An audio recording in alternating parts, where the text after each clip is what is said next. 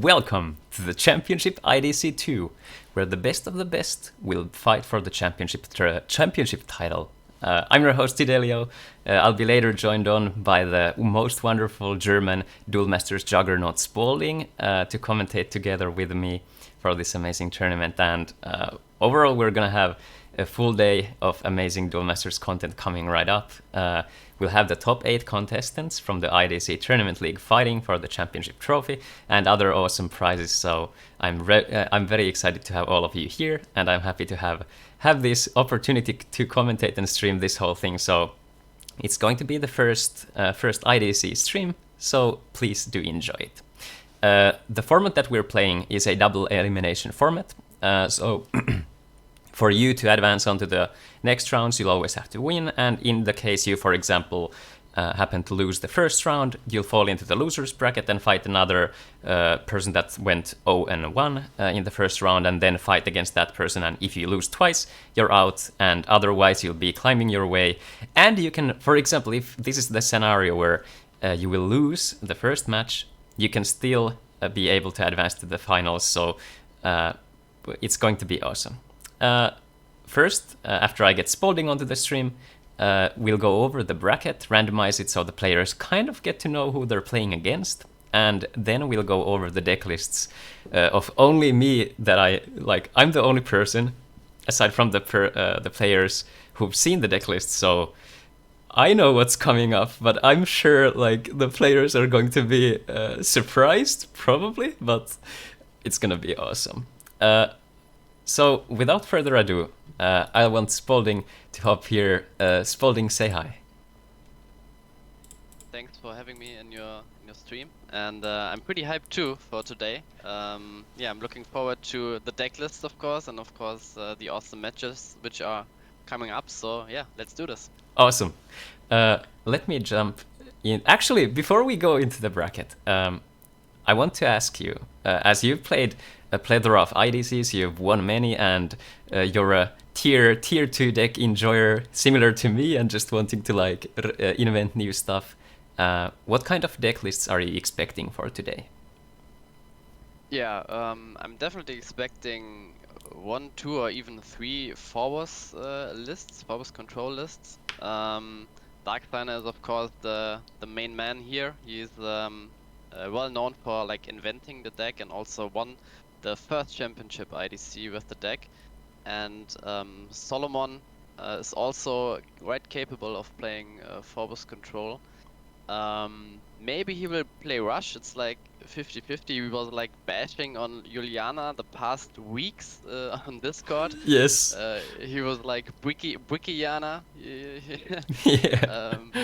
So yeah, maybe it was a mind game to trick people to not play Juliana so you can run through with Rush, or it was a double mind game so people will still play Juliana and he will play Phobos. So you don't quite know with this guy. He's crazy. Yeah, that's actually something that I thought as well, because every single comment that I saw, every day there was a comment about Juliana simps and stuff like that, and but we'll get to the list itself soon. Other than just what are you expecting, what would you like to see? Are there any specific decks or maybe some tier 2 stuff that you'd like to see represented, or how do you feel about it? Yeah, I would definitely like to see a survivor or even an amyloid list, because I think in a heavy control meta or tournament, these decks would shine. So I hope to see them. Of course, you need to get a little bit lucky to dodge Fire Nature Rush and stuff if someone is playing it, because it's an super horrendous matchup. But I would definitely like to see those decks. Yeah. I'm kind of in the similar vein, and of course I know the list, so I can't say my predictions beforehand if I don't know the lists. In the end, it's pretty much what I was expecting. I was expecting there to be Fortress Burn, so a 4-colored heavy mana burn list, which is very, very good against controls, in the sense that it's super late game heavy, although you have good defensive triggers that are multi-purpose, Spiral Gates and stuff usually. But I was expecting that. 4 boss lists, FN Rush, and then I was expecting there to be a Water, Fire, Nature aggro as well, but we'll see how it shapes out. So let's hop over to the bracket. So here is our wonderful, wonderful bracket. This is not yet organized, so you see here the top scored contestant Halfar is here, and it goes in the order of like the first place and then the 8th place and such. So we have the top 4 split. So we have Halfar, Sasu, Solomon, and Otto, and we'll be randomizing the rest. So this is random.org. So this is a list randomizer.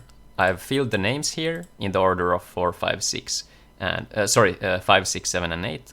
So I will be randomizing this, and then we'll order this. So in the case of like someone hoping not to face, for example, some player, let's see how it goes. So randomize this, and let's see. So it's Claude, X-Boom, Darksigner, Hymn. So Claude, let's see.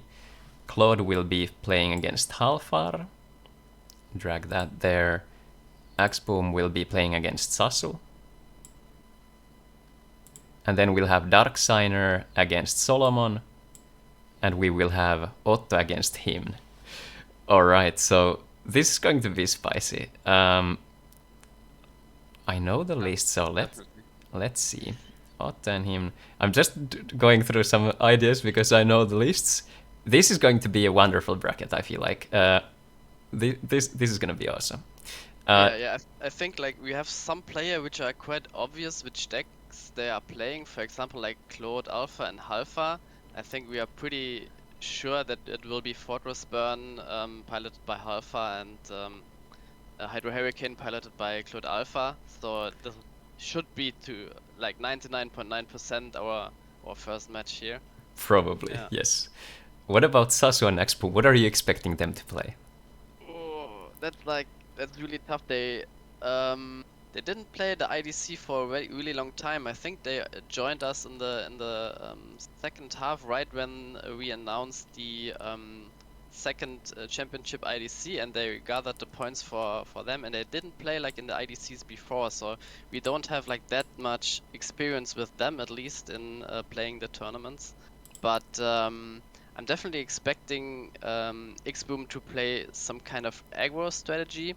I know he played like Rub Control in the bonus IDC, but I don't think Rub Control would be a good pick for today, because like other controls are just superior to Rub.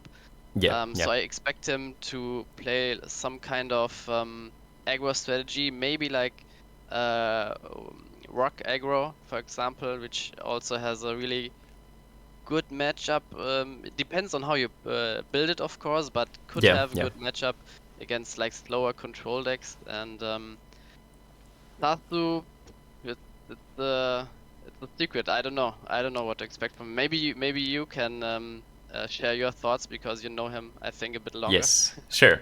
Like Sasu is a nice wild card in the sense that I know that Sasu has this tendency of like, if he is, for example, if he is tired that day and maybe doesn't have the focus quite there, then he'll pivot more towards like more linear strategies. And if he is like all pumped up, then usually he likes to play controls or like the list he thinks is the best. And we've discussed with Sasu for quite a bit. Sasu also has been playtesting my Extreme Loop list for quite a substantial amount against FN Rush, for example, which has been really helpful for me. And I will not reveal what Sasu is playing currently, but Sasu was considering the Extreme Loop as well.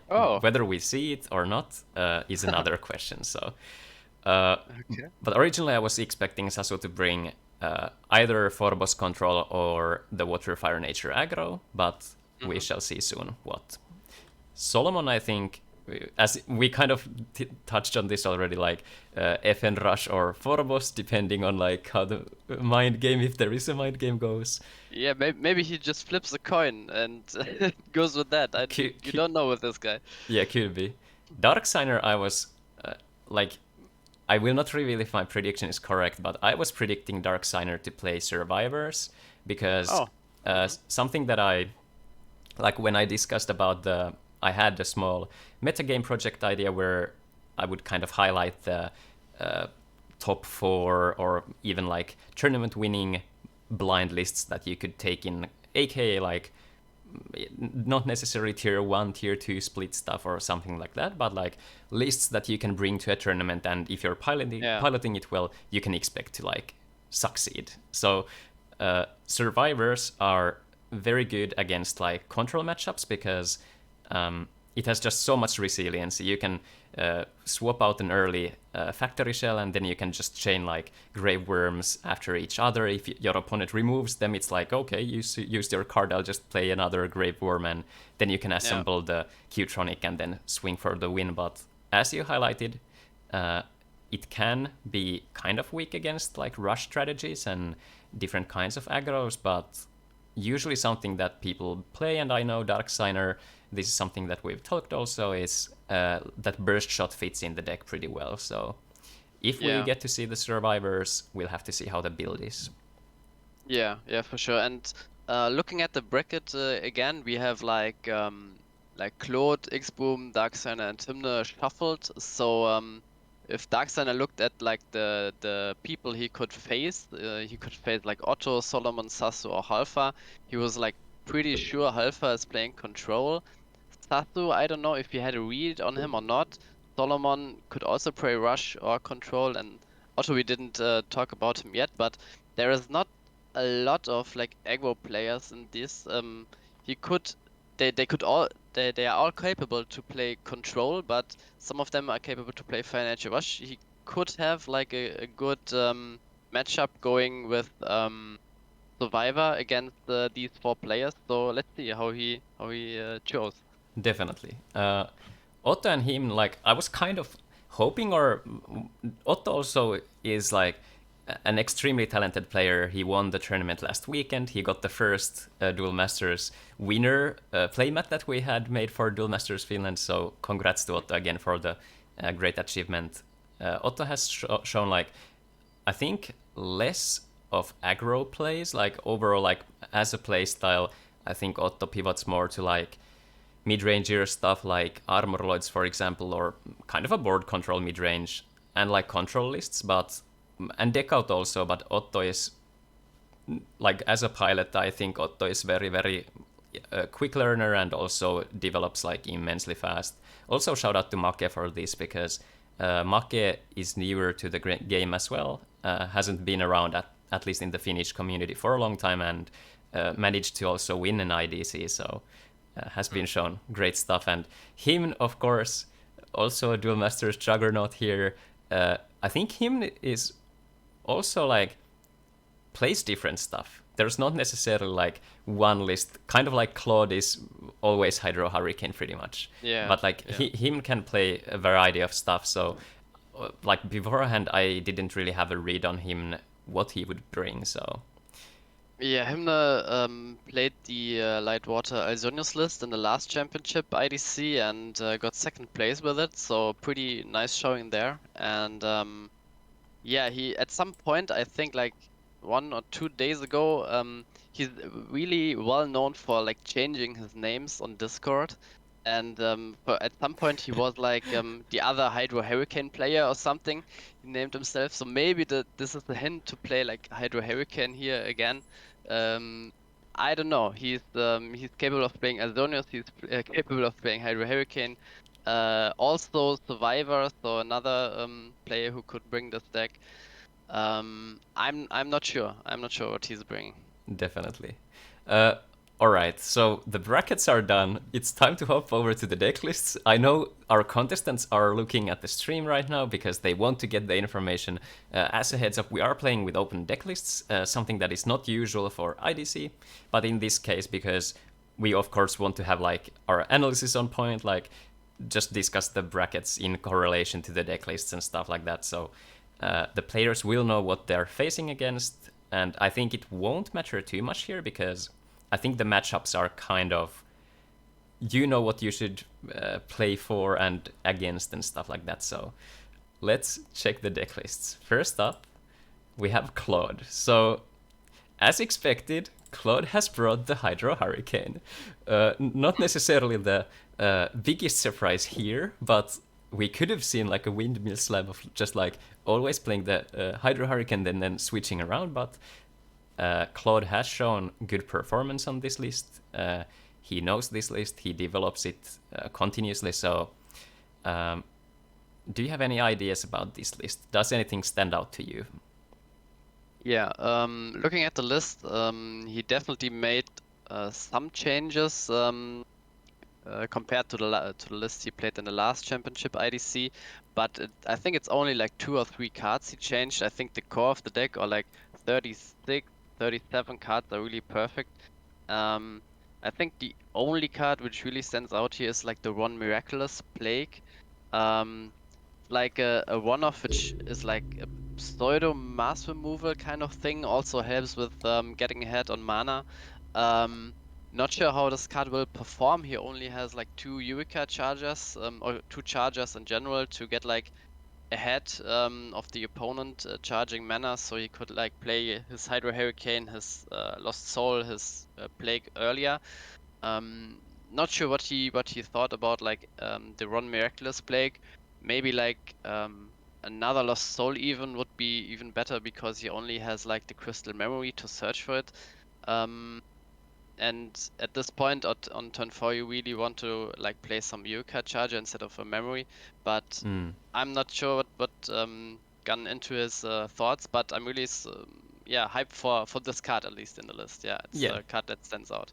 Yeah, I think also the one Tajaimal in the list is also pretty special. Like, this could be a good card against, for example, if we see like a Firewater Nature aggro, mainly to be just like a chunky blocker against those lists that, notably, FN rushes in IDC because of Juliana have been cutting Comet Missiles out because you don't want to have a dead card in hand. So this could be a read on that part, that you're kind of leveraging this like Tajimal, which otherwise is just dead to those removal spells, to actually be played if people are cutting those. So overall looks like a solid list. I think something that always is a little iffy for Hydro against other controls is the fact that if it's a control that has nature in it, you'll often see the like turn 5 Lost Soul, aka Bronze Arm into Bronze Arm, Soul Swap, or Sky Sword, or even a Charger, and then you face against the Lost Soul, and here you don't have other protection against it aside from like top decking a Zombie Carnival kind of. And the main key here against those things is the Giga Balsa, so you'll really have to kind of play around your opponent's hand and hope for the best. Generally, this plays enough creatures to leverage Hydro Hurricane, and also the four streams is solid, so I think it's going to be interesting to see how the Lost Soul races perform here. Yeah, and it's also maybe interesting to see like if other decks play like a Giga Balsa or Locomotive effect, if they swap, well, because usually you play Locomotive just because like it's the more known, more iconic card, I think. And here in this list, Claude Alpha especially turned to Giga Balsa because there are some plays where he names Chimera with Petrova, and Chimera is definitely the least or the race which are played the least out of Chimera or Hadrian from Locomotive. Yes. Maybe other players which play these effects will switch from Locomotive to Chimera to kind of expect him, like these kind of mind games, like you expect the Hydro Hurricane player to play Giga Balsa, so you play Giga Balsa yourself to get an advantage when Petrova names Chimera. That I'm not sure. Maybe. Yeah. Very, very good thoughts. I agree. We'll have to see if this kind of turns into a rock, paper, scissors thing where now everybody's playing like Chimera, Giga Balsa instead of the Locomotive. Next up is Dark Signer, and I'm so happy to see this. I know you are as well. We get to see the survivors. In my opinion, this is the optimal list for survivors. Something that we discussed with Dark Signer, and something that I also am a fan of, is the slash chargers, because what you can do here, okay, maybe the viewers can also figure this out, but self-slashing yourself for the Grey Worm, and then you play a Grey Worm to return the Grey Worm to your hand, is an extremely good play. Also, just like if you're against stuff that likely doesn't remove it immediately, you can also slash the Factory Shell out and then play the Grey Worm on curve. So very, very cool. And something to highlight here is the 4 terror pits, the 4 burst shots, and the 4 soul swaps. So this can be quite the trigger field to run into, but notably, as this list is like ever so slightly slower than the controls in the Lost Soul race, sometimes you might be at the mercy of your top decks, but generally a pretty good matchup into controls, and with these triggers, if you get those triggers at a timely manner, you can maybe steal some games away from the fastest decks as well. Yeah, I'm definitely happy to see like the survivalist from Dark Center here. Yeah, he won like the last Championship IDC by Forbes, so maybe he thought I have already proven myself that yeah, I'm the best player with Forbes, so I will switch to Survivor and win this whole thing again and show them. Yeah. And I definitely like the Slash Chargers here, because the problem with Survivor is not finding Factory Shell. You just lose the game if you don't like find it on the first like 6, 7, 8 turns maybe, then you can't like come back even if you draw it then. So I definitely like the Slash Charger, getting the Factory Shell into graveyard, and then you have like 7 factory shells, because you have the 4 grave roms and the 3 factory shells left in deck. So I definitely like this tech here. Yeah, overall looks really solid, and I like the 2 volcano chargers. Helps also raise for the Lost Soul potentially. Something that is also kind of, I feel like, is flex worthy in these lists is kind of 2 terror pit slots for potentially like cranium clamps or stuff, depending on what you're expecting to face. Also a card that is like alright is the Rumblesaur, not necessarily often seen, but in those pinches when you're playing against like an aggro and you have Smash Horn out, you can maybe chain the Rumblesaur and then the Blazosaur to trade off stuff. But generally though, in a blind environment, I wouldn't do those like tech cards at least in here, because this is similar to Wave Strikers in the sense you want to maximize the consistency of the list. The Slash Chargers help with it, and playing 4 copies of your best cards is, in my opinion, almost always correct. Whether it was a controller or whatever, you want to see your best card the most of the time, so looks solid overall. Yeah. Next up, we have Halfar. As one could have guessed, Halfar is bringing the beautiful, beautiful Fortress Shellburn. Here, something to highlight is 4 Spiral Gates, 2 Crystal Memories, the 1 Logic Cube also. Not everyone plays the Logic Cube, but I think it's very good against controls, mainly to get the Cranium Clamp or potentially like Soul Swap or stuff like that for those curving out things. But I usually, like, I would probably play 1 Eureka Charger over the Memory or another slot, and also 1 Corpse Charger with the 2 Belix.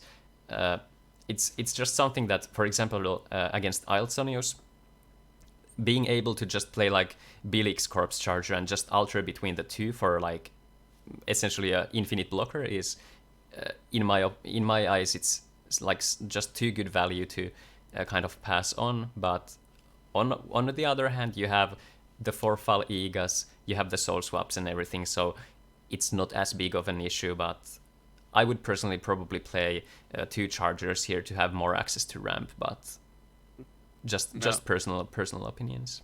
What do you think of the list? Yeah, I think like I'm not sure if Alpha like invented this, but seeing the 4 Spiral Gate, as you mentioned, is like really nice here, because it can work as a defensive shield trigger, of course, like bouncing one of the opponent's creatures.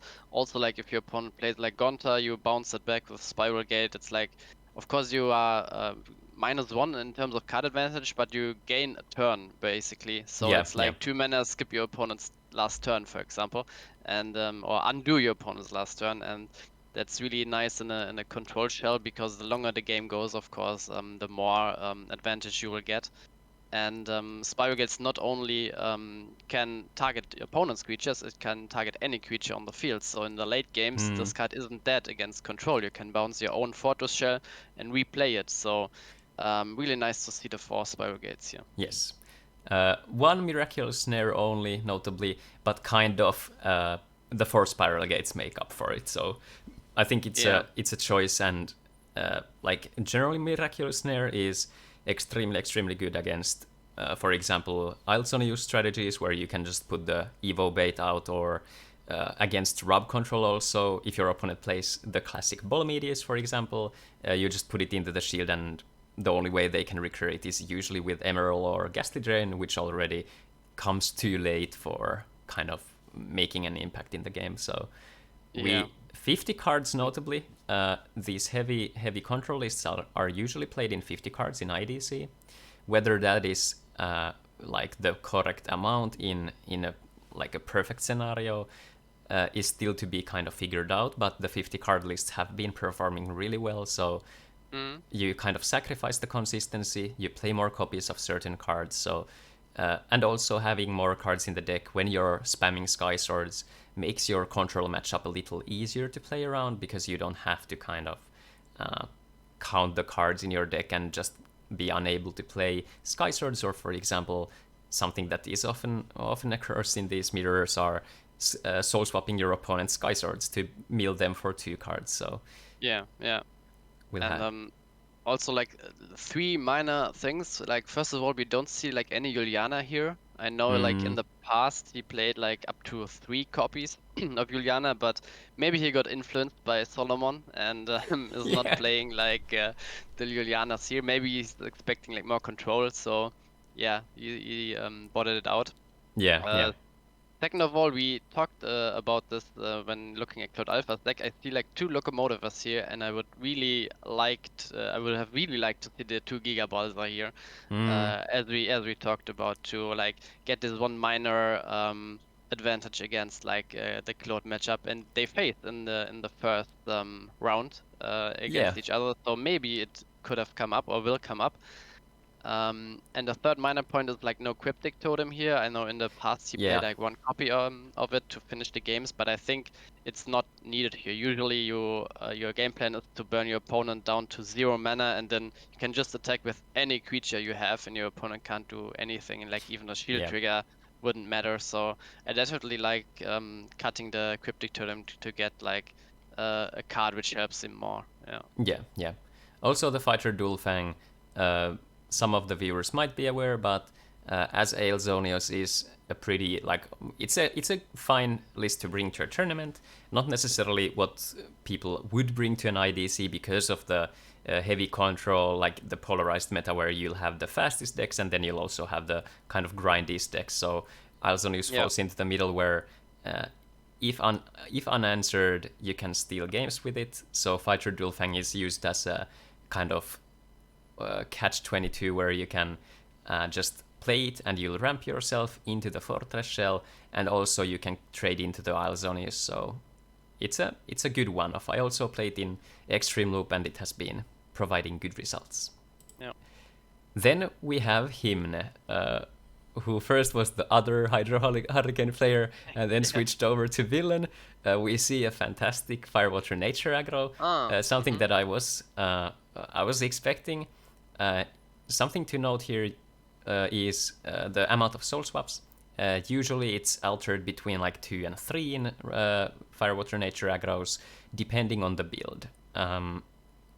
Here you'll want to leverage the tech cards of Galclives, which is a read on Hymn's part against, for example, Phorobos lists and stuff, where you can just wreak havoc with it. And also, if, for example, Claude on the Hydro Hurricane is not able to assemble the Palaulisis and Petrova fast enough, you can end up in a scenario where Galclive just wipes the board completely. So at least the Petrova. So I personally am more of a Yagalzor enjoyer and also one of Rebirth. The list I played in the Finnish tournament is pretty much exactly what I'd bring it to an IDC. I think if you're reading that you're playing against Phorobos, I think you should definitely get the value out of Rebirth, because Rebirth hits Sky Sword, it hits Bronze Arm Tribe for Pyro Fighter, and then also it hits 6 drops, which you can, like, in the case you hit into Aqua Surfer, usually that's a bad thing, but then you can follow up with the Rebirth, get the Yagalzor out, and then you can just swing for the win. So overall, very solid list. We see the one of Unicornfish, one of Windax, and one of Twin Cannon and De La Serna. the unicorn fish is usually a slot that people kind of switch around between, like Coral sometimes Paladin, and usually it's just for the extra water mana. I personally enjoy more playing the 9th 2-drop as the Emerald, but it's minimal changes overall. Cook can be good against FN Rush and stuff, where it can't be really get rid of, so... and also the Windax slot is... Sometimes people might play 3 Searing Waves if they're expecting a lot of, like this sort of aggros which don't win by turn 4, rather are like Fire Water Nature aggro Mirror or Light Water Nature aggros also. Searing Wave is just such a good value card in those games, so... Yeah, or against Juliana in general. Yes, yes. So I think this might be a read on also the part that 2 will be enough against Julianas, and the Windax is good against Hydro Hurricane, as well as the Galclife, of course, getting rid of the Julianas. We will have to see if, like, we'll see the random discards in the tournament, so we'll see if De La Serna has meaningful impact. Being an open list tournament, some people might consider that bringing De La Serna is a negative thing, you're sacrificing a slot, but I think it's the opposite. In an open list tournament, if your opponents know that you're on De La Serna, they'll be like mindful of it constantly, and it's something that can affect the decision choice, like decisions overall, and then people might be just kind of scared on what to do. But I like Yagalzors personally. I think it gives the Firewater Nature aggro kind of the speed that it needs, because it is a value-centric aggro where you're not as fast as Fire Nature Rush, but you're still like able to kind of fly under the radar before your opponents get to spam Bazaga Seal Dragon. But Yagalzor is something that comes down a turn earlier, and you can put it out on turn 4, which usually results in 0 shields. So I think the list is overall good for the IDC, but I would have enjoyed to see at least one Yagalzor and the Rebirth, but we'll see. Yeah, there are some flex slots here, and I know that at least Dark Signer also plays like the Galclife Dragon, and yeah, I'm really interested to see how this card will perform, because in theory it looks like really good, as you said, but I'm not quite like sold on the Galclife over like Scarlet Sky Terror or like another Twin Can, or as you said, your Jagalzor, because like at the time Galclife hits the field, yeah, it will most likely hit it like 1 turn earlier, maybe on turn 6, but yeah, if you're not already in like a good position, like Galclife doesn't do anything. Like Halo Hurricane would also like already have established like Palaolysis, and like one Palaolysis is already enough to boost like the other cards over like the threshold. Yeah, and also the open decklist here, that's why, because in my Rack aggro I play like 2 Archies. Here Hymne opted to play only 1. I think like with the open decklist, like 2 Archies would be a bit too much, because like the second is like a surprising factor. Like sometimes your opponent has like the Cranian Clamp in hand, the Locomotive in hand, and it's like, he's only playing like 1 Arc. It's unlikely that I hit it, that he is in hand. And if you play like 2 copies, there are some mind games. You charge the first copy because your opponent, he needs like green mana, but you have the second in hand, but this can't happen like here. So yeah, I think, but as you said, like the 1 Arc is definitely needed here, and yeah, and also the 1 Unicorn Fish. I would play like the second Windax over the spot, because you already have enough water mana, but yeah, we will see how these cards play out for him. Definitely. I see an insane tip from Paul Ritchie actually in the chat. It's showing $100. Honestly, thank you so much if that happens to be true.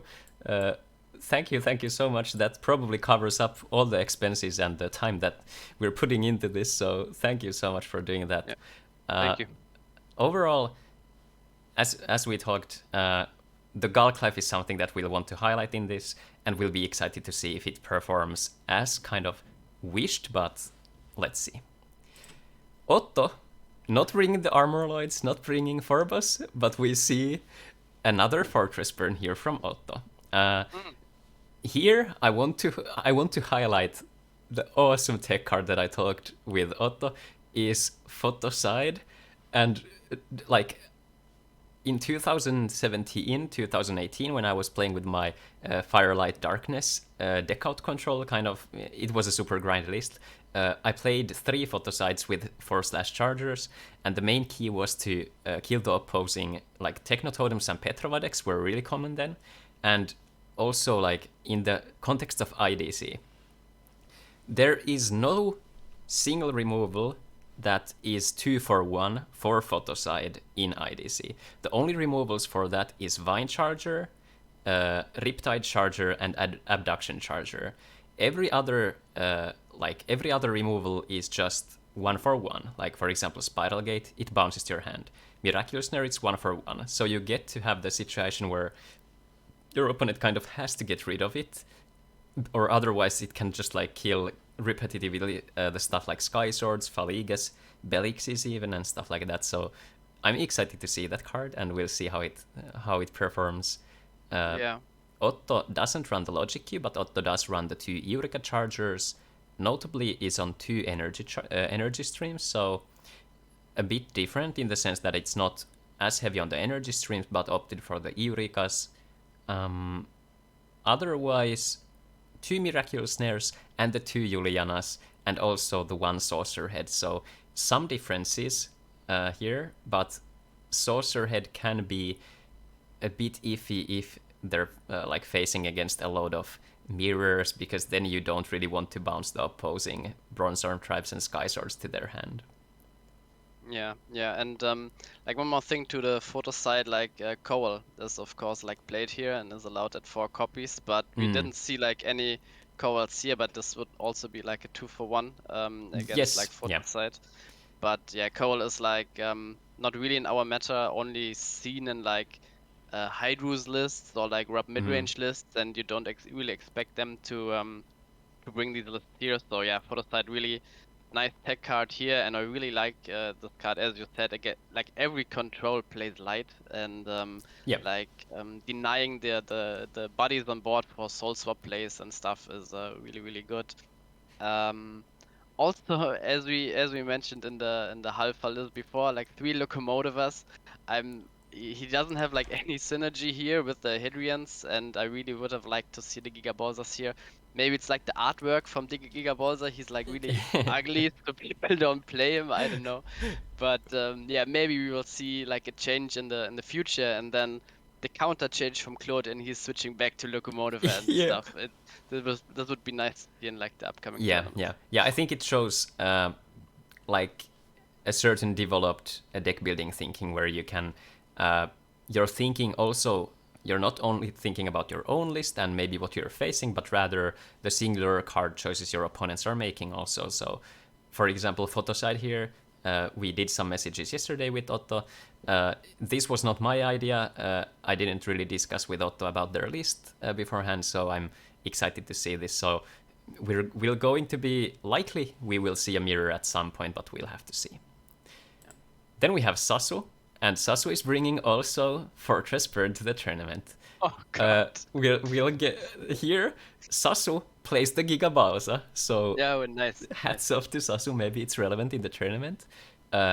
2 Thrash Crawlers, 2 Spiral Gates, 4 Streams, and also something that Sasu did here that I like, but also something that I don't like, is the 2 Corpse Chargers, which is something that I just highlighted, which I like with Belix. I think it's a correct choice to run at least 1. But on the other hand, there's no Morbid Medicine here, so Sasu opted for more mana recursion here with the Thrash Crawlers also. So a bit different here, but I would play 1 Morbid personally, because I think it's just too good with Faliga and overall just spamming stuff. So lots of Fortress Burn in the tournament. Yeah, definitely. And it's looking really good for him now, who's playing like Reg Aggro, and this usually has like a really good matchup against Fortress Burn, so him must be really happy to pick the deck, even with the 2 Gag Life dragons here. And yeah, to this list, really solid, as you said, a bit more mana recursion with the 2 extra Thresh Crawlers. Also, he opted to play 4 Miraculous Snares, so no Juliana here, but Miraculous Snare instead. I also like the 4 energy stream, like Halfa also plays it like an easy 2-for-1 here. And yeah, as you can see, like all the lists have like 90% the same card, so definitely the core is really well established, and there are only like really small differences in the list. Yeah, I think with 50 cards, and also especially if you're on Logic Cube, something that we don't see in any of these lists is Ghastly Drain, and I think with Miraculous Snare being the best removal spell, I think it's, personally, I think it's incorrect to not run one Ghastly Drain in controls, because there's very rare scenarios where you're not able to at least use it as an energy stream without decking yourself, and more often than not, you can just go draw 3 for 3 mana and then you're off to the races, so I like the card, and it has performed for me as like super well in mid-range decks, even if you're playing in an environment with the Miraculous Snares in it. So I think I would like to see the Ghastly Drain in these lists at 1. Then we have Solomon. As we guessed, it was not the bait. Solomon is bringing the FN Rush. FN Rush is also like 95% established, or actually 90% is the correct amount. So there's kind of 4 flex slots or 2. Something here that Solomon decided to do is go 3 Comet Missile, 3 Volcanic Arrows, and 2 Torcons. So usually people play 4 Volcanic Arrows, and then a combination of like 2 Comet Missiles, 2 Torcons, or another green creature, maybe Crowwinger or Burning Mane or something else. Usually really minimal changes, but you can still affect the deck a bit. So Comet Missiles are really relevant against Hydro Hurricane, but other decks, for example Juliana's, it feels kind of bad because it doesn't have a target. So we didn't get to see too many Julianas in the tournament. I think only Otto is on Juliana, so we'll see how this goes. Yeah. Definitely the Comet Missiles. We also have seen the Trash Crawlers in being here, so this card can really be nice. But I would definitely like to see like the 4 Volcanic Arrows and the 2 Comet Missiles, just because like the 1 extra mana might hurt you, but Volcanic Arrows is basically like a 2 mana Terror Pit, and I think there's like no reason like to play like the 4 Volcanic Arrows and 2 Comet Missiles. And definitely the Torcon was like the wrong choice for this meta here in this tournament, because we have seen so many control lists. But you were also, I think, talking yesterday about like a spicy tech in Fire Nature Rush, so maybe if you want to talk about it. I will talk about it in just a minute. I will comment on that. Okay. Volcanic Arrows at 4 is, in my opinion, correct. I would play 4 and 2 here. But the last list, and now I will reveal to you guys, probably the optimal FN Rush list, with only technically one flex slot. And this is something that I pitched over to Mikael when we were driving back from the cottage event, because he was thinking about bringing FN Rush and decided to do so, and I pitched them the idea of, instead of bringing the Comet Missiles, which can be dead in the Juliana-centric meta,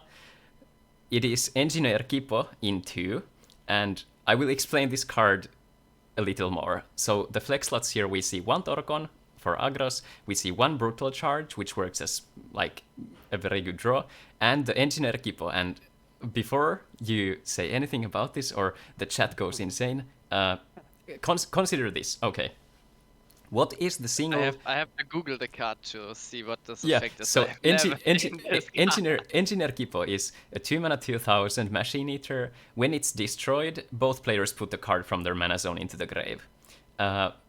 So what this does is, of course, you want to win the coin flip to go first on FN Rush.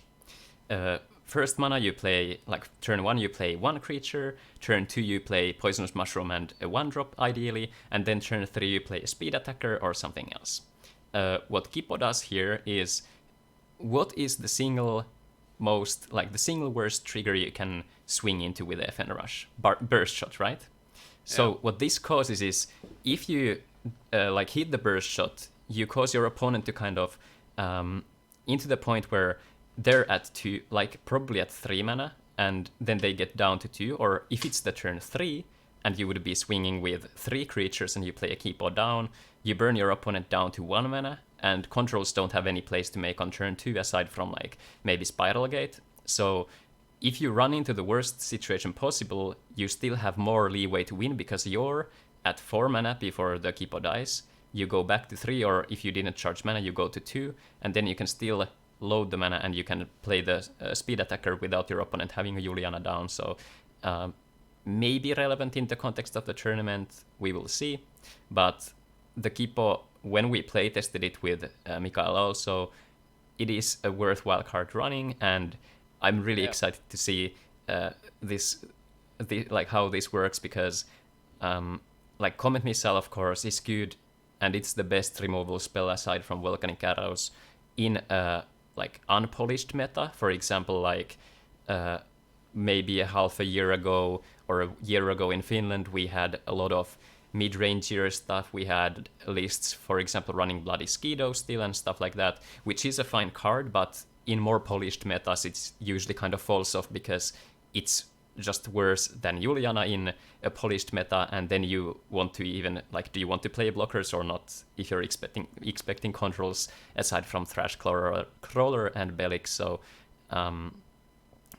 Brutal Charge also can get you like the feel you need to charge more mana and then go for the win, and also find the 2 keepers to play down, and your opponent can't really play the burst shot in the shield. So what are your thoughts on this?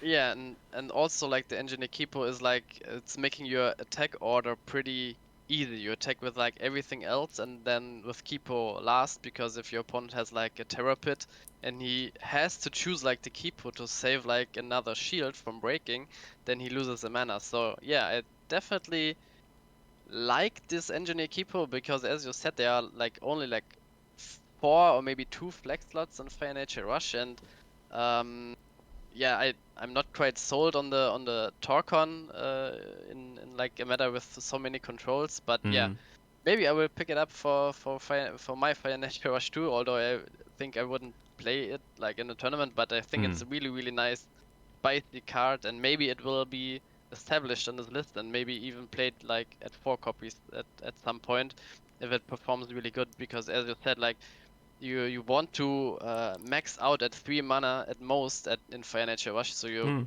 probably don't care about like losing a mana. And yeah, really nice to see like the Engineer Keeper here.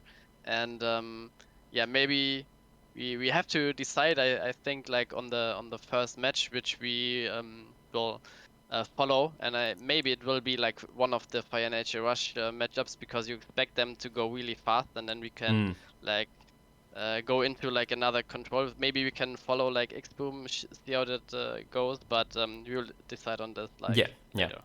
Yeah, I think we'll start off with maybe we'll see what the matchups are, but maybe like X-Boom, FN Rush, now that we talked about it last, and then over to another control, as you said. So the flex slots generally, just to highlight for the viewers, is the 2 nature slots and 2 fire slots. I think mana-wise, it's correct to play 3 nature and 1 fire due to the 1-drops being more plentiful in the nature slot, but these are like so minimal consistency things that it can be relevant. But if you want to consider card quality, if you're expecting aggros, 3 Torcons is fine, but also something that I talked to Mikael about was I was suggesting going Muscle Charger for instead of the Torcon. Something about Muscle Charger is also that it makes your opponent not be able to kill anything with a burst shot, and it also flies over Juliana.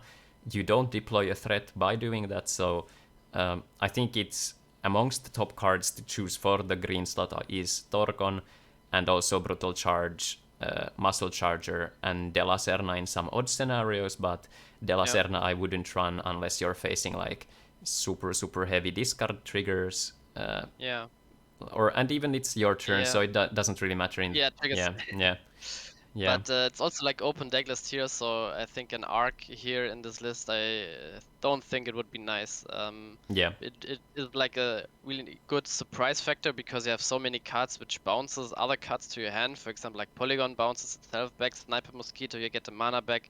Magnus bounces itself back at the end of turn, so you always will have like 1, 2 cards in hand, and if your opponent is like greedy and plays like Cranium Clamp or doesn't have anything else to play on turn 4 and plays the Clamp, and the Arc is just the game winner here, but like I said, in open deck list I wouldn't play the Yeah. card, yeah.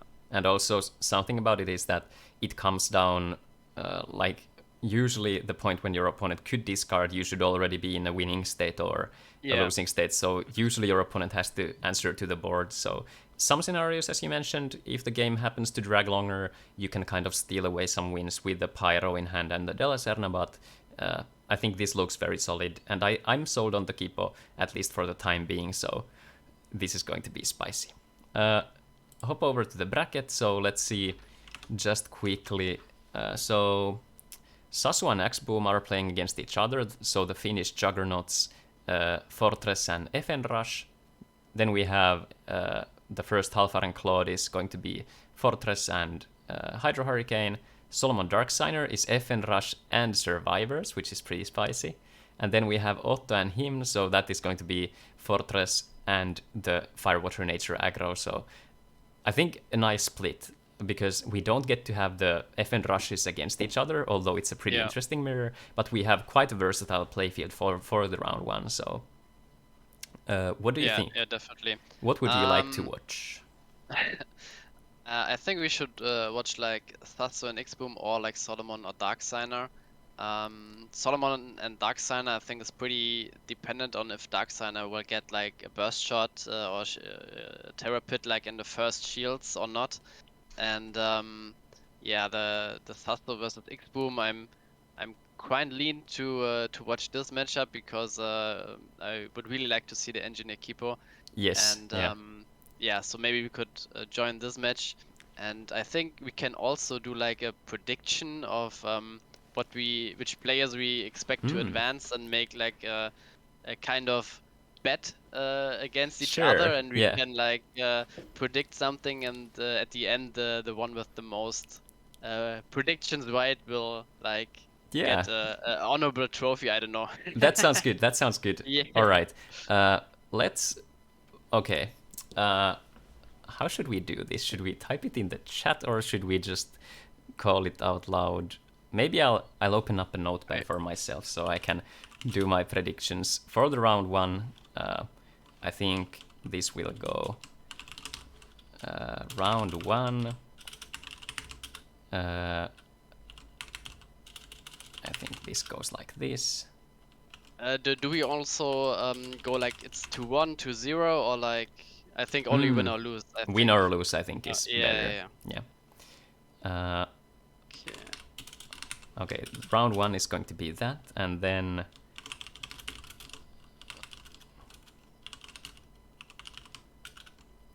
let's see, that one is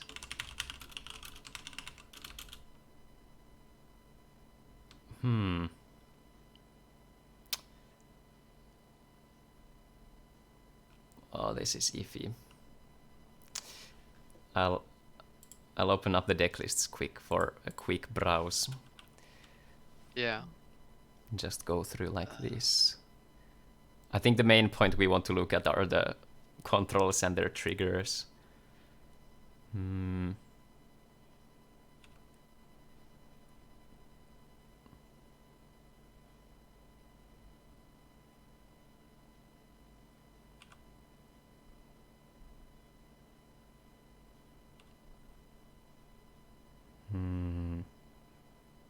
Also, I want to point out, like, we don't see any Phobos control today, so that's quite remarking. Phobos control is like the best deck. We place it like on the first spot in the tier 1. Yeah. I think the thought process here is like Fortress, or so many people bringing Fortress. Maybe they expected more people to bring Phobos control, and Fortress usually wins against Phobos. So maybe that's why the 3 people play Fortress, and maybe the other guys thought, oh yeah, they're definitely Halfa in the tournament who's playing Fortress, and I don't have a good matchup against him when I play forward. So that's why like Darksigner, Solomon, and the other guys went away from forwards, and we have like a kind of mind game before the tournament. So that's why we don't see like any forwards here. Yeah, yeah. All right, let me just finalize my guesses. That one is, yeah, probably like this. This. I'm gonna put this here. Let's do a spicy. And then do this, and this goes that way. All right, do you have your predictions for the round one? Yeah. All right. My guess is for Halfar and Claude is that Halfar will win. I think. Okay, yeah. I think the. What did you guess? Are you I have Claude. Oh, spicy. Okay. Yeah. Nice. Yeah, I think it's really a 50-50 matchup. I couldn't decide. It was like the hardest pair to decide who will win. I hope that Claude will go a bit under Halfa, so he plays like the Hydro Hurricane first before Halfa starts to snowball with Fortress and Swap Fortress and stuff. I hope this will happen, but I'm not sure. Yeah, I think Halfar is like favored here, mainly due to the fact that Claude doesn't have that many of those chargers, so I think Halfar will probably have a field day with the Lost Soul, and I also think that the one logic keep leverage is the Holio, so I think it might be relevant where we see like Faliga Fortress be on the board, Holio get rid of the Petrov and stuff, and then go from there. But as you said, this is not like completely one-sided. Yeah. Second matchup, I am going for X-Boom. Yeah, me too. Yeah, I think due to the consistency things, and I think Sasu, let's see, I think Sasu, no Julianas, and I think the Juliana is one of those FN Rush cards. Also the 2 streams, so I think what might happen here is just fly under the radar, be too fast without having a meaningful way to impact on Sasu's end.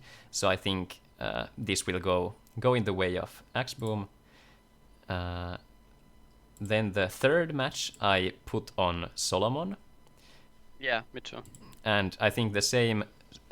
This is a different matchup, so this is against the survivors, but this is very dependent on the triggers. And I think in the context of a best of 3, well, something to mention about this is who wins the coin flip. Also, if the FN Rushes go first, then I think it's much more probable for them to win. But in the like whole scenario of best of 3, I think still FN Rush here against the survivors is just a bit too fast. It's just mostly that comes down to the trigger, so I think the FN Rush has the consistency needed here. Yeah, and in general, Darksigner is known for his trigger luck, so maybe we could see him clutch it out. But yeah, he also always plays forwards and has like not only 5 shields, but like 8 or 9 or 10 shields, and of course then your probability of having shield trigger is higher. But he doesn't have it here, so yeah, we'll have to see how it goes. German odds, let's go. Yeah. And then the last matchup, this one was a bit harder for me to decide on, but I went with Hymn for. I originally had Otto here, but I went with Hymn in the end because when I thought more about Hymn's list and the fact that there's the Galk lives might be relevant here, so but this one is a bit tricky because Firewater Nature Aggro isn't as fast as FN Rush, and like how it shapes out, I would have given even better odds maybe for him if there was the Julianas facing, although it sounds kind of like counterintuitive, but most of the time like you have Gaunt out, Juliana doesn't really do anything against that, and then you can get more value, so maybe play a slower game in that matchup. But so it's fun to see. We had the bottom 3, or rather the matches 2, 3, and 4 are the same, but the first one we had a difference on, so pretty similar predictions. In the case we get the first round correct, did you make your second round bets, or should we do them when we see the pairings? Yeah, I think we should wait to see who faces in the second round. Yeah. That's fair. I guess we're good to hop into the first game. So we've had actually a perfect time. Like I think we had a really good chit chat about this, but we have the rooms actually ready. I see at least Him's room, Claude's room, Dark Signer, and then we have Xenion. Is Xenion the last, or is this not? No, he's like another guy. Yeah. All right, so we need X-Boom's and Sasu's games so we can go spectate that. Overall, guys, thank you so much for being here already. Xenion is the main guy. Hell yeah. A great amount of viewers. Super happy to have all of you here. A really interesting tournament, and the bracket is awesome. All right, X-Boom and Sasu, the game is here. Let me just open up the OCTGN so we can get the game underway. We're gonna have... let's see. Oh yeah, I have to click, here, spectate. There we go. For a second I was like, hold up, am I playing in the tournament? And then just extreme loop, let's go. But yeah, this is going to be spicy. Let me close that one. We just need Sasu in the room and then we can hop into the game. So I think we're gonna be eager to see how the coin flip goes here. X-Boom, of course, hoping to go first, as well as Sasu, because of the, like, in a control mirror, it's not as bad, although if it's a Lost Soul race, then it does affect things, but it's not as polarized as, like, a Rush versus Control, where you just want to go first every single time. Yeah. Alright, we have this underway, so, guys, enjoy the transition, we're gonna have this. We're hopping over to the first game.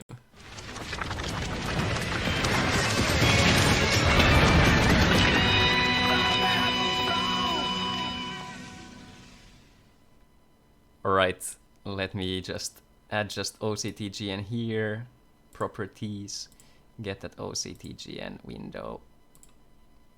Let's see. Oh, I need to delete it. Just 1 second. If the players can wait for just a bit. There we are, perfect. Alright, let's see. Just typing to the players that we're good to go. I also, as you can see, I have the chat interface here, so we'll have the chat replay also when people discuss things. So chat be alive here, have a good time. We see the good luck funds. Oh, X-Boom rolls 2. Oh no. Okay, the odds are on Sasu's side for this one. Sasu with the 15. Okay, Nice. all right. I want to change my prediction. Yeah. No. All right, let's see. All right, let's see what happens here. Sasu asking if we don't have a time limit. No time limit. No time limit here. All right. So for the viewers, we don't have access to the hands, mainly to just keep the competitive integrity here. So if we had the access to hands, then of course we could have scenarios where someone wants to watch the stream to just get the information. So we want to avoid that. So just have a fair tournament here. So we only see what the players see. We see the Faliga into mana. Doesn't really signal anything too much, aside from like hoping for maybe a like Sky Sword in the future. Polygon turn 1. Also playing Polygon to the mana, so I think we're likely to see either Poisonous Mushroom Deadly Fighter next turn or just the Gonta because of the green mana. Yeah. Oh, playing the Belix. That is that's good. That's good, yeah. Did have the creatures in hand to do so. The list is mostly spell-based, so good, very, very fortunate for Sasu there. Yeah, and X-Boom doesn't play like the common missile as we talked about earlier, so yeah, maybe it will hurt him if he has like the Kipo in hand, but let's see if he has like Volcanic Arrows or like the Gonta to run over the Balix.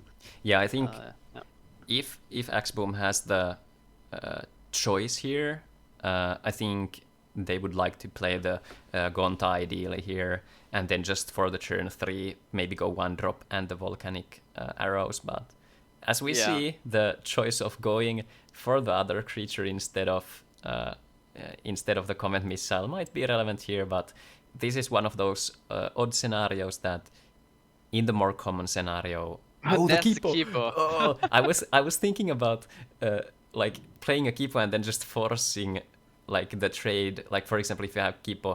So we see the poisonous mushroom. Do we see a follow-up? Let's see. I think so. This was the curve that I was originally, and then the one drop here. Okay, doesn't play. No. Yeah, just so this. Maybe he has like only fire mana in hand, probably. I think this signals to me that it's going to be a 2-drop and volcanic arrows this turn if he draws an untapped mana source, because I think they're signaling because X-Boom did think for quite a bit, so I think they have Gonta in hand or a Quixotic and was contemplating between the two. Yeah. Let's see. And also no turn 3 play from Sasu, which is quite huge. He has like the Miraculous Snare and Blossom Triumph. He didn't find both. So I think Sasu usually you want to take the trade here. I'm not sure if he's trading because then the Polygon and Poisonous Mushroom will attack. That's fair. If he doesn't trade, then it's only like one shield broken. I think I wouldn't trade here. Yeah, but there's something that I think. Well, yeah, it's 1 mana off. Like chaining the corpse into the Belix again, I think is super good. So maybe next turn we could see that sequence. Oh, the Terror Pit. I would maybe do Pyro here. Yeah, me too. Because X-Boom definitely shown that he can't answer the Belix on board right now. So yeah, red choice here. Yeah. And it's looking quite grim for X-Boom, to be honest. Yeah, the Belix turn 2 is proving to be painful here. Oh, he's running in with the mushroom. Not sure about this play. I think there might be another Pyro in hand. Yeah. But and probably he can play like the Polygon next turn with the Pyro together to use his mana. Also, no, maybe this could be like if you're hoping for a Volcanic Arrows top deck, then you could go for a Pyro and no turn 4. No play again. Huh. I wonder what's in Sasu's hand. Yeah. Probably like Sky mana cards. Yeah. It does like the 50 card slot, 50 card deck list does have the consistency problems, kind of like not as massive of problems, but you do have a higher room of variance to end in a situation where you just draw the wrong half of your deck because you're playing more cards. There's a Volcanic. Okay. Now I can answer it.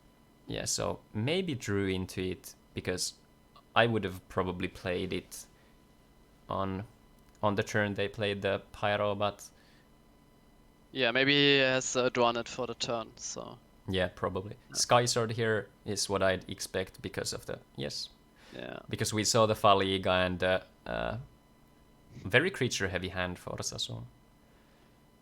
If we see next turn could be pretty rough for X-Boom considering what Sasu might have. A Plague wouldn't be that bad because then you just get more resources, but oh my god, another trigger. The Pyro. Oh, you hate to see it. Oh, that is rough. Okay. The one-off Giga Balsa in his deck. No way, true. That is 1 out of 50. Yeah. 1 out of 50 cards. X-Boom like, saying oof in the chat. Yeah. First 2 shield triggers. Oh man. Yeah, this looks... And X-Boom would have had the perfect curve, like again, 1-drop, the Polygon, and then the Magnus. So, yes, yeah. Yeah, really huge here. Good sequencing on X-Boom's side of things, but although we don't know the full extent of his hand, but I think overall the cards that they had is pretty good and solid. I think we see a Soul Swap for the Sky Sword here. Oh, just Snare, that's fine, yeah. There are some interesting scenarios where you could snare your own Giga Balsa, but it's likely just not as impactful, but the Thrash also. Another blocker. And goes for the Plague. Getting the mana burn online, like, although Plague doesn't feel as good against F and Rush as other deck lists, it's still valid, because if you go like Plague and then you just soul swap a fortress into play the turn after, you're in a pretty good spot. We might see the one Torkon come in handy here though, because of the no cryptic totem. So although three shields is pretty rough. Okay, Sniper Mosquito decided to charge the polygon. Yeah, there's like no way to play it, because like Miraculous then would just bounce one back and the other one will get destroyed, so no reason to play it. But I would have liked him to held the polygon in hand, because I don't think Sasu will discard him. But yeah. And now it's looking quite rough. I don't think like X-Boom has like, he has like a small chance to win this, and there's another X-Boom, and again you wish you had like the command missile here for the trash caller. So yes, yeah. Really unfortunate. We are seeing that, like, imagine if the FN Rush were the opposite, like things like the Kipo version against the Burst Shot heavy list of Dark Signers and the Comet Missile heavy list from... Yeah, this is... Although X-Boom was in the top 4, or the opposite way. No, sorry, it was... I think it was fixed for... Let me double check. Yeah, Solomon was the fixed contender, so there was technically no but like Sasu against Solomon couldn't have happened. He opted to not play the Miraculous Plague in hand, although he had like the 2 targets. So maybe he isn't planning to play the Plague at all, because at 5 mana you don't want to be at 5 mana with the Fire Nature Rush. So maybe he doesn't play the Plague at all. I think... We could just see like Soul Swap and maybe just even Soul Swap a Faliga, or just go for the Fortress or the Sky Sword. I don't really know. I don't think you need more Sky Swords at this point. I think you're looking pretty good. Yeah, I would go for like the Soul Swap and get the Fortress out. Yeah, start burning. Yeah. Because you are so safe, you have a blocker on board and 4 shields, and and you can just trade the Sky Swords over to the Mosquito if needed. And also something to note is that at this stage of the game, in this matchup, the Kipo can kind of give your opponent whatever they need to access it through Faliga. So I think this is looking like, if I was X-Boom, maybe hope to draw 2 in a row, which would be like the Volcanic Arrows and the Brutal Charge maybe, or a Pyro, and just like hope to kind of have these two turns where you can get rid of the Thrash Crawler. But whatever the case, whatever the case, I think this looks rough overall. Yeah, gets the Fortress, and I would go for the red mana. Fire mana. Yeah, fire mana. Yep. That decision is most just like, I think you want to get rid of the Rikabu in every scenario, because I think the speed attackers are the only thing you're worried about. And even then, you're not really worried about those. Okay. Yeah. And X-Boom giving up. Yeah, I think that's good. Also for the stream causes, but I think it's not going to get any better there. So X-Boom gets to start here. So let's hope they have like a turn 1 play. Usually FN Rush does have that, but we'll see. Yeah, we have 12 1-drops, but of course there are situations where you don't have like a 1-drop here, but he has it, So Sniper Mosquito is super, super good if X-Boom has the Poisonous Mushroom and the 1-drop in hand. Yeah. Then it's like, it's just so good. It's pretty much you just play 2 1-drops and draw a card in, like, technically it's just so good. Yeah. Miraculous Snare into the mana, so Sasu probably has another one in hand, or just needs... So we're not going to see a Belix turn 2. Oh, the Poisonous Mushroom. Do we get the Deadly Fighter? Beautiful. Really nice. No. Curve. Yes, this is good. Turn 2 and every card is on the board. I love it.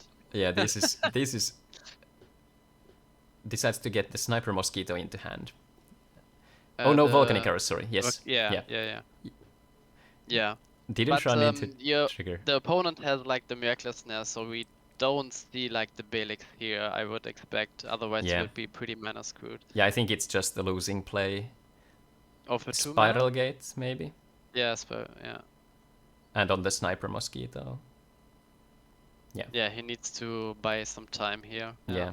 And not giving resources like Sniper is the best thing here. Although X-Boom, if they only have the Volcanic, so it's probably just going to be 1/1 drop or a 2-drop here. Let's see. And I think you swing with the Poisonous Mushroom first, because if it's a Terror Pit, you'd rather keep the Poisonous Mushroom around then. Yeah. Oh, he charges the... Maybe gone. We found another Okay, 1-drop, Quixotic. another Deadly Fighter? No. I Oh, don't know I why would he maybe. charged Yeah, the I would Volcanic keep. Yeah, I would arrows. keep it. Yeah, because there's no Sniper Mosquito around anymore. Yeah. This looks. Oh, that might be. Okay, maybe not. So Sasu probably. No, he has to have like a turn 3 play here. He has to have it, otherwise he's like quite dead. I think the only out here is like Bronze Arm Tribe, and you have a Sky Sword come off the Bronze Arm, and then you have a Soul Swap in both shields. Yeah. Like Spiral Gate on Quixotic, that doesn't feel too good. Oh, yeah. Maybe if X-Boom has a speed attacker in hand. Could also just He has draw. to draw it, yeah. He has Sniper and Quixotic in hand and then one Mystery card. Yeah. There's a Sniper, double 2-drop. Probably, yeah. Yeah. Gonta or Quixotic, okay. Yeah. And swing Mushroom first, yes. We see the beautiful correct lines here, maybe aside from the Volcanic Arrows charge, but this does signal that X-Boom had the Quix... Ooh, Terror Pit. But that there's no matter. out. Yeah, there's no out because you can't go Sky Sword swap. Yeah. That was more in the vein of what you'd expect in this matchup. Now Sasu gets to go first though, so let's see. The Belix turn to... the Belix. Yeah, I wanted to say the same as you. Definitely the Belix turn to the first game, like X-Boom definitely biting himself because Sasu didn't have a play on turn 3 and on turn 4. He only played Belix, and then he started to like just sit there, charge mana each turn, and then start playing the game at turn 5 again when he had Sky Sword. And Fire Nature Rush didn't have an option to go through the Belix, so that hurts. Usually you want to see your opponent just play like a blocker and then no turn. You see the Belix? Again. That's painful. That's good. That's awesome for Sasu, but yeah. Oh, ouch. Maybe. Okay, so he has to have the Volcanic Arrows. Really quick. I think like something that could be still solid here is Poisonous Mushroom into a 1-drop, and then you have the Volcanic Arrows in hand. Yeah. And then go ham next turn. Yeah. I wouldn't play it this turn, because if it's Bronze Arm and Soul Swap... Okay, so we do see the Volcanic Arrows decides to go in. Yeah. This is fine if there's like no Poisonous Mushroom and there's just a 2-drop, because next turn you can just go 2-drop and the Polygon. Yeah, otherwise I agree. I would definitely play like a Quixotic or a Gonta here first, and or Poisonous Mushroom, and then the next turn play like a 1-drop and then the Volcanic Arrows. No Bronze Arm. This is what That's the 50. good. Yeah, this is what the 50 card decklist suffers from. Consistency is not as good as in 40 cards, so let's see. Now he has to have like a strong play here, like a 2-drop, 1-drop. I think like only a speed attacker, especially Magnus, wouldn't do it here because he has like no board after this. So maybe Recapture Dismantler is fine, I guess, but you really want to deploy like 2 creatures here. Yeah, Gonta and Sniper Mosquito would be ideal, but there was the Poisonous Mushroom, so we do see the sequence. Gonta and then a Sniper Mosquito. He has Polygon in hand, so... could be, Maybe if they have the both. Sniper. Oh, nice. Ooh, the perfect. That's even better. Yes, And then next turn you can get probably the Polygon into hand, or just... maybe the Rikabu, but you lose the fire mana, but it depends. Yeah, depends if there's a fire card in hand now. Yes. something that could be very good is if they get the polygon and they have a pyro in hand, they could do just like, oh, they do have the polygon, so they could, They have polygon, yeah. just get nature mana into hand and then play both of those out. This depends a lot if Sasu has something here. Bronze arm now. Okay, snare is fine. Snare. I would... Yeah, this is an interesting choice. But I would maybe go with the Gonta personally, but it's hard to say.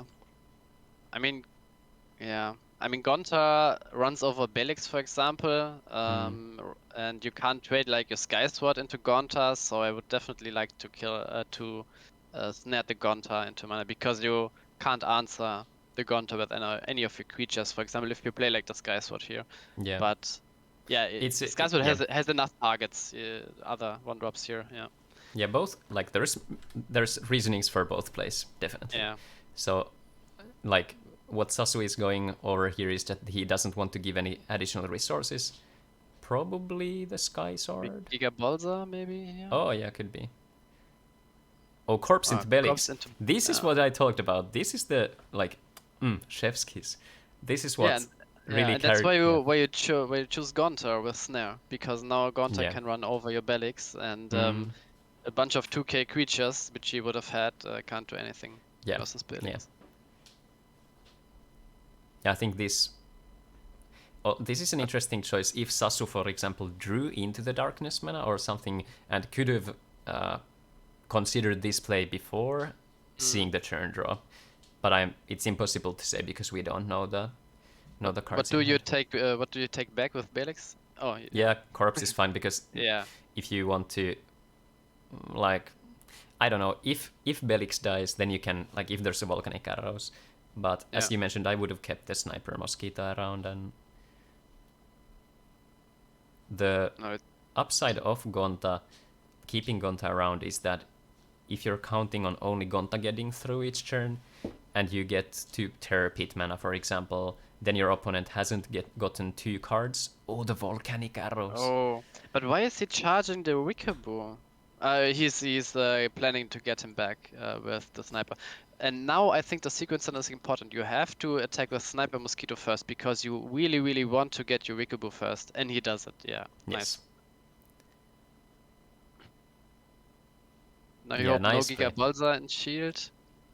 Ooh. So, memory. That's okay.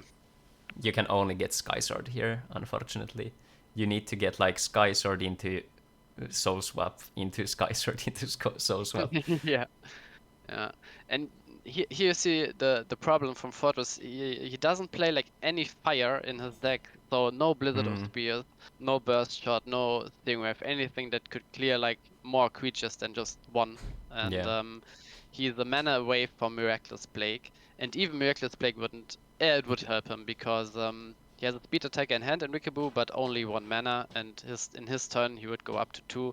So Miraculous Plague would help if he would have be able to cast it, but kinda can't, and is looking really grim for Sasu here. Yeah. I think Sasu is checking his shield currently, because as you search your deck, you kind of figure out what cards are, or what the one card missing is. Taking his time, which is completely fine, and as the players, this is the championship, so they should be very mindful. So if he does see a Soul Swap in the shield, I think getting a Sky Sword is extremely good. But also, on the other hand, there is no other out than just having access to, like, Sky Sword and then another Sky Sword. Yeah, maybe he has like the Sky Sword in hand or something, and I would go for like a Belix here to play like Sky Sword, hope for an untapped mana source, and then play Belix. Yeah. And then you could survive a turn if you have also a shield trigger, because next turn there's definitely the speed attacker coming out. Yeah, Spiral Gate also gets there. Also works, yeah. He leaves the light mana So open. probably Belix, yeah. Maybe had the Sky Sword in hand and got the Belix. Oh! That's GG. Oh god. Okay, maybe we can see the soul. Maybe we can see the soul swaps. Yeah, maybe, but ouch. Oh no. This is the price you pay for those beautiful 2 civilization cards. Oh, and I asked Sasso in Yeah. chat if he had Belix, and he didn't, so there was no Okay. So no turn to probably play either. got Sky Sword. Yeah. Oh, that is a soul swap. Oh, it's Okay, no we way. just need another one. We just need Yeah. another one or a removal Even trigger. Terror Pit, yeah. Oh, yeah. it put the soul swap into mana. No. Oh, Oh, and that's it. GG. GG. Let's put GG's in the chat.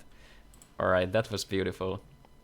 Very big congratulations to Xboom. Both of our Yeah. prediction was correct. So Yeah. let's. I'll put correct into my notes. I'll close the window here and then we can hop over to the next game. So, or do we have maybe, any? Yeah. Let's see if there's any still ongoing. I don't see actually any. We have two. We have Claude and Hymna still playing. Maybe we go to Hymna because he's playing an aggro matchup and the game is running for like an hour. And usually that's not what the aggro matchup is about. But yeah, maybe we can hop in there. Yeah, let me. Oh, I can do spectate here. Yeah, let's see. Expo putting the results. What did you want to watch? I was concentrated on. I think Hymna because he's playing aggro deck and the match is going like for an hour. So I don't know why it's taking so long, but yeah, I think the hour is that they made the room at the start. Oh, okay. So yeah, was just chilling. Okay, here we are. Let me put full screen. Unfortunately, I have to always switch around this OCTGN thing. Let me check this.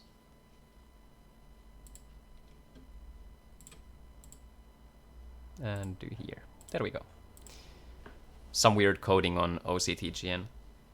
Yeah, you can watch the stream after your game. Yes. If your game is still ongoing, then no, but... Ooh, the grindy stuff here. Yeah, and ask in the chat if this is game 3, but it's only game 2 here. Okay, so, who won first? I don't know, but I expect if the first game went long, Otto to win the first game, Yeah. but we will confirm that in a second. Yeah, Olivia, and we're playing on OCTGN platform, which is like a card game simulator thing. And you have the pictures, so it works around picture files. So Duel Masters also, you just input the files and then you can do. The guy with 3 Terpits and 1 swap in the first 4 shields, so seems like him lost. Yes, yeah. The triggers. Yeah. And it's looking really grim again for him, because yeah, Otto has like a bazillion mana. Yeah. And yeah, but he is down to 3 shields, so Lucky Ball could be live, but he charged 1 in mana. Maybe he has a soul swap here to get the Lucky Ball out, redraw 2 cards. But we also look at Hymna's deck, and he only has 6 cards left in his deck, so oh my no God. option here. And he chooses to not draw with Aqua Hulkus. Really not where you want to go. Yeah. Maybe just Otto tapping all the mana, not because he wants to play something for 14 cards, like an invincible abyss or something, but only to check. It's easier to just tap all mana, untap it, rather to count like 1, 2, or 3 to 14.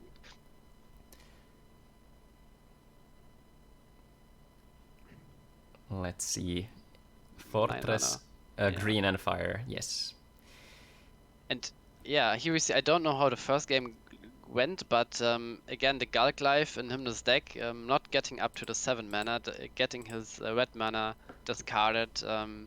As I said, the Gulk Life Dragon not really sold on this, and we both predicted Hymna to win, and it seems like he's not winning a single game here. Yeah, like my original instinct was correct, but I decided to go for him. Maybe it was some belief in the Gulk Life tech, but drawing 2 with Lucky Ball, so just... He can't, it's 4 shield, yeah. Oh, but, yes, true, he only has 5 cards left in deck, he didn't draw with Aqua Hulkus last turn. Yeah, he's just playing it out, but I don't think he has like of course, you always have a chance to win, but I don't expect like Otto to attack either. He's just like decking out Hymna, no reason to attack into like an Aqua Surfer on the shields. Yeah, something that could be nice here is if you were on the Yggdrasil build, you could have more reach. You could soul swap Yggdrasil and then play whatever 2 or 3 drop. But unfortunately Another not. fortress. Yeah. So Yggdrasil could still get the 0 shields, but...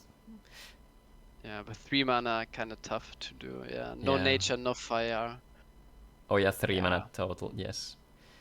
Looks like this is not going to be... Oh, soul swap too. Oof. Oh, and the saucer the head. spicy saucer head shark. This was really nice. Yes, really nice. Very good play. Yeah, because they can't really play the Brosam tribe to get like 1 more card closer to the deck out. He doesn't have nature mana at the moment. Otto can recycle the Sky Swords next turn. Yeah, this is really well piloted by Otto here. Yeah. Yeah, very good sequencing. And also understanding the, like, I don't need to swing at all. I'm doing okay. And Otto seems to have Miraculous Snared 3 cards as well, so... Yeah. Good stuff from here. So 2 Finnish people. Oh, well, Sasu and Expoom both were, so I was betting on the Finnish player there, haha, but... the Finnish representation here. Going strong, let's see. Yeah, and him definitely trying to stick like a nature or fire mana to the board, but Otto just saying no. Yeah, I was kind of like, I was hopeful of the fire water nature aggro here, but yeah, me too. But it's a bit iffy. As I highlighted like before the games, I think Lost Soul also. Yeah, this looks grim. Yeah. I think maybe a Bronze Arm tribe and just hope you have a meaningful card. I don't think there's actually enough. If you look at the graveyard, there was also already an arc in the graveyard, so no risk here playing the Lost Soul, and Timna saying GG in the chat. Yeah. Congratulations to Otto here. Well played. So we still have Claude's game ongoing, I believe. Should we maybe hop there? Yeah. Let's go for it. So Claude and Halfar, let's ask them what the situation is. Yeah, definitely a match which you expect to end last. 2 controls facing each other. Oh, let's see. Oh, my window is loading currently. There we go. Let me just adjust. OCT Gen is apparently coded in a weird way where you have to refresh it as a new window, like it creates a new instance every time, so... Oh, game 3. Okay, so 1-1. Yeah. Who started this game? There's 2 Sky Swords. Maybe Halfar this? Maybe. Yeah, Halfar. Yeah. Looks like a pretty solid start from Halfar here. Only 1 card in hand though. But something that... Yeah, go ahead. Lost Soul there's the Lost Soul in the graveyard from Halfar, so maybe he played it and then Claude Alpha like top decked Energy Stream to get like the 2 cards in hand. So Halfa definitely ahead here in mana, and if you look at the deck counts, Halfa's also ahead in the deck count race. He's at 25 cards, while Claude is 21, which also could come up here. Yeah, definitely looking good for Halfa here. Yeah, I think something that I mentioned earlier happened to be true, which is the Lost Soul race, and like the Hydro won't technically ever win. Something that actually, like, especially in like light, water, darkness, fire decks, so for color without nature, going 2 to 4 slash chargers in the context of IDCs, I think is correct, because then you have access to the Lost Soul race if you're on the play, so you can go slash charger, maybe for a corpse charger, like self slash, like Ball Medius or whatever, then corpse, return it to hand, and then play Lost Soul and Holio into the mana. So Dual Fang is pretty nasty because you have access to a lot of mana. Oh, do we see the Chimera? Okay, Guardian. I was... Yeah. I mean, no Guardian on the board currently, but planning ahead on getting like the Rias or another Palaolesis in the future. Yeah. I think this is in the territory where only a Mistrias can kind of get you back into the game for Claude. I think no single other draw. I think Zombie Carnival also. We Yeah, see that's- one yeah, Zombie yeah, yeah. Carnival in the graveyard, but he plays 2 Zombie Carnivals and he has 4 Guardians in the graveyard, so this would definitely be a huge pickup for him. But no Darkness mana, so even if he draws Zombie Carnival now, he has to wait till he gets the Darkness mana. Hydro, oof. That Yeah, sucks, all yeah. 3 Hydros here in the mana, and now he has like no like win condition here. Usually you want to chain multiple the Hydro Holy Hurricanes and Holy Awe. And This is Yeah. This is actually exactly what I think it was this matchup that I mentioned, that the Logic Cube and one, yes it was the one Logic Cube Yeah. and one Holy Awe, where you can just wipe the board and then the there's like Zombie Carnival into Mistrias plus a Guardian is the only way. Halfar at 2 cards in hand and just the world is in his hands. Yes. Yeah. Something that also Halfar's build does run is the 4 streams, and I think running 4 streams, I would also run like Eureka's alongside, but like just having the 4 streams seems correct, because you often end up in these scenarios where you have so much mana in the late game and you just hope for the best top deck, and Energy Stream is, well, Memory, that works too. Very good. Yeah. Fal Iga maybe here, or just depend. What's Halfar's grave? Oh yeah, I can't see it currently because there's no access. Or can I browse? Oh yeah, I can expand it. Yeah. Yeah. Like Seems click on the left arrow. Yeah. and then, Yeah, I got it. Yeah. Actually, I don't really like. Maybe Soul Swap and just hold on to it. Yeah, I think you want to like establish your board a bit more, because at some point you might be able to attack for game right away. He has like 3 like a double breaker and a normal breaker, like 3 shields. He has to get like 3 more creatures, and then he could attack for game in like 1 turn if there's no shield trigger. So I definitely would like to see the Fal Eager here, and he goes for it. Yeah.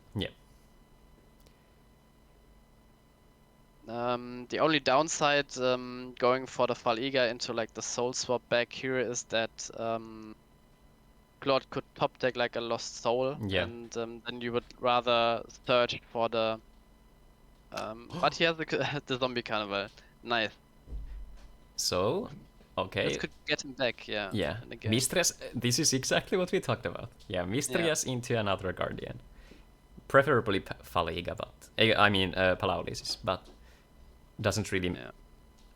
So there is the Holy Awe in grave. So if there is a Soul Swap. Yeah, and now usually you wanted to go for the Soul Swap on the Fortress here, but maybe you go for the Soul Swap on the Fal again, even though you basically recycle your Soul Swap for an Holy Awe and wait for Claude to play out his Rias, and then go for the Holy Awe immediately without giving him any value. Yeah, I think mana burn isn't like maybe later when you're stabilizing more to avoid the Lost Soul, but as of now it's just, I think, pretty much get the Holy Awe. Yeah. Let's see if it does it. Yeah. Yeah. And Holy Awe, Lost Soul. Oh, Lost Soul is even better. Yeah, that's good. That's good. It's interesting that Claude Alpha went for the Sol Gala instead of the 1 Palaolesis he had in the graveyard. I think the Palaolesis would have been like a bit better, trying to build up the ball. But Fal Eager for Zombie Carnival. Nice. Good draw. There is the interesting choice whether you go Lost Soul or Snare. I don't think Snare is. I don't think you're. I don't think you're scared of Fortress. I think you're only scared about losing your board. But yeah, I think, and he's losing the Decker race, so he doesn't have a win condition. So I don't. He top decks the Rias. Wow. He's a lucky guy. Yeah. Oh my god. Oh, soul swap? No, this or snare? Okay, yeah. Yeah, the one Yeah. of snare. Alpha only plays the one snare, and that's like, wow. Cloud Alpha top decking the cards you need, but Alpha always has an answer. Yeah. Maybe another Mistrias or Zombie Carnival. Let's see it. Okay, Palaulisis. Yeah. Yeah, I And think. he's running out of time, Cloud Alpha. The opponent Mm, has 9 shields. I don't know how are you going to win this game. Yeah. yeah. Glenna and off to the races, maybe, I don't know. Don't return the Glenna is correct for Halfar here. Just Yeah, maybe like the Laura Giga and I just don't two know. Hydros maybe. And maybe a Yeah, Hydro with the yeah, Eureka or Laura Giga.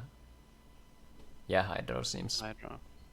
But Yeah, I Yuka judges fine because Cloud Alpha getting one more card closer to deck out. yeah. So yeah. I think there's a small like those are interesting choices because Eureka could ramp them 1 mana further and they're like already losing the race, so it's like a bit iffy. He has another Rias. Wow. Ooh. Okay. So yeah, Claude decides to draw here. I think this is correct. Like you have to start swinging preferably Yeah. on the like turn after the next turn, and just draw and churn so that you're able to close the game out in 3 swings. But I'm not sure But how there's he's. still like the fighter duel thing he Yeah. has to kind of remove because and also like the Faligas are no joke. They run like over everything, like the Girabalza, the Rias, the Solgalas, so And they're also a guardian, so the like Petrova Pro- boost, yeah. because the Petrova boost is the only real meaningful thing against the dual fang. But here, if you Petrova boost guardians, Halfar just has those 2 out. So Yeah. That's kind of the thing when I play Petrova in my aggro decks, you usually play like Beast Folk and Initiates in your nature and light aggro decks, but the opponent is also playing the same races in like Blossom Tribe and Skysword and stuff. So you're boosting your opponents. You don't get an advantage out of playing Petrova. So yeah, in the current meta, I think Petrova is not really that great as it was like 2 years ago or something, where the Skysword Soulswap engine wasn't as well established as it is nowadays. yeah. I think it would be cool to see kind of pivot back to stuff like Crimson Hammer, where if it like the meta game evolves so far enough that it's pretty much just like FN Rush and the holy trinity of Bronze Arm, Skysword, and Soul Swap, and then you'd have the like Volcano Charger already is an amazing card, but it's a bit too late for FN Rush usually, unless you're playing Karate Potato, which is the best thing in the world you can do. But like Crimson Hammer would be cool to see, as it's like generally a bad card against control because it's just 1-for-1 in not super meaningful way, but when you see these Crimson Bronze Tribes and Sky Swords, maybe it could be so. Maybe. Yeah, and Halfa played the Skysword last turn, but perfectly being aware of his card count in the deck and also the card count in Cloud Alpha, so perfectly safe here to play at least one Skysword, and out of the Light Water Darkness deck you don't expect like a Soul Swap to swap your own, the enemy's Skysword rather, to get like 2 cards deeper ahead in the deck out race, so no fear here. I have to say, Charge is the lost soul because Halfar has no cards, and I would have miraculously snared the Mistrias because the only out Claude has is to build enough, strong enough of a board. Although 10 shields is a lot to go through, but I would personally still get rid of the Mistrias because that's literally the kind of only out, and like you're going to win in the next 5 turns anyway, or 6 turns. So yeah. X-Boom throwing a good comment about Potato wins 2 out of 10 games. We played the FN Rush, we tested his tournament deck, and I won the first game in a pretty cool fashion. I wonder if the first game...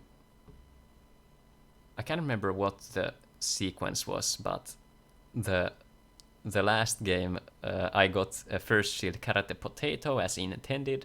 I put 2 cards into mana, and then next turn I soul swapped into a turn 3 Declovaz. and Oh. then I just won off of that. So, Nice. dude, like Ghastly Trade, Karate Potato into Lost Soul is just I breathe in those moments. Darkness Mana maybe. And here, like, Alpha top decked the energy stream, and if Cloud Alpha didn't decide to play like all the draw spells, Alpha wouldn't be able to play like the energy stream, and it would have been like a dead card in his hand. But on the other hand, if Cloud Alpha doesn't draw cards with like the Rias, he don't get ahead. So Yeah. it's like a lose-lose situation for Cloud Alpha. Yeah. Hey Raz, good to see you. Claude lost because of Tajimal registered trademark. Yeah, I think this game unfortunately doesn't look to be going in Claude's way at all. No. Like, I don't think there's... You have at maximum 3 swings this turn. Next turn you can swing 2 more. Yeah, you don't have... Yeah, you don't... You get back swung, so no outs here. Hey Guppy, good to see you. Soul swap even. Maybe discarding? Oh, holy, that works. Yeah. Yeah, and now like Claude can just scoop, save us some time. Usually I'm against like giving up, and yeah, here kind of missequencing. I think he could have killed like every creature on board because Sorgala was at 4k, and maybe he realized it a bit too late. But yeah. He should have swung with Fortress into Sorgala and then killed the other creatures, but it didn't matter. Yeah. Cloud Alpha just surrendering, and yeah. Alright. Let's go over to the brackets again. So let me open up Discord to see. So 2-1 for Solomon against Darksigner, so our prediction was correct. Yes. Let's see. How do I... Oh yeah, I need to start the tournament. Whoops. Let's see. Now we can adjust. So 2-1. Let's see. Submit scores. Halfar and Claude was 2-1 for Halfar, if I was correct. Sasu X-Boom was... It was 2-1 as well, right? For X-Boom. Yeah. And Otto and him was Otto 2-0, I think. 2-0, yeah. Not that the score matters in this specific bracket system, but... So, alright. Out of my predictions... let's see, that was the wrong window here. So I predicted Halfar to win, and we did see Halfar win, so that one was correct. X-Boom was correct, Solomon was correct, and dude, why did I switch over to him? Unfortunate. I would have had the perfect lineup. Yeah. No worries. I was like, pretty much we were the same predictions, except the first one where you were right and I were wrong. So 3 right for you and 2 right for me this round.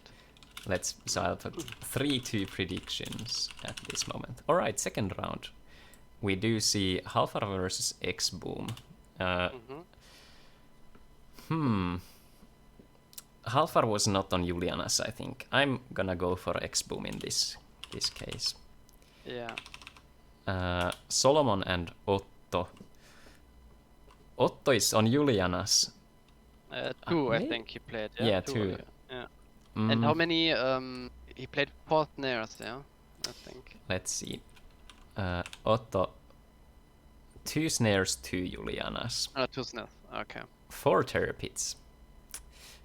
Oh, I would love to root for, like, I don't, like, it always feels bad to vote against FN Rush in the sense that it's always like a hopeful thing, which is also kind of funny because back in the day, like when FN Rush got popularized and otherwise the meta wasn't as refined, at least in Finland it was kind of this deck that it was considered boring and like no decisions, although I think there's a pretty okay amount of decisions to make in FN Rush sequencing, like if you want to go for 2 1-drops or a Gonta, for example, stuff like that.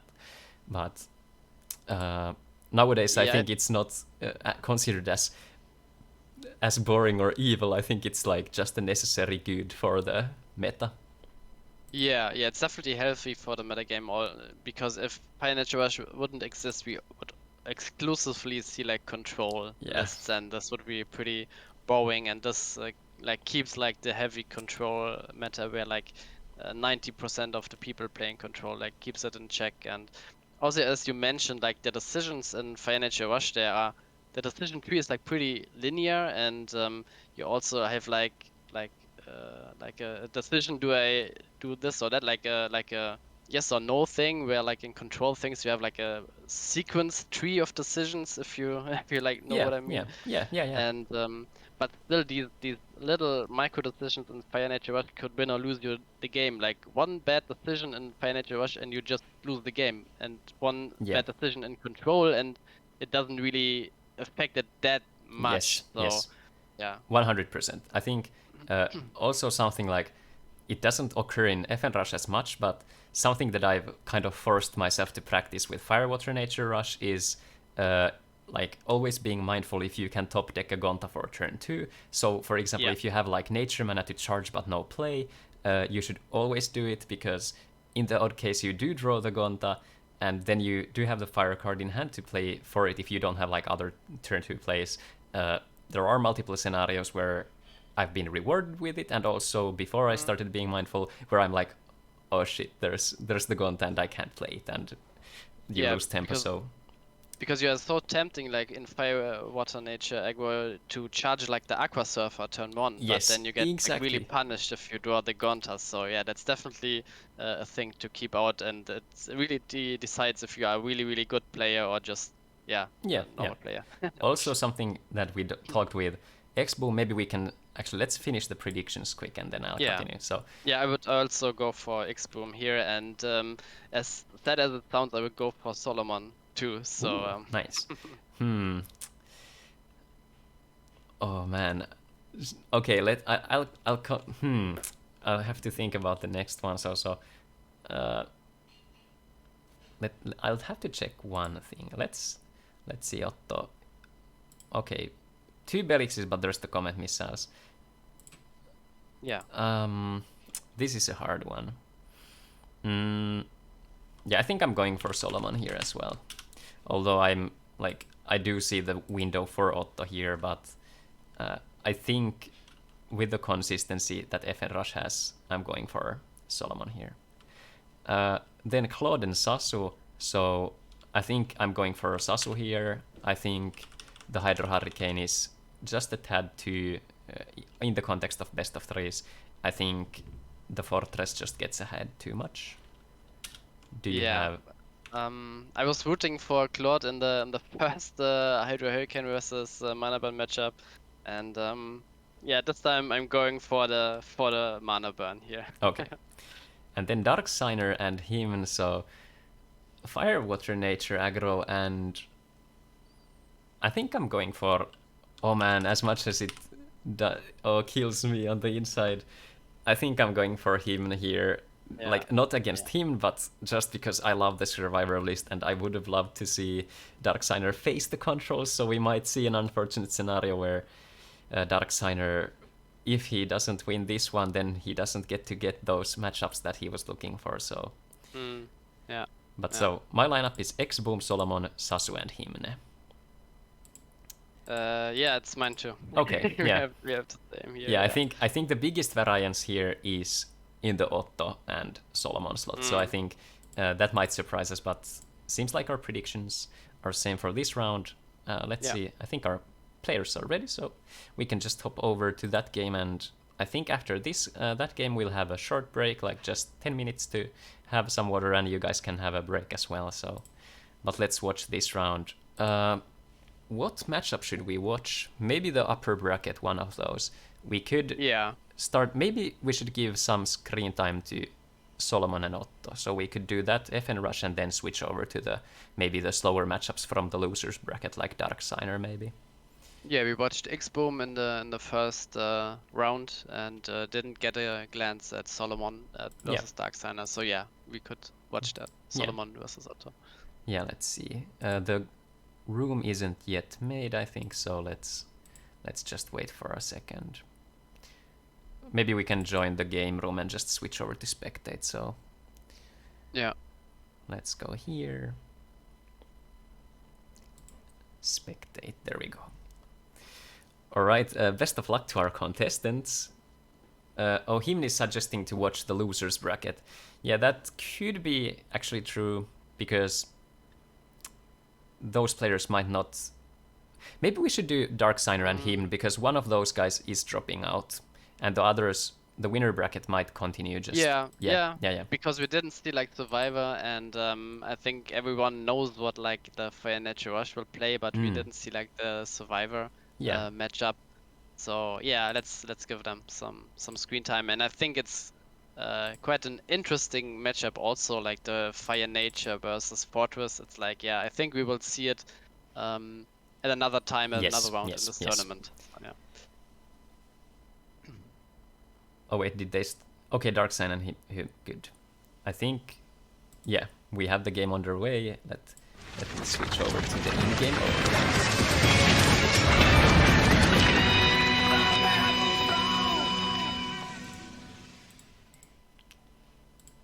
There we go.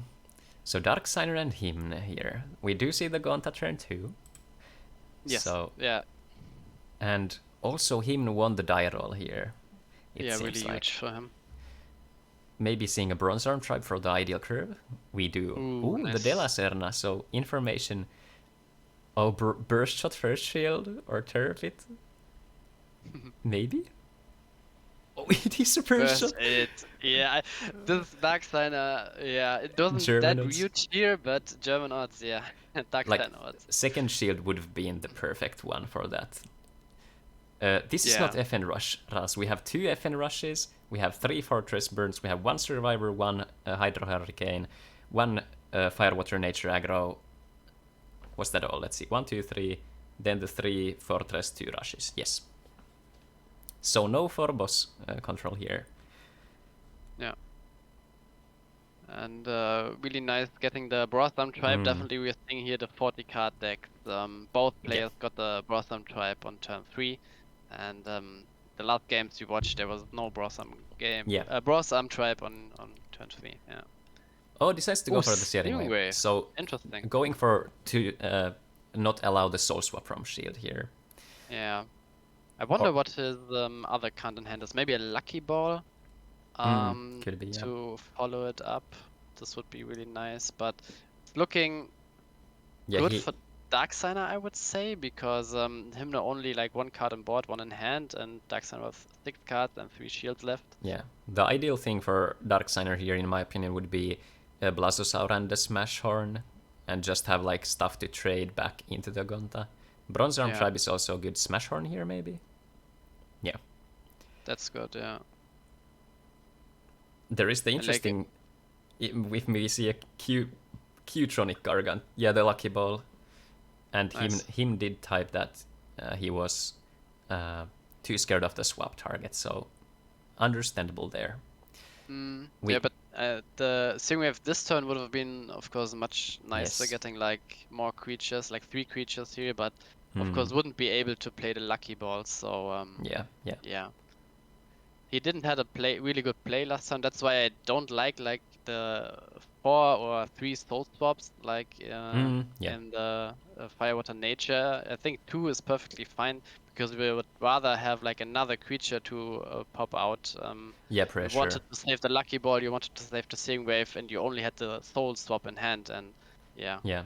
I think 3 is like good if you're on Yggdrasil's, but 2 is like consistent enough, but like not too over the top, because if you have like a static thing like gone down the field and you just soul swap into like something that doesn't have speed attacker, you're just sacrificing a card.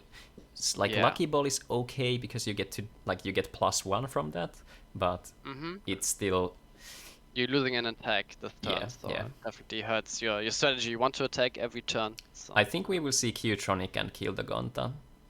Or Lost Soul. Yeah, he Oh, knows that. he's Oh, not. There's no arc in the hand, but he's yeah. down to 0 shields now. I'm wondering what his other Oh, cards are because I definitely would have liked to see like another Smash on a Blazo, so the own Smash on could like trade with the Gonta. yeah. I think this is. If there's a Terrapit in shield, this is good. Oh, Pyro top If he deck. Oh, top this decks is the yes. wow, Pyro first. Every time Pyro first here. There is no single other important choice as the Pyro first. yeah. Yes. Because if there's a trigger, oh, that is Burst Shot doesn't unfortunate. help here. He needs a Soul Swap or Terror Pit. Oh, Doesn't have it. all right. Him getting the That's first game one. game. Yeah, and really sad for Darksigner here. So Yeah. he has there are 4 control decks and 3 aggro decks, and he faces the aggro decks instead of the control Yeah, ones. yeah. So, yeah. Unfortunate. It's randomized. Unfortunately, the lower half was. Let's see. Yeah, shuffle was shuffled. Yeah. So lower half was X-Boom on aggro. Oh no, the upper bracket because Halfar was on control, Sasu is on control, Solomon aggro, Otto is on control. So unfortunately, getting the 25%er there. Oh, the Blazosaur you like to see. Then you want to see Bronze Arm Tribe and then Soul Swap. Also, just chaining Smash Horns together isn't bad in this matchup, but you'd almost always want to see the Bronze Arm anyway. Oh, the Factory Shell. Nice. Okay, Smash Horn, that's fine. Yeah, yeah. Like, it's fun how times have changed, but like, nowadays, there's no other single turn 3 play I fear more than just Bronze Arm Tribe, aside from like Fire Nature Rush, but in almost every other scenario, it's just such a good card. And this is something that we joked around this Thursday at the local games with a friend of mine from the Finnish community. Like when I was playing like Bronze Arm Tribe, he played like Bronze Arm Tribe turn 3, and then I did the same. I was like I fear no man, but this thing, it scares me. Oh, the chaining the Smash Horns. This is good. Yeah, and him then not attacking last turn. Not sure why he didn't attack. Maybe he has like another Lucky Ball in hand and didn't want to expose himself to like a shield trigger, and then the board is cleared and he didn't get to trigger the Lucky Ball. But yeah, also maybe played around because Blazosaurus could have swung into Gonta, and Darksigner is attacking here. Quite surprising. Only one card in hand, so oh no, punished for no the luck attack. Today. Yeah, I'm not sure why he was attacking. Maybe he thought, I don't know what his last card was, but Pyro here maybe. Yeah. So Gonta trade to the Smash Horn, and then you just go and swing. I would have liked Hulkus because first. of Burst Shot. Yeah. Same thoughts here, but I think we did see one of each, so the odds are, although there's Soul Swap, so maybe, but then you'd only Soul Swap a Bronze Arm into play, which is not exactly good either.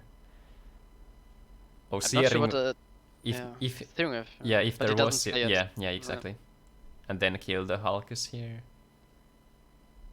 Yeah, I think this is an interesting sequencing thing, but like him didn't want to swing because of the potential trade back, which is understandable, but I wouldn't have swung if I was Darksigner, because you have to be the control player in this matchup. Yeah. And we see a Cook Ball on the odd art, so it's transparent here. And Pyro first here is correct, because you want to force the disc. I don't like this. I don't like. I would have gone for the Pyro first. Burst shot last shield. But there is no out here, unfortunately. There needs to be Terror Pit or Lost Soul. So neither. Yeah, the GG's in the chat. Game, not sure. I think it was the situation decision. Was looking grim either way. Yeah, I think attacking regardless of the shield trigger. But yeah, I think in both cases it was wanting to finishing with Gargantua in turn 6. Yeah, that makes, and had Grey Worm. Yeah, but the Gonta could have traded into the into the smash on, so he wouldn't. He only had like 2 survivors on board, and Wave on turn 5 get back the smash on, but not Yeah. Stingwave would have killed him in this particular instance, but yeah. Yeah, both. And he had the Stingwave in hand, so yeah. Yeah, both were. Yeah, both are running through their thoughts. But let us switch over to another game here. Yeah. Let's see the bracket quick. Open this here. So Claude and Sasu both lost, so maybe we could do the losers bracket again here, a slower matchup, and then because we'll get to see the maybe other we place. go to the rush matchup. I don't know. Oh yeah. Because I expect them to finish like really fast. Yeah, let's do Otto and Solomon. And then switch over to Claude and Sasu. Yeah. Oh, and it seems like the game has. It just concluded. It just So we are a bit too Otto late won. here. Yeah. Both apparently. So Otto won. Ooh. Let's go over to really Claude. Quick fashion. Yeah. Let's see. So joining the Claude game. Oh, conceded 2 times. Oof. Let's see. I'm just joining like the other game, like X-Boom against Alpha, see what's going on there. Okay, yeah. To like report the.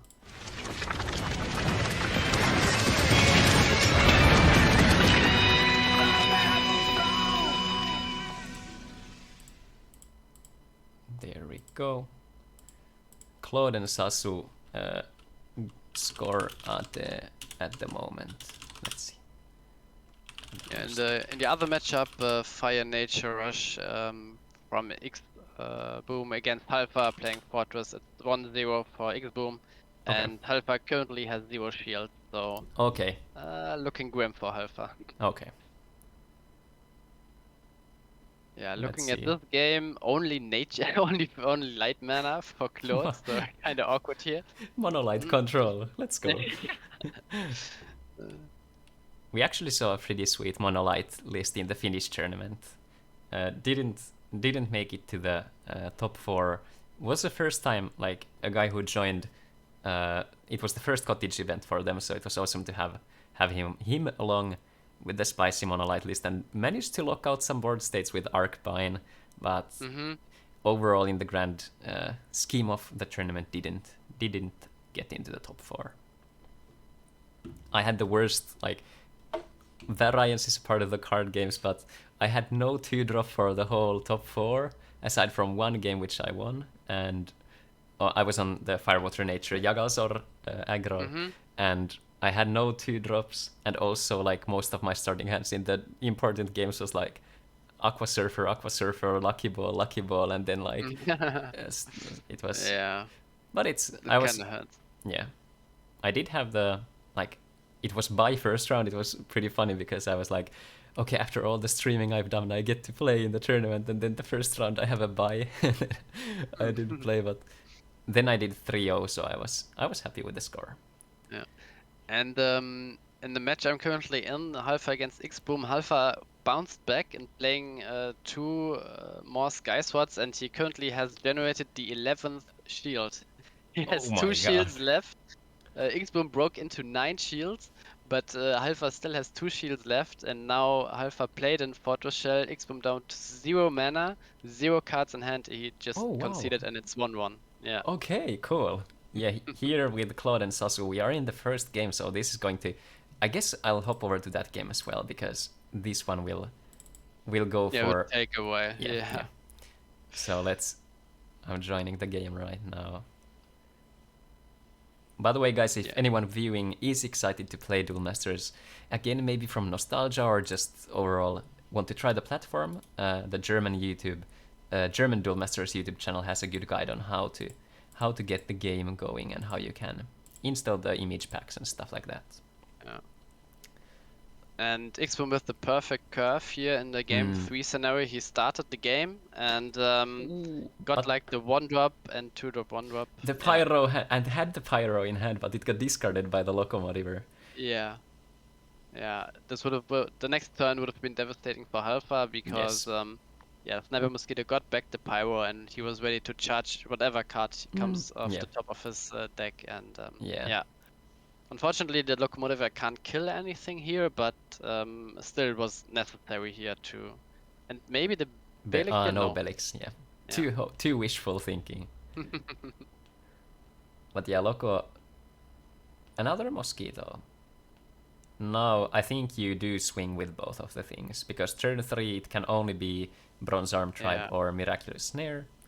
Yeah. And I think you start exactly as X-Boom Another did. trigger here. Oh. Oh. And now I think you have to just commit, like, because the Locomotiver gets the trade anyway. And, well, Deadly has to attack, yeah. Yeah. I take my words back. Kinda rough start Yeah, with that's the rough. triggers.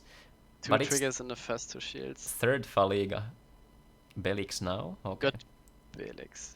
Yeah. Oh, and he has the top deck like a Volcanic Arrows here. Yeah. Or yeah, he doesn't play Command Missile again, but Oof. because the Deadly Fighter has to attack here, and there's definitely a Belix block. Oof. Painful. Maybe if there's a Gonta in hand, you can just play it and hope for the next turn. Yeah. The scary thing now for FN Rush is that next turn swapping Sky Sword becomes online. Oh, the Brutal Charge. Oh, if there was no Belix, that could have been exactly what. But why didn't he play the Brutal Charge? He could have attacked with. Yeah. He attacks with Sniper Mosquito anyway. He could have get like one more card here out of the deck. Could have gotten like. And they did get the sniper into hand, so it could have been like.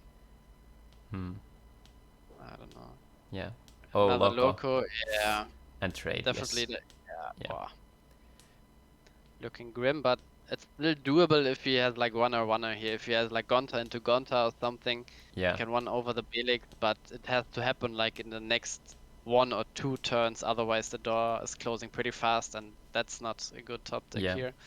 I think charging that is correct here. Yeah, definitely. If you get Pyro, I think you just play and hope to, like, I think you take the trade, but something that Halford has signaled so far is that he doesn't have another green source for a Sky Sword. Now probably I think now gets either the Sky Sword or the green source. So swap or stuff like that. And again, the Brutal Charge not being like a Command Missile really hurting here again, because if the Brutal Charge would have been a Command Missile, could have get rid of the Belix and swung with the Deadly Fighter and the Sniper. Definitely the Belix coming in clutch. It's not something you would expect, like 2 Belix and 50 cards, and you have to have like the perfect mana for it, only creatures to not set you back a turn. But as we saw in like every game we watched, there was always like the Belix who kind of brick walled the Fire Nature Rush. Yeah. Like the thing about Torgon, like something to note is that the Kipos would be the missiles. The green sources would generally have to be this. But if it was the muscle charger that I've been advocating for, it would have gotten both over. Gotten both over, and you could retrieve technically it with the Sniper Mosquito. Although it was at 2 mana, so it wouldn't have mattered. Yeah. But still, in the odd case, it could. But these are those like super small moments. Like this game, for example, is a very, very in the polarized end of hitting 2 triggers and like drawing into one of those one-offs that you are playing. So. And the Belix also perfect mana for Belix. So this is one of those games that kind of on average should probably go in the way of X-Boom, but that's we both predicted X-Boom to win here, as we did in the Solomon versus Otto matchup. Yeah. Bounces the Sky Sword. Yeah. So this way, when you don't bounce the Quixotic, you get to draw essentially 1 extra card, because there's no risk of dying outright. And I think you can't, because now it can just be a spell like Plague and just kill the Quixotic. So I think, but it's also your win con is to swing, so it doesn't get much better. Plague would be really devastating here, and Still there's hope for X-Boom if like Halfa just plays the Sky Sword and he top decks like a Volcanic Arrows, or 3 creatures can swing and Halfa would be at 0 shield. Still some hope, but yeah. Even just Fortress. Okay, plays the... Oh, Soul Swap into mana. So can't kill the Quixotic this turn. Oh, let's see if there's a follow-up.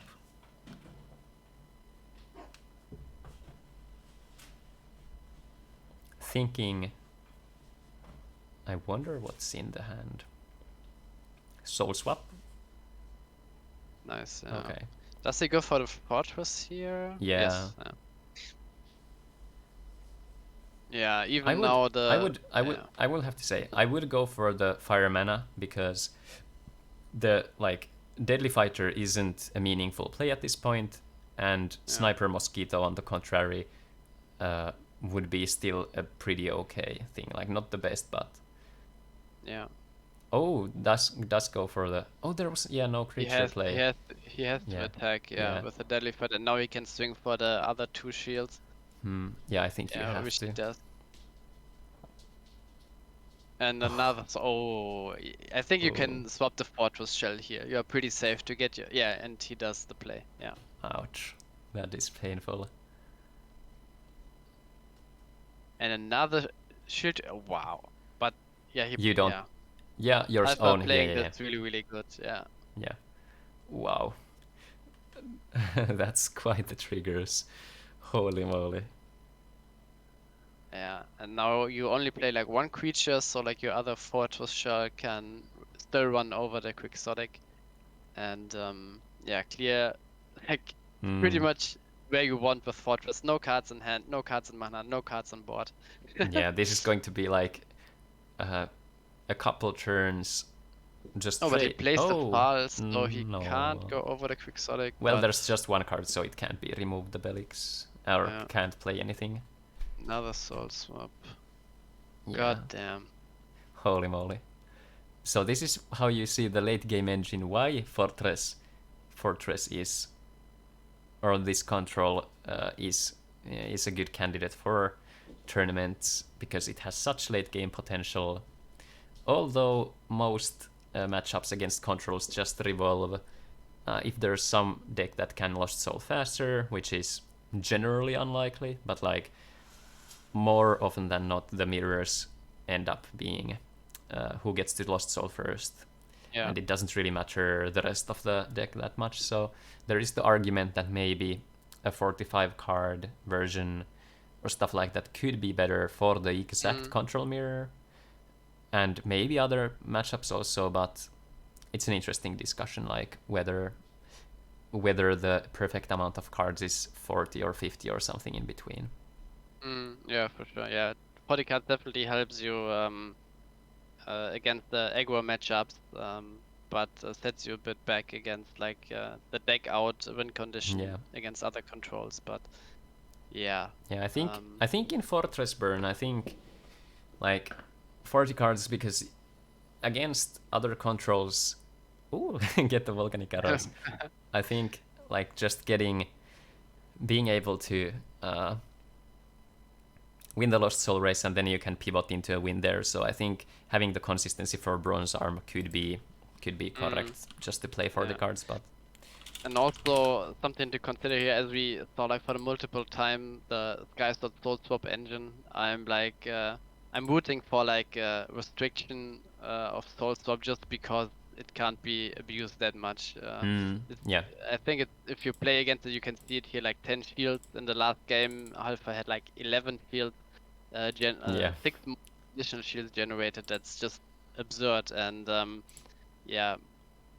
think like a restriction to Soul Swap does hurt, of course, like these engines, but I think the control decks are pretty far ahead over the rest of the field, and you basically can't play any mid-range deck just because of this oppressive control thing. You basically have to go like really fast with like the rush or aggro match, or you have to go like really, really slow. And that's why I'm rooting for like the Soul Swap restriction, or maybe a combo restriction with like the Sky Sword and Soul Swap, where you can only play like 6 total copies of like Soul Sword and Sky Sword in your deck Yeah. or something, to not hurt something like the Survivor list we saw from Darkseid, which really loves to play for soul swaps. Yeah, yeah.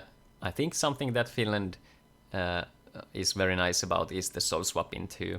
We did see Otto spam Sky Swords, also like played for Sky Swords in his winning list, which is good. Like the playfield was actually pretty versatile, but no super heavy controls, which was kind of opposite from what we saw in November when we had like a mostly control based thing. And for example, Juuso played the awesome like anti-aggro-y light fire nature mid-range slash control list with like Charmeleon, Palaulisis, Magmarex, and Burst Shot, and was opting to like leverage the Basaka Seals and just win that way, but then faced against multiple 4-boss lists which had the access to the early Lost Soul. And the Dual Fang on curve is, or almost on curve, is very nice. Yeah, and here I think Claude got to play like Lost Soul, or does it got discarded? No, I think Sasso must have played Lost Soul first because it is in his graveyard too, and he has like the Blossom tribe. I don't know who started, but not sure what happened here exactly. But it was Sasu won first game. Claude started first game but lost, so this was Claude's start here. Okay, yeah, then probably Claude played because he also had a charger in his mana. And it's looking really good for Claude here. He established like his huge guardian wall here and is probably searching for Hydro or Mistrius, I think. Yeah. Depends what he has in hand, but most likely Mistrius to snowball further because the Mistrius is pretty well protected here in terms of like Holy Awe and stuff. Yeah. But of course Merkler Snare still doesn't care about the power of the creature. Yeah. Looking good for Claude here. Score in this game is 1 for Sasu.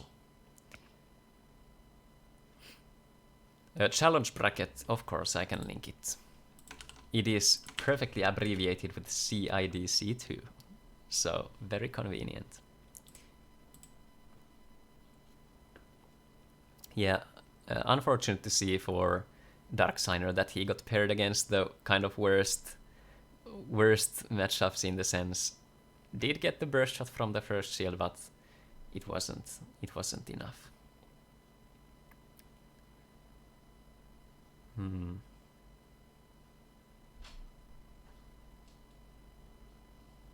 I wonder what Claude searched for.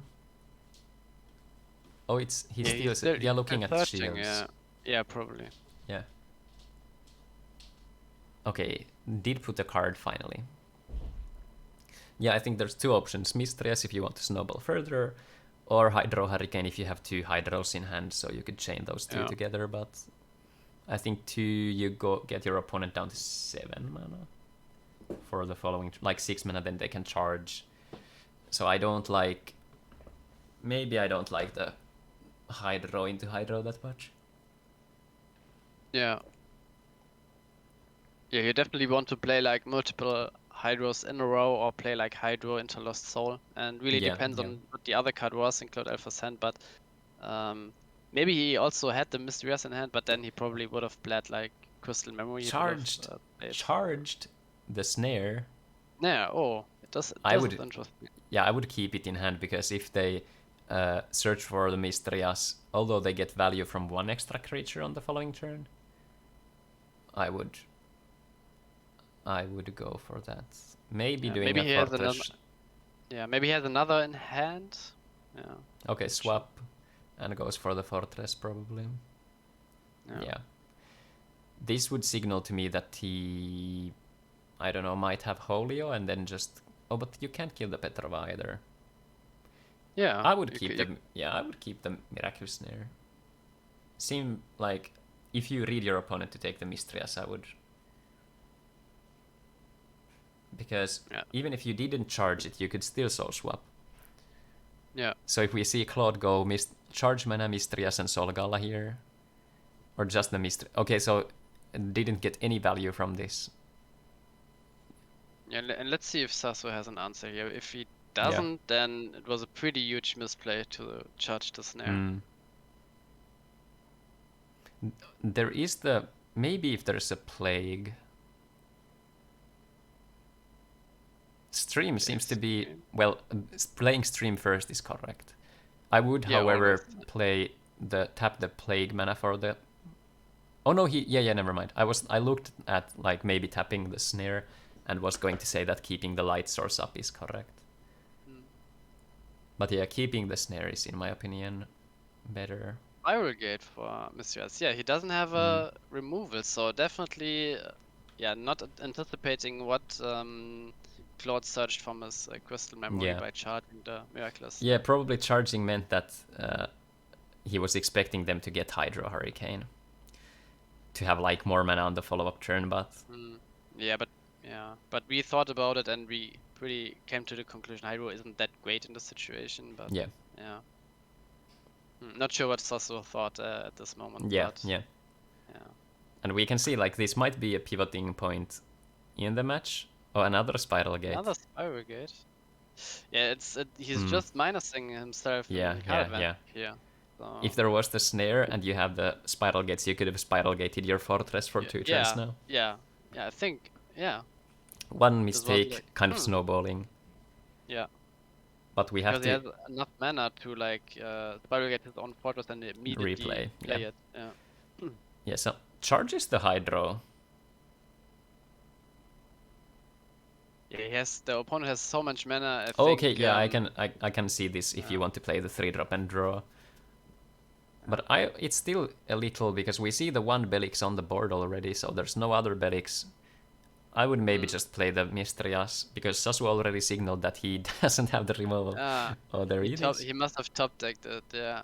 We're lucky for Sasu to that Claude doesn't further snowball. Another Mistrias? Yeah. Another one, yeah. Ooh, Marrow was nice. Maybe Sol Galla even. But yeah, I think I would have kept the Hydro Hurricane. Mainly because like Hydro is your win con here. Okay, just doing beats of course, but you want to get your opponent down in mana first, so going for 2 Hydros, so not getting the 1 draw isn't as meaningful as just having the best resources. Yeah.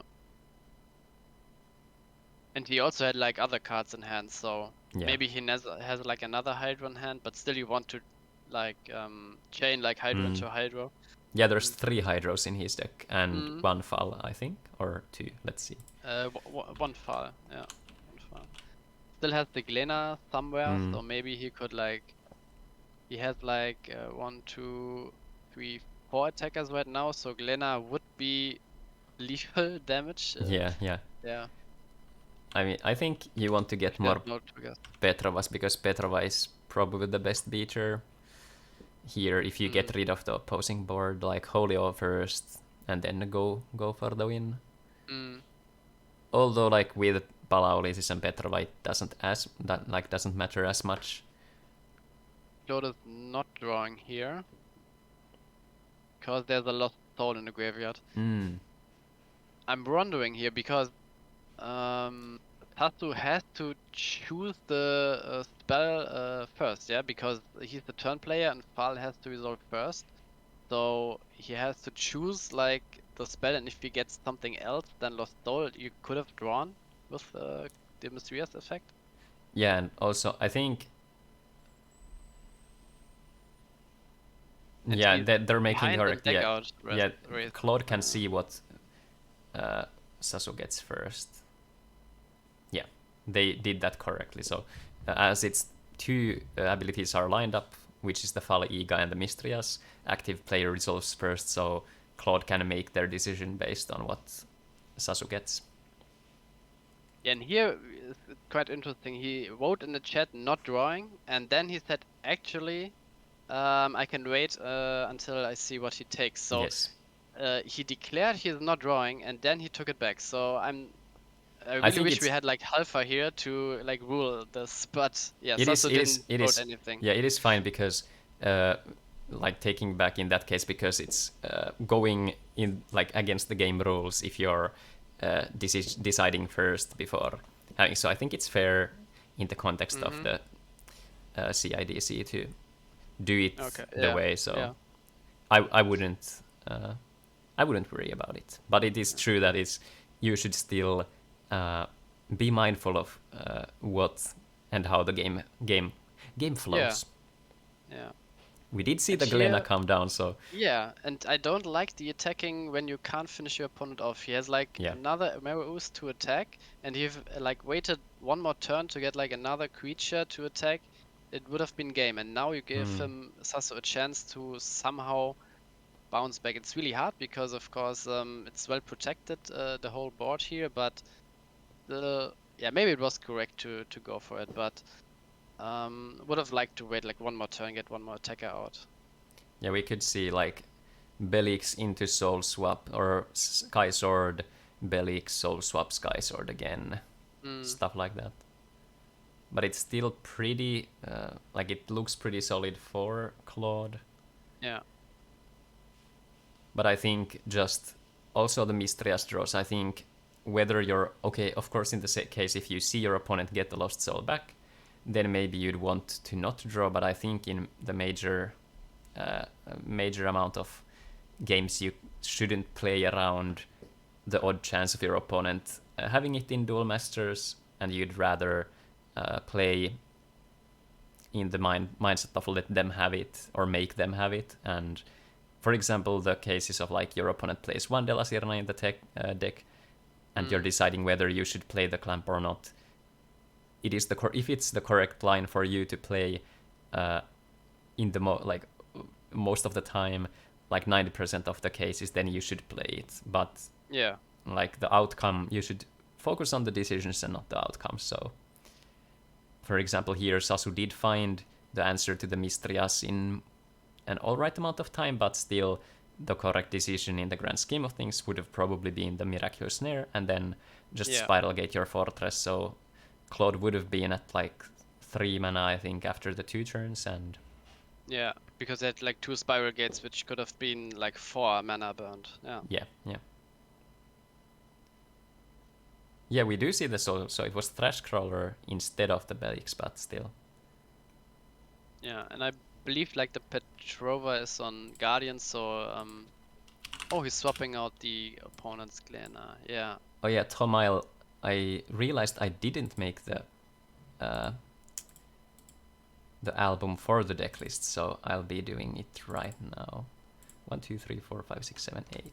Yeah. Just upload it all. And I'll share it here. And another Sky Sword for Sasu, so it's pretty safe. Claude has 3 attackers, and Sasu has 2 shields and a blocker. And yeah, definitely maybe the premature attacking with Glenna while not finishing Holy hurt him, but Holy Awe here. Let's go. And now, do you clear the board or do you go for game? Because you could go for game and you are well protected with like the Petrova. You can kill with the blockers and then just swing. True. Yeah, it's on Guardian. Yeah. Only like there's Jamal, no Guardian, so it has to go into Sky Sword. And you only need to dodge, like Holy Awe is in the mana, so you only need to dodge 1 trigger because of Petrova. So okay, so Claude wins here. Yeah. Although Soul Swap can swap out Sky Sword. Yeah, yes, but yes, then you are so far behind on board. I think there was no coming back. Yeah. So 1-1. Yeah. Been an interesting tournament so far. Yeah, we have. Yeah, I would have liked to see like a bit more variety, like one more forward control instead of the Fortress, because we see the Fire Nature Rush versus Fortress matchup like 3-4 times, maybe now again in the losers bracket and stuff. Yeah.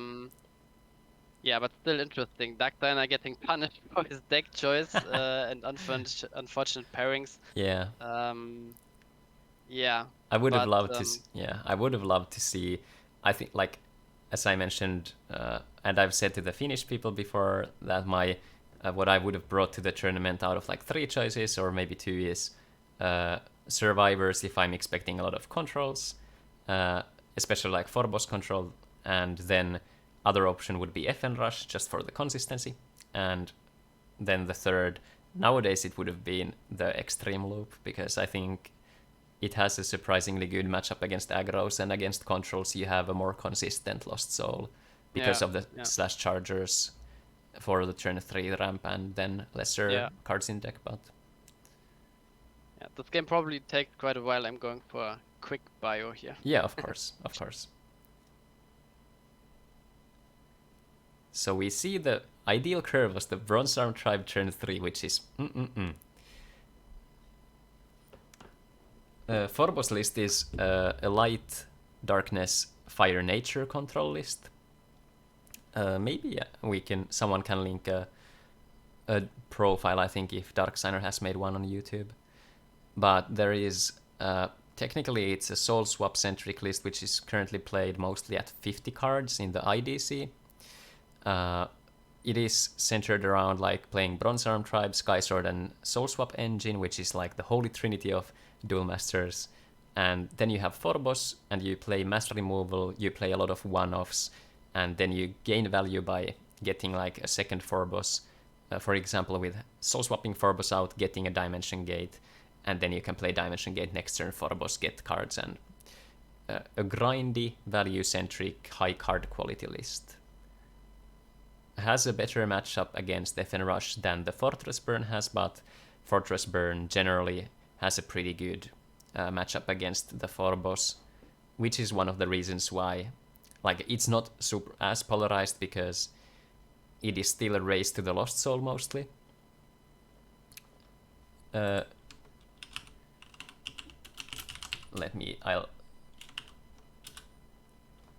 put the deck lists. Sasu is asking for it, so only fair. Sasu doing considerations what to get. But yeah, like Fortress Burn is a slower list, so and has more like less dead cards against Forbos control than Forbos control has against Fortress. Although Forbos does have the upside of being able to tutor out like the Lost Soul if both decks don't have it in hand, but these are just like some differences between the lists. But Fortress thrives against non-FN Rush lists, which are just like, especially if you're not playing Julianas. If you're playing Julianas, then you have a more rounded matchup, but then it's a worse card for the mirror if one is running Forax Juliana and the other is not.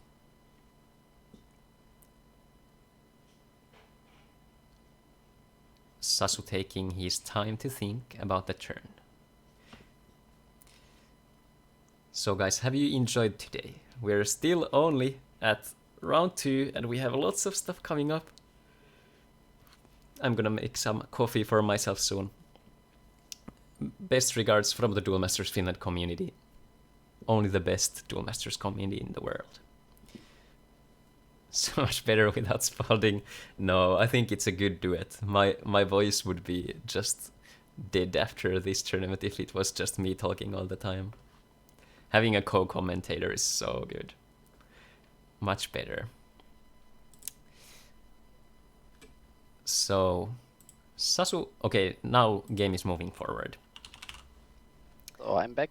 Welcome back, welcome back. You didn't miss anything. Sasu was thinking about his turn, was looking at the deck lists, decides to go for a Crystal Memory. Maybe Sasu is scared for the discard, I think. Yeah, because like the Cranium Clamp, when you play against like the Bronze Arm Tribe Skysword Shell, if they are on the play and play like Bronze Arm Tribe into Skysword, they have like 2 cards in hand left, and it's a perfect time for you to Cranium Clamp then and leave them with 0 cards and like 2 useless creatures on board. Yeah. But yeah, let's see what yeah, we can't see what he will search, but what would you search here? Maybe like fight a Dual Fang here to further establish his mana? Yeah, Dual Fang is pretty good because there's only 1 Miraculous Snare from Claude, I think. Claude, 2 Miraculous Snares. So there's only that. So I think Fighter Dual Fang does provide you with a pretty solid option to like kill whatever your opponent plays out. Sasu was on 1 Holio, I think. Let's see. Yeah. Yeah, 1 Holio. So Sasu's considerations probably is just getting either more draw, because he's already winning the Lost Soul race, or getting the Lost Soul itself if he doesn't have it in hand. I think the main win condition is the Lost Soul, like playing Lost Soul first here.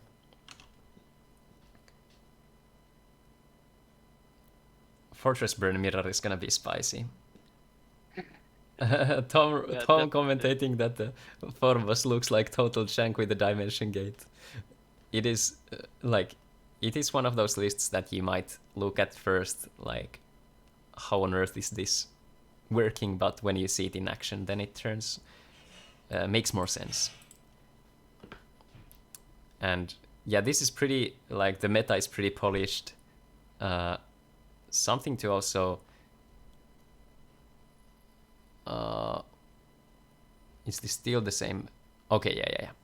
Was just going through his shields, I think.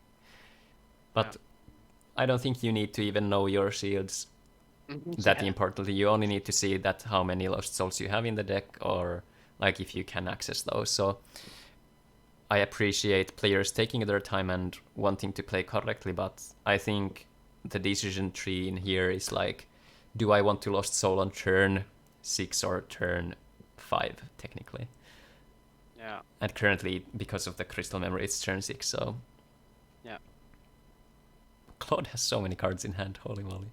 8 cards. Yeah, Lost Soul would be really nice. And also what you can do when you play like the Crystal Memory, you can just take like a quick screenshot from your deck and just let your Let's opponent see play on. if we see the Lost Soul snipe. No. Soul Swap, okay.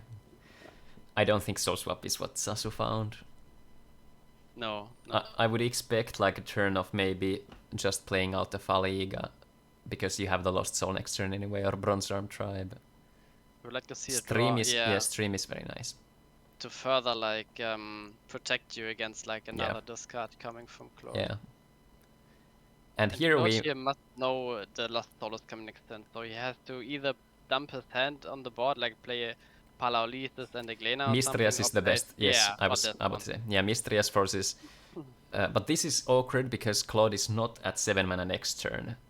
This would be a harder choice for Sasu if this was like at 6 mana, because then you'd have to either Miraculous Snare the Mistrias and not play Lost Soul, and then your opponent can Lost Soul, or you have Lost Soul now, and then you're risking like potentially getting Lost Soul yourself next turn.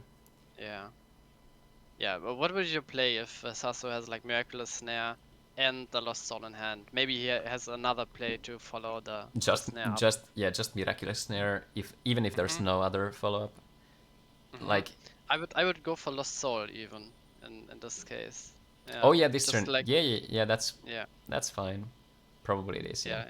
This is also like, I don't hate it, but oh wait, there's one card left over in hand. What? Or is it buggy for me? Yeah, it shows one card for me too, but there shouldn't be a card. 1, 2, 3. But he had 4 cards in hand and discarded 4 cards. Oh, I see it's bugged because I see a Miraculous Snare in the hand, like face up. Yeah, there's only one card. At least should be. He discarded a snare, so yeah. Yeah. Maybe if I can collapse this, let's see. Ah no, it's still. But no, yeah, he played like Mysterious and brought a card now, so there is a card in hand, but yeah, it's showing 2 cards for you. Yeah. For me, it's showing 1 card. Okay, yeah. So don't ignore this card, guys. There is no Miraculous Snare. Yeah, Sasu had the answer for 1 Mysterious, and Claude didn't follow it up with another creature here, so Sasu has another turn to answer the second Rias here. Yeah, that's why I like the Lost Soul first, because if he just had destroyed the Rias, Claude could have played the second Rias in his Mirror Ooze and just get going from there, and then he still had, if the Lost Soul came afterwards, then he still had like the Rias on board. Yeah. So, I think there's like options for like either, but I think getting the Lost Soul out so you're not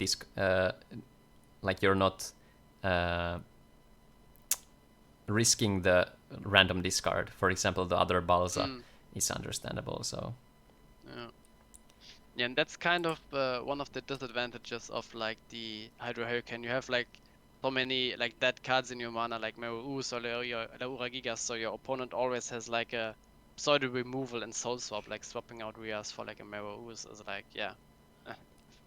I see the interesting conversations in the chat where people are talking about the tier 1 decks and like Phobos Fortress and the matchups. What if I told you that the next top contenders, like the thing that has a good matchup against FN Rush also, and has a good matchup against those controls, is Ghastly Drain plus Karate Potato, because you get to Lost Soul pretty conveniently, and you have access to your shields with the 3 Ghastly Drains. And against aggros, you just get Karate Potato from your shield, and then you Volcano Charge, and then you win. And also, if I told you that if you get your brain wrinkly enough and you can bear playing long games and a tournament, Extreme Loop is actually a valid list against controls, because you have a, as we mentioned, better odds of having the Lost Soul first, and against aggro you have a better matchup than the Fortress Shell matchup. Or rather, like, it has a slightly better matchup against FN Rush than Fortress does. Yeah, if you can choose what's in your shield, then yeah, Karate Potato is definitely one of the best decks. Yeah, it's so good.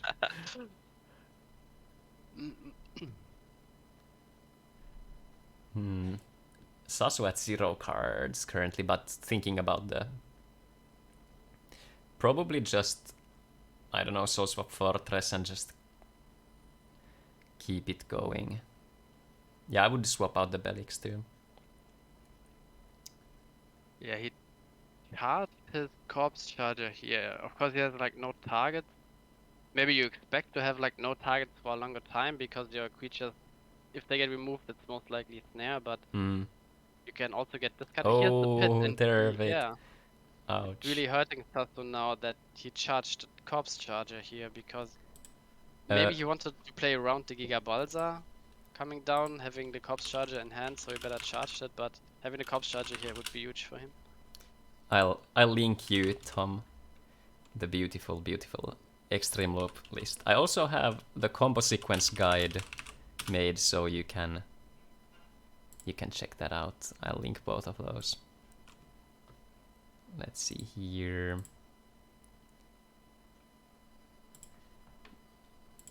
This is my latest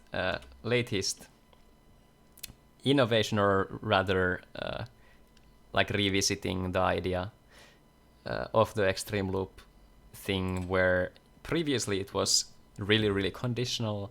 It didn't have like, it wasn't consistent because you needed specific cards in hand and you needed either 10 or 14 mana. But then I made the discovery of you only needing 10 mana because you can alter between 2 Ancient Horns. And then I figured out that with the Rumbling Terrorhorn as the best combo piece, you only need 3 cards in hand, or 2 cards in hand and 1 out, or you need only 1 card in hand if you have like a specific case of having enough mana to actually replay an Ancient Horn. But generally, Rumbling Terrorhorn and 2 out of 3 cards, so it can be Belix, Extreme Crawler, or Ancient Horn, and then you just win. In a nutshell. So you can check that out. Do I have the comp sequence guide? Yes.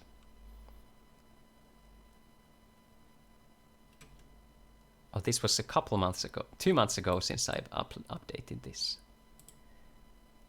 Let's see, I can link this too. So, Claude is thinking currently, at least. Yeah, he's thinking for quite a long time now. Not sure what he's thinking, but Yeah. Of course we don't know what's in his hand, but not sure. Entering the slow play territory soon.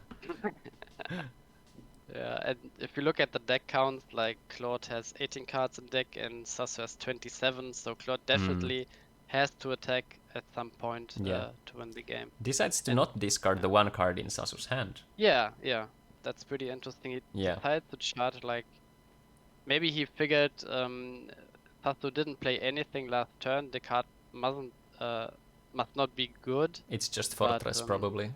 Yeah. Oh, then the discard would have been obviously really, really good. I think here, it's yeah. you have to make the read that if it's pretty much anything else, Sasu would play it. If Sasu doesn't play it, what is it? Yeah, The he only had 8 mana, of course, he couldn't play the 9 mana card, yeah. Yeah. Like, okay, if it's a Terror Pit, you don't care about discarding it too much. But even if you discard it then, and you have a Mistrias on the following turns, yeah, I think if you have the chance of going 2 for 1, especially in Hydro, when you can, like, leverage the Dark Creature afterwards also, I would play it, but... You don't have to be afraid of an Arc or something out of a control deck, Yeah, so... yeah. Yeah, open deck list also, so yeah, definitely would have been better to charge the to play the Big Giga Balza instead of charging it. I'm aware, Halfar. Yeah.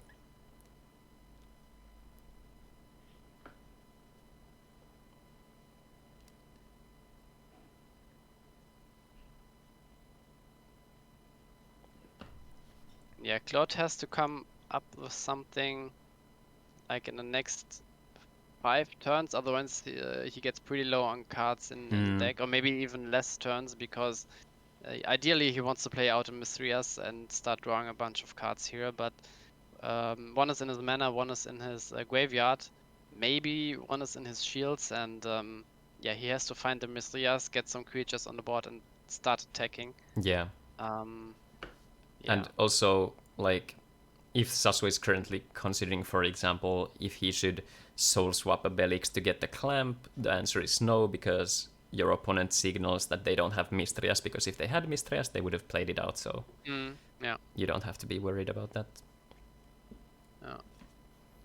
But certainly a more intricate matchup here, decisions-wise, than, for example, the Survivors and Rush. Yeah.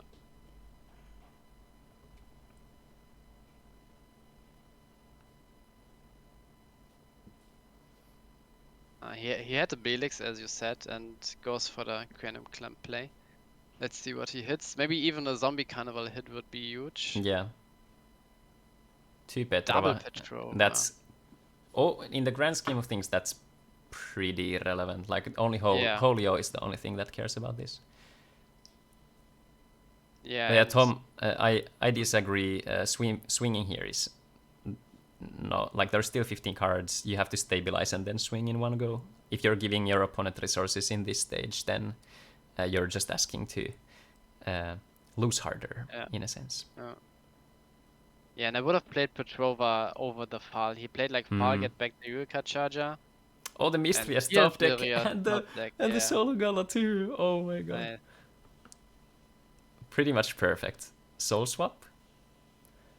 Snare? Yeah. Snare, okay.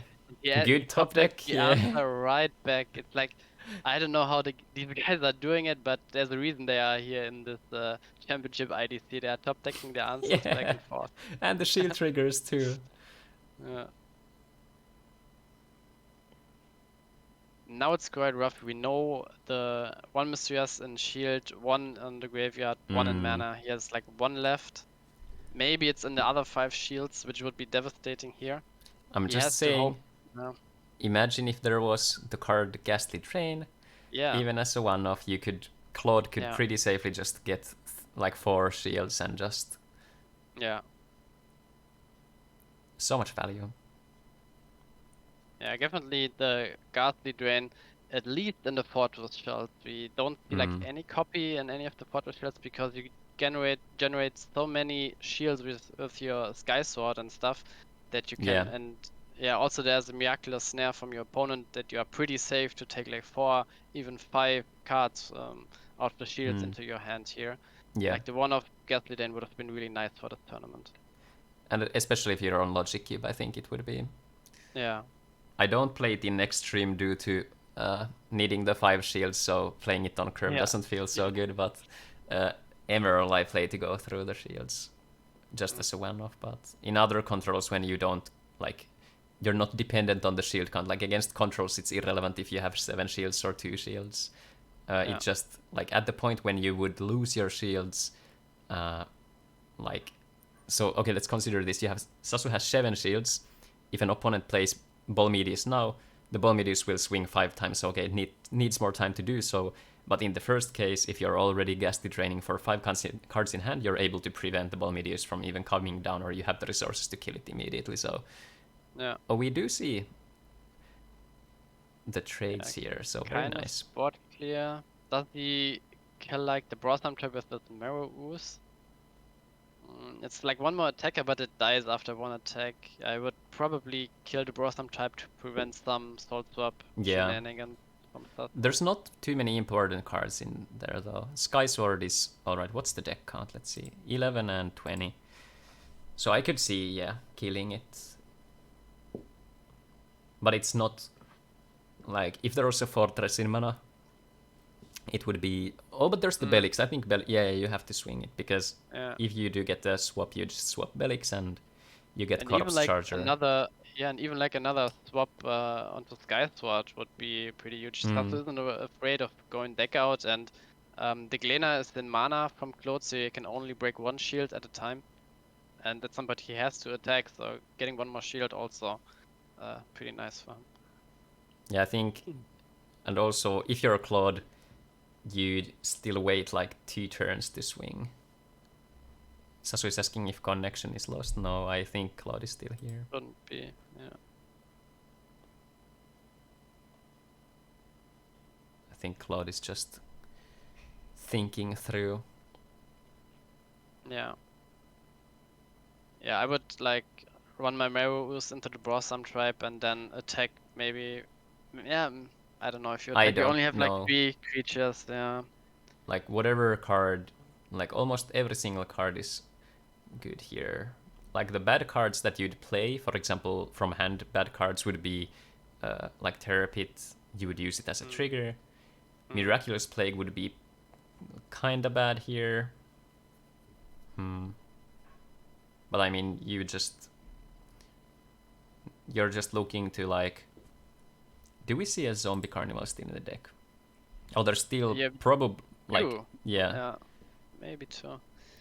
So just getting Petrovas would be good. Yeah, I think at this point you don't go for like the Guardian. You would get back the Rias and the Palolesis, but you don't draw that many cards with Mysterias anymore in this game. So I think going for Petrova, protecting your board and start swinging, is the correct decision if he top decks the Zombie Carnival. Yeah.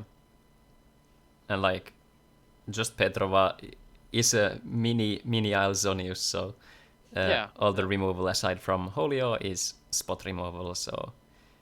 Yeah, and that's why I really would have liked the Petrova play instead of the Faliga play, getting back the Ryuka Charger a couple turns ago. Absolutely. Oh, decides to not swing. Let's see if there's a punish maybe here. If Sasu thinks for a long time it has to be Soul Swap or something else. If it's a Crystal Memory, you just play it. Yeah, Sasu has like 2 Soul Swap in Grave and 1 in Mana, so only 1 left, but still has 3 Faligas left, which can get the Soul Swap, so I think I would have killed the Brosnan tribe here.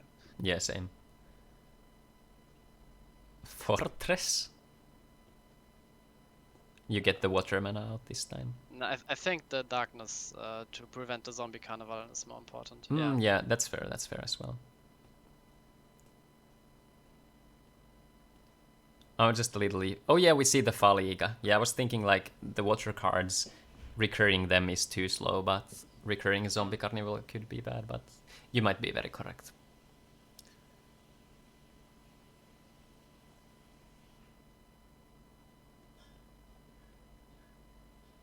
Just passing.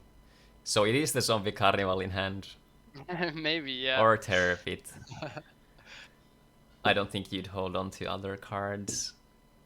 Ooh, the perfect... This is what we talked about this stream. Was Sasu on 4? Yes, Sasu is on 4 energy streams. Yeah, that is... this is why you play the card. But yeah, the common case... Oh, is that the Terror Pit or Plague?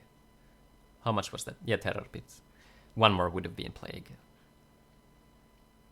This is an interesting choice. Like, if you kill the Fal and now there's a Darkness mana top deck, then you can get the Faliga again, Play play Zombie Carnival, get Foul, you play Foul, get Zombie Carnival. Oh, it was a terror pit. Yeah, that's fine. Yeah, still no Zombie Carnival. I think that is the card that we are looking for the top deck. Guess what? Yeah, I think this is slowly slipping in the way of Sasu, but it's still not over if Claude gets the...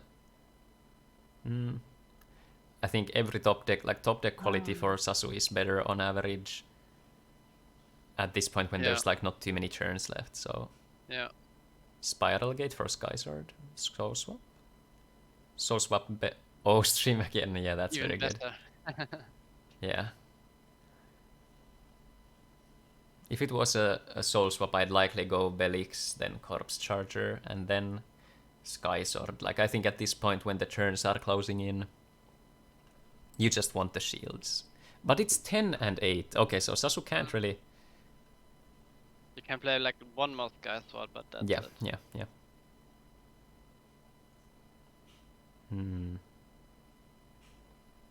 I think Claude is hoping to get the Zombie Carnival.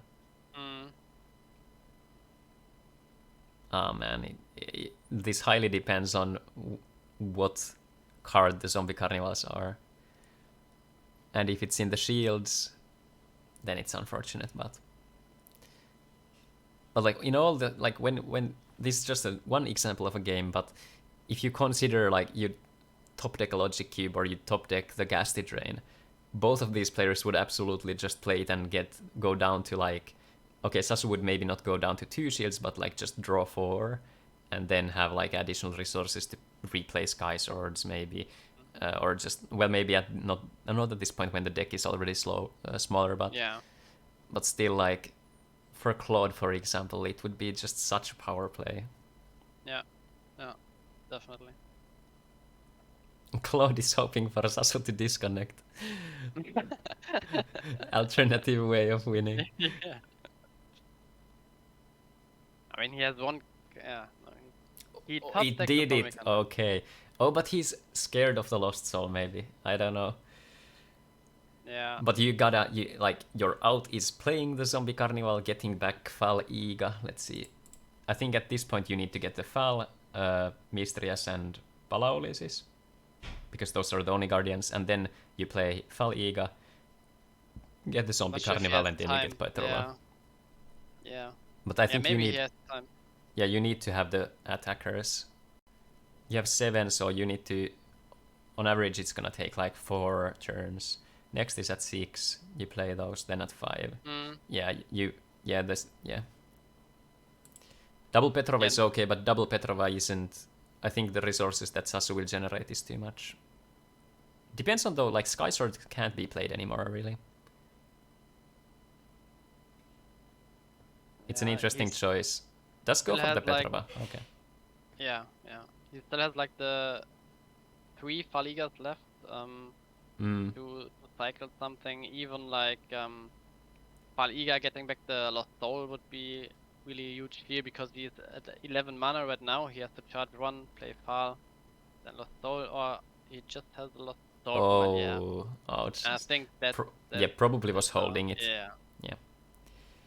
But still, another Zombie Carnival. There's one... Okay, next turn is too late already, because you can only play at max 2 creatures out. Yeah.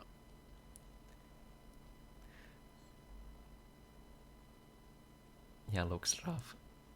And I like the attack now, because there's not much time left anymore, and Sasu already has 4 cards in hand. Yeah. Doesn't really matter if he has like 4 or 6. It's like... This is probably Souls. Oh, Holio. First shield Holio, though, not the worst thing you want to see. Now he loses like 2 other attackers, and this is just game over. But there's the Palaulisis protecting, though. So. Oh, true. Yeah, true. But if there's a plague for the Palaulisis, and then from mana, like Laura Giga, Palaulisis. Yeah, I think you play plague on those 2, and then you kill... Yep. Am I did we script this tournament? Yeah, kill Solga. Oh, but you can't kill so just Marrows and... Yeah, two player you couldn't target like the other one. Sometimes there's like a glitch, if you want to call it, where you can't target like certain cards. But you can just point an arrow at the card or just write it in the chat like Sasu did. Eureka is fine as well. But I think it's not important. As long as you don't give any attacking creature.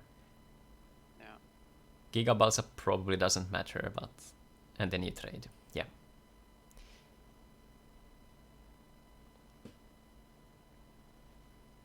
Only a couple turns left. He can play the Petrova though and just kill Laura Giga and then swing with Solgalla. What? Mysterious? Oh yeah, the Petrova was discarded. Yeah. For a second I was like, what? I would kill the Sky Sword with the Laura Giga. Yeah, because it's blocking anyway if it's attacking. Yeah, so. And if Sasu has like... Yeah, removal doesn't get rid of it, but like you can't kill the Solgalla, but... And now you just do the Soul...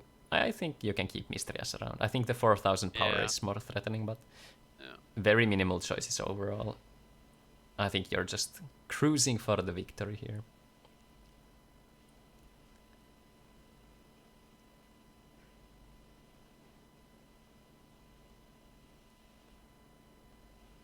Yeah, Zombie Carnival and Mysterious in the bottom, like 6 cards off the deck.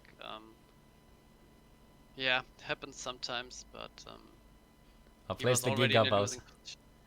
Yeah, there's no out. Unfortunately. Sasu can do whatever aside from playing 2 Sky Swords. Yeah, Faliga for Soul Swap Fortress, and GG. Or get the Plague even. Yeah, Plague is fine. Plague is very good. Yeah, Miraculous Plague and then those 2 and Gigabalsa and Palaulisis. Okay, Claude concedes. GG's there. Was looking rough for Claude anyway, so... Yeah. Alright. We get those games concluded. Let's hop over to the... my things were open there, we see. Yeah, I had the bracket. When I opened the Extreme Loop thing. Alright, let's see. Now let's look at the results. Claude and Halfar. Oh no, that was old. Him and Otto is still old. Let's see. Solomon, Otto, 0-2. So Solomon 0, Otto 2. Halfar X Boom 2-1 for Halfar. Darksigner him sadly 2-0 for Darksigner. I do love the fact that we do see the Firewater Nature aggro go again, or keep going, but I would have loved to see the Control Survivor matchup. Yeah. And Claude and Sasu was 2-1 for Sasu, I believe. At least I think so. Yeah, and looking at our predictions, we had like the same predictions for this round, and we got 2 wrong. We got like both the Fire Nature Rush games wrong, where we bet on Fire Nature Rush both times, and both times the Fortress Shell. Yeah. Yeah. The triggers were pretty rough, at least for when we did saw the X. Yeah.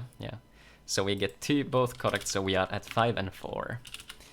So next we're going to see the winner's bracket, very, very spicy. So this is already the semi-final for Halfar and Otto, so playing the mirror, and the winner will advance to the final. So, and then loser's bracket will continue. So we have Halfar and Otto playing against each other. The Fortress Burn Mirror, we have Solomon and Sasu. I think we should watch this one, probably. Oh, but we have X-Boom and him. Maybe let's look at the Firewater, like the 2 fast decks, and then we look at Sasu, Solomon, and then the semifinals or something like that. Yeah. I shall ask people if they want to have a break now or after this round. Break now. Let's do 10-minute break now or after this round. Because I think both options are fine. And later on, maybe at some point, we'll see. We might have a small food break just for the contestants, mainly because you really want to have your brain functioning for this. I advocated the players to grab enough water, grab enough snack and food to be okay, and just throughout the day be able to concentrate. So let's see. Halfar said, as we want. I guess, how are you feeling? Should we do this round and then have a break? Yeah, players seem to do so. I'll write this round and then 10-minute break after last game ends. Alrighty, so we're gonna be seeing Halfar and Otto, Solomon and Sasu, X-Woman and him. So unfortunately Darksigner and Claude dropping from the tournament now as the first two players to be kicked out. Shout out to them for the brave efforts. Both were bringing one of the lists that they were the only unique player doing so the Hydro Hurricane and the Survivors. Unfortunately for Darksigner, he faced the aggros, and unfortunately for Claude, he faced the controls first, which is generally for Hydro Hurricane. This was the opposite thing. Maybe it could have been the other way. But let's do our predictions for this round. Halfar and Otto. Halfar and Otto's, both mirror matchup, pretty 50-50. I have to look at the exact list here. Let's see. Solomon and Sasu. I'm probably giving it to the Fire Nature Rush here. I don't know, dude. Was Sasu on Juliana's? Sasu was on 2 or? No, Juliana's. I don't know. It's the Belix in a Trash Caller, but Solomon is on the 3 Command Missile and 3 Volcanic Arrows. Yeah, I think it's Solomon here. Yeah, I would bet on Solomon too. Yeah. My guess is on Solomon. For X-Boom and him, I think it comes down to the surfers mostly, but I think X-Boom's build, I think it's favored with the Galclife, so there's not so much reach with Yaggalsor, for example, for him. So, and for Halfar and Otto, let's look at the deck lists. Mainly because we'll have to see. Otto is on 3 Locomotivers, 3 Spiral Gates, 2 streams only. The photo side could come up in this matchup. This would be pretty interesting to see, getting rid of all the files these guys got with the Belix. Saucer Head not as good here. Halfar. And also we could see here the soul swap on the opponent's Sky Sword to deck them out even faster here. And I think I will go with Halfar in this one. 2 surfers. Also notable that Halfar is on the surfers, but the others not. 2 Belix, both. Logic Cube. I think the Logic Cube will actually be relevant here. But I think mainly due to the fact that there's a 4 energy stream will come up here, because I think it's going to be a top deck war after the Lost Soul things. So I'm betting this against my Finnish good friend, unfortunately, but I'll have to go with what I assume is regardless of the case, what deck list and overall is functioning. So I'm going for Halfar as well. Yeah. Okay, so we have all the same. Yeah. Again this round. Yeah. Let's see how this plays out. We are watching the him and X-Boom. Yeah. Let's get right into it. Alright, let's have the cool transition and we're off to the game.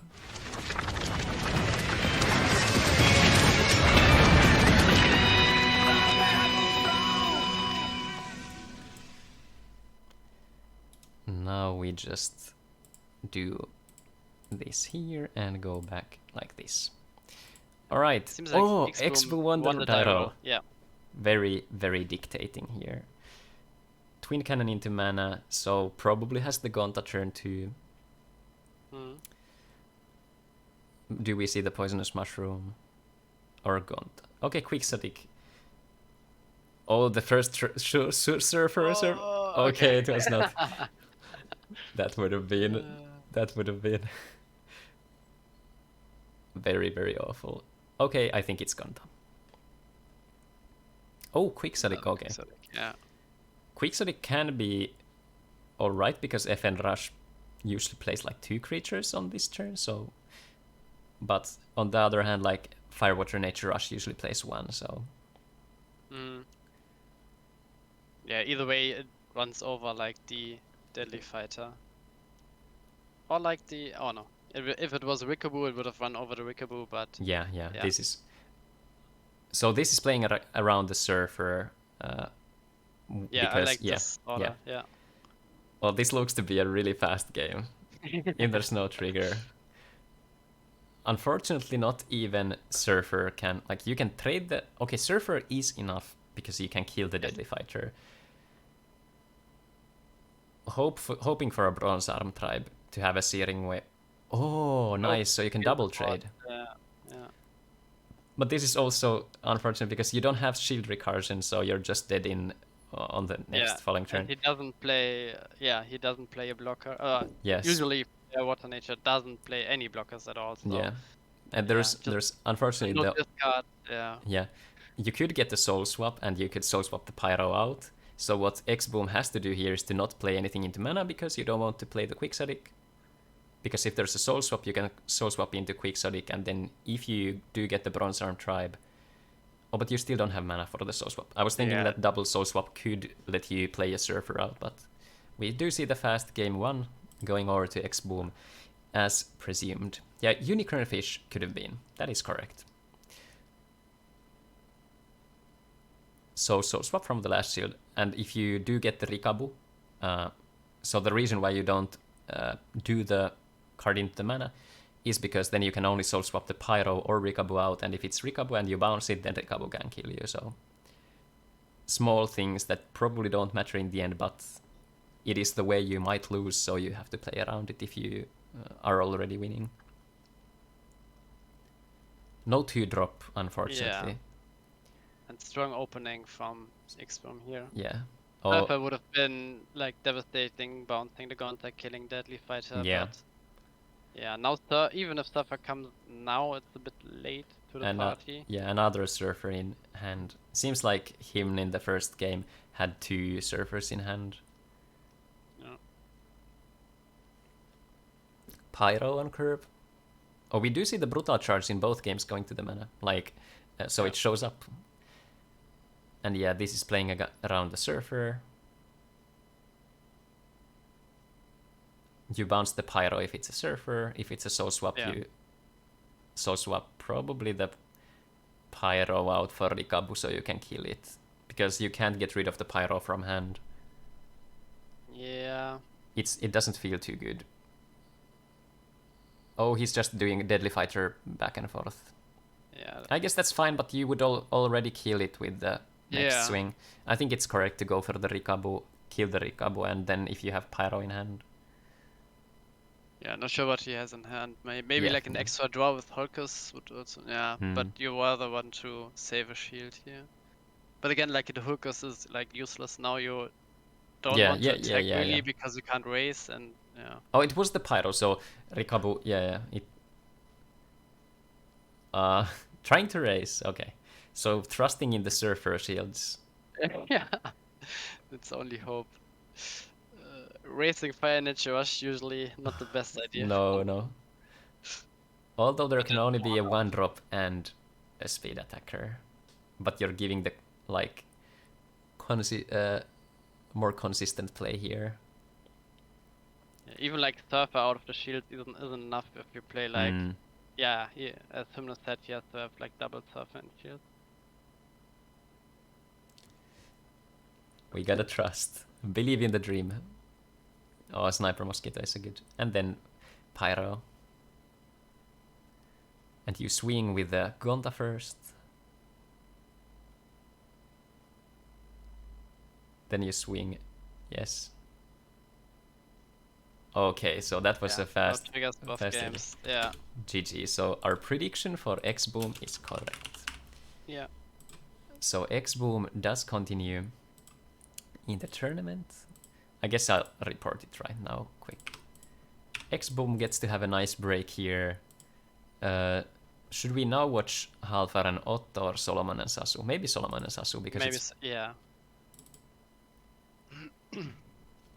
Interesting, interesting. Fast game. Let's see, OCTGN. Loading. Oh, the game just started. Probably game 2. Yes, Sasu started, so maybe he lost game 1. Yeah. Who won the die roll?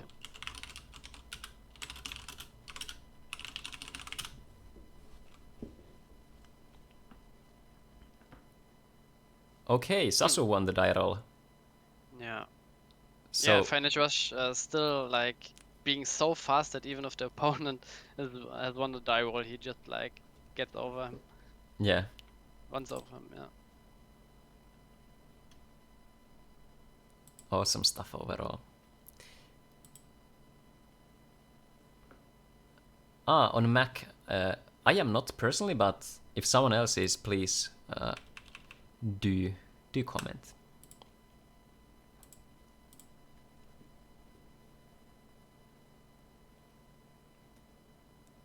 All right, so Solomon thinking through. Yeah, Halfa asking in the chat if him and Otto are starting. Yeah, you should start because your match will likely end up going an hour or something. So. Yeah. Yeah. Okay, Deadly Fighter. Yeah, no Belix. I'm not even sure if I would play the Belix because you would get back the Miraculous yeah, deck, which no. Yeah, which is awful to charge again. Yeah, the winning route for Fortress in this matchup is going Bronze Arm Tribe. The unique bonus is the Belix on 2 without burning mana, but generally you want to go Bronze Arm Tribe on turn 3, and then you have access to Soul Swap Sky Sword. So usually if you have the Sky Sword in hand, you should always charge it into mana and not expect it to play on curve on 5. Even though it can feel counterintuitive, but you're more probable of getting the Soul Swap from the shield than if you just hard cast it. It gets negated by a Pyro. Oh, do we see the 1-drops? Oh, it was no one. Oh, I was wishful. So in this case, if this is a Soul Swap, and you had the Sky Sword and the Butt, it would be very nice. But seems like no green mana. Yeah, it seems like there was a small pause from Sasu, so he must have hit like a shield trigger, which was useless. Oh, the Pyro out. Yeah, and Solomon charged the poisonous mushroom, so I don't know why, but I think he should have folded because the Gigabolt is getting only one target in the Magnus, but if the poisonous mushroom would have been held back, it was like a 50-50 between mushroom and Magnus. So does opt to get the volcanic arrows. So if he top decks, I think this is an interesting decision. If you get Gonta, then there is the point where if this is Soul Swap, you want to Soul Swap the Faliga. Maybe, I don't know if there's maybe an attacker, swapping an attacker. Yeah. Yeah. And you will want to do the Braid Claw back and forth because you don't want to give the fire mana. It has to be there was no upheaval. Yeah, upheaval, true. Yeah. Oh no, not the poison's mushroom. No. Uh-oh. That is not correct. Yeah, he should have targeted the same Red Claw again. Yeah. Now he has the fire mana to remove. Maybe just doing could be just like a brain fart where you think you kind of have to choose 2 targets first, one in field.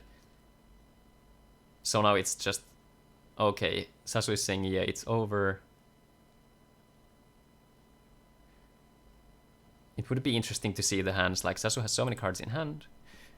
Probably no Sky Sword, otherwise he would have just played it. Yeah, but it would be interesting to see if Sasu was hoping to draw nature for the Sky Sword, whereas charging Sky Sword turn 1 is, or turn 2 actually is usually, actually turn 1 is correct if you draw into Belix.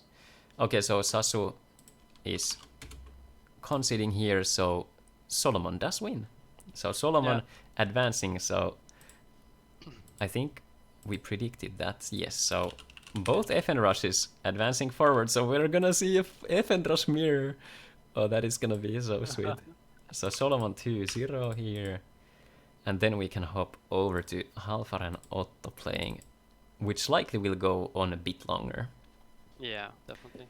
So, guys, contestants, if you're watching this, please go grab some food, and you can enjoy the stream if you want to, but also just have you have quite a lengthy break here, at least presumably, if this game runs long, because at the end of this game we'll have 10 minutes of a break. So before that you can still already just chill, because we'll play the Solomon X Boom after Halfar and Otto have finished. I have the game open, so let us switch this. Yeah, I mean, the game could end fast if one snowballs pretty fast and getting Lost Soul and then starting to burn with Fortress. Oh, the Holio. Nice. But yeah, Holio. Yeah, really that huge. is very good.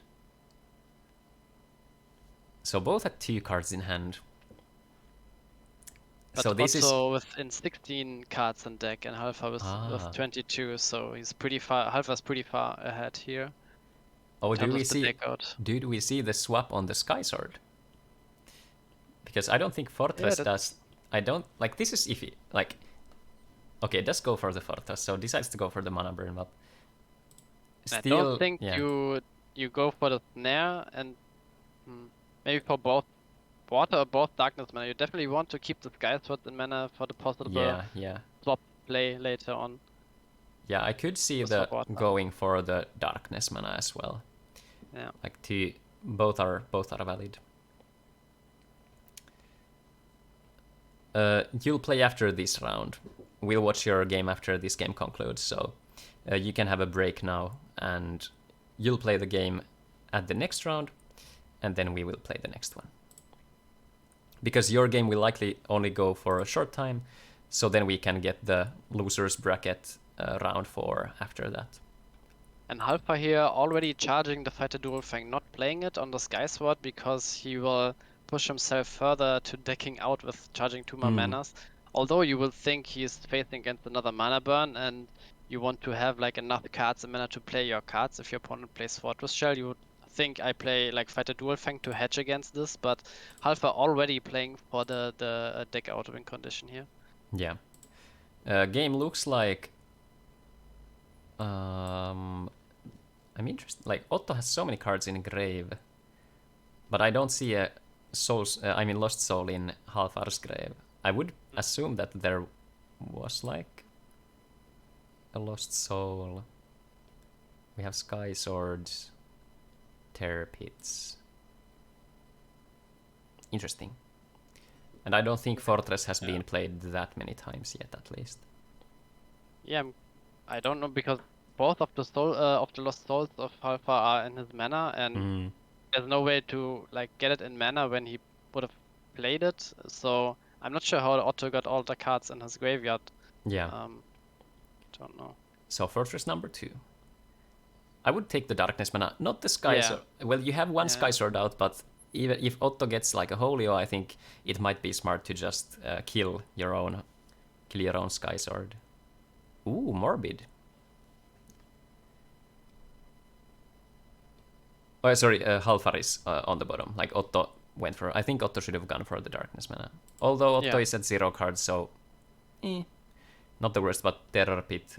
I think keeping the Sky Swords in there is better. Although it does get rid of the light mana, so...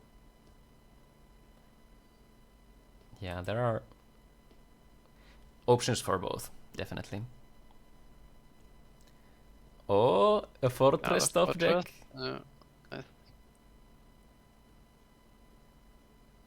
Now we're entering an alright territory.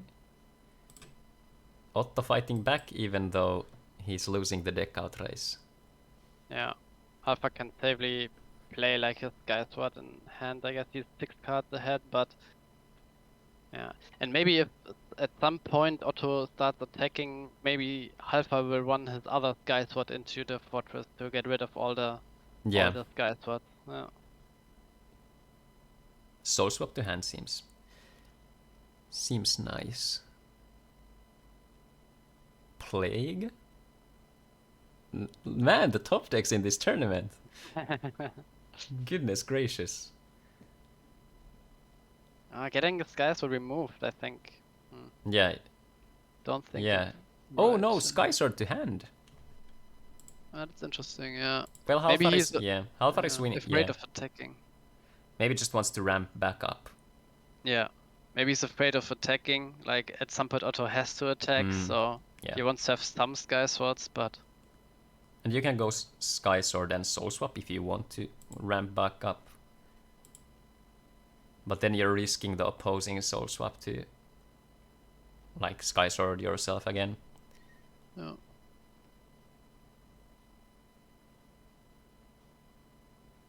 Plays the Brosam tribe and not committing to the Sky Sword, which would have been only like 1 card difference, but again Sky Sword would have been on the field here. And you could have maybe followed up with the Bronze Arm if you wanted to. Yeah.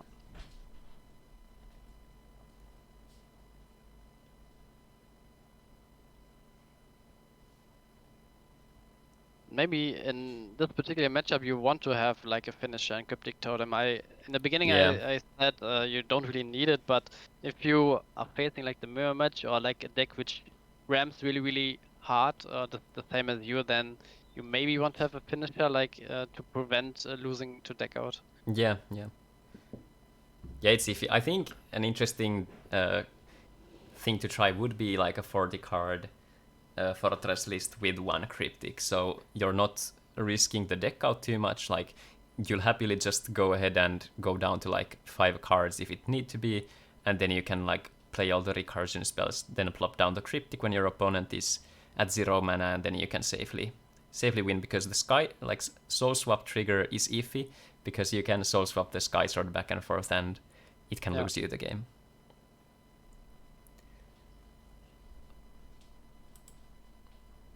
Let's see, Otto with 2 cards in hand. Oh, we see the Juliana in this matchup. That's the Brookiana, yeah.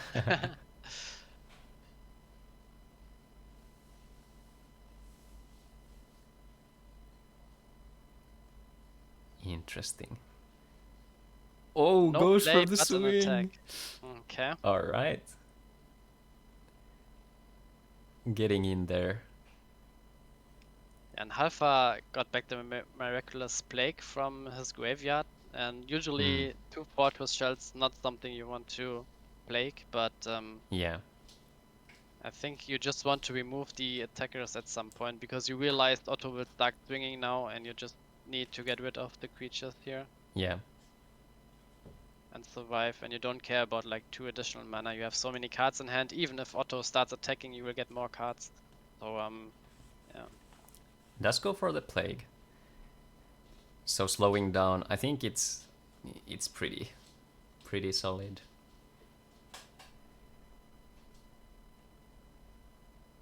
So Spiral Gate to hand and Terror Pit to the grave. Looking to do the Fortress and Spiral Gate, it seems like. The Saucer Head. Yeah, just Fortress here, yellow mana, and maybe Darkness. Yeah. Yeah.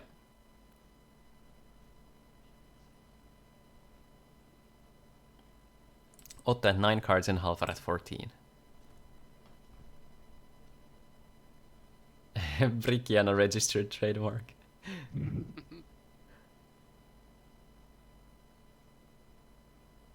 Oh, was this game 1 only? I think this is game 1. Yeah, that's game 1, yeah. Let's see, so the bracket is... If FN Rush wins, one of these guys will fall to the loser's bracket. We might have a either a fast final, or we could have a rematch between Halfar and Otto. And if Otto manages to win, or whoever loses this one, manages to... the loser's bracket finalist has to beat the winner's bracket finalist 2 times. Because, like, if you've survived without losing until the end, it's usually balanced that way. So you have to be eliminated twice. So because it's double elimination, if you're the winner's bracket finalist, you haven't lost even once, so it's only fair. Yeah. And here Alpha is going for the deck out plan even more, getting out the Blossom type. Doesn't care if Blossom type breaks the shield, he can just kill it the next turn. Yeah. For Loco. Yeah. Sky Sword, not. It was useless. Yeah. Yeah. Although Sky Sword would have provided with light mana, but not sure if it counts here. Yeah, he has like another Sky Sword in hand from earlier, and he avoids Sky Sword to be either played out or even charged in mana. So, yeah. The FN Rush mirror will be really, really interesting though. We'll have to see if the Torkons come to action, and also how the players will like pilot around potential trades, and because that's something, it's not as one-dimensional as other matchups or mirrors where like, or not necessarily mirrors, but matchups you kind of have to figure out if you're playing the control game, if you're playing the aggro game. So because FN Rush has those speed attackers, if you want to just swing the shields and leave your creatures vulnerable to an opposing swing, if you trust in your speed attackers to go through, it's pretty interesting. Fell Eager. Oh, you didn't have Sky Sword in hand, only this one, yeah. Gets the soul swap. Probably swapping the Bronze Arm tribe again. Yeah. Ooh, Sky's Spiral Gate. So Otto playing the Fal Iga gets soul swap. I don't know, this is a rough spot. I'm not sure about the Spiral Gate charge because you're exposing yourself to getting like mana burned on blue mana again, because Alpha has the soul swap in hand. So if you don't use the water mana this turn, just hold it. Yeah, also you could bounce your Loco and play the Loco, but then you don't have a creature to... But if you, in the end, you're already swapping the Loco out, I think you could have discarded the soul swap. Oh, this was pretty safe too, because even with the soul swap, Alpha will only get to 8 mana and can't stop the Fortress Shell out, but goes for the replay. Ah, okay. Morbid, okay.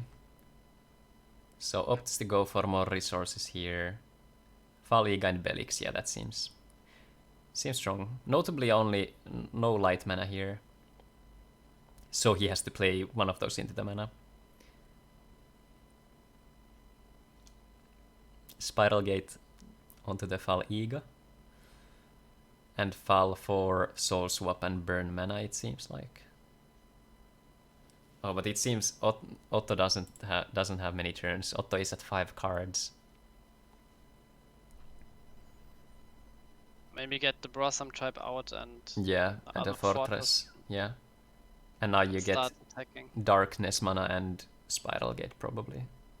Oh, it's the fortress. All right.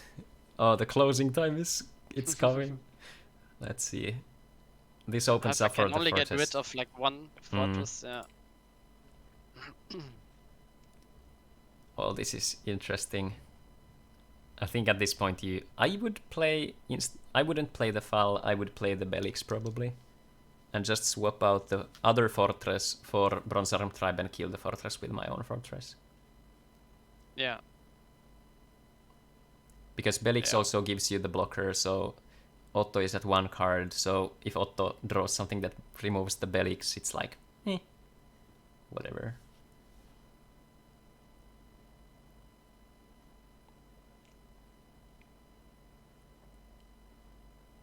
Ooh, Belix. Soul swap. Oh, but what? Not. You don't have green mana here. Yeah. Oh, you have the Blossom tribe, but but I don't think you don't. I think you want to swing the fortress as bad as it feels like, but. Yeah, I think you swap your Belix out and get like Fal in another attacker here. Yeah.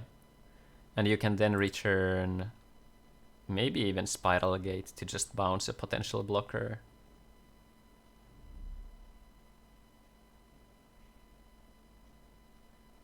Let's see. Seems like it's gonna be the Thalia. Let's see what Otto gets. Oh, the deck out is coming. But yeah, I think doing the Belix and the Soul Swap.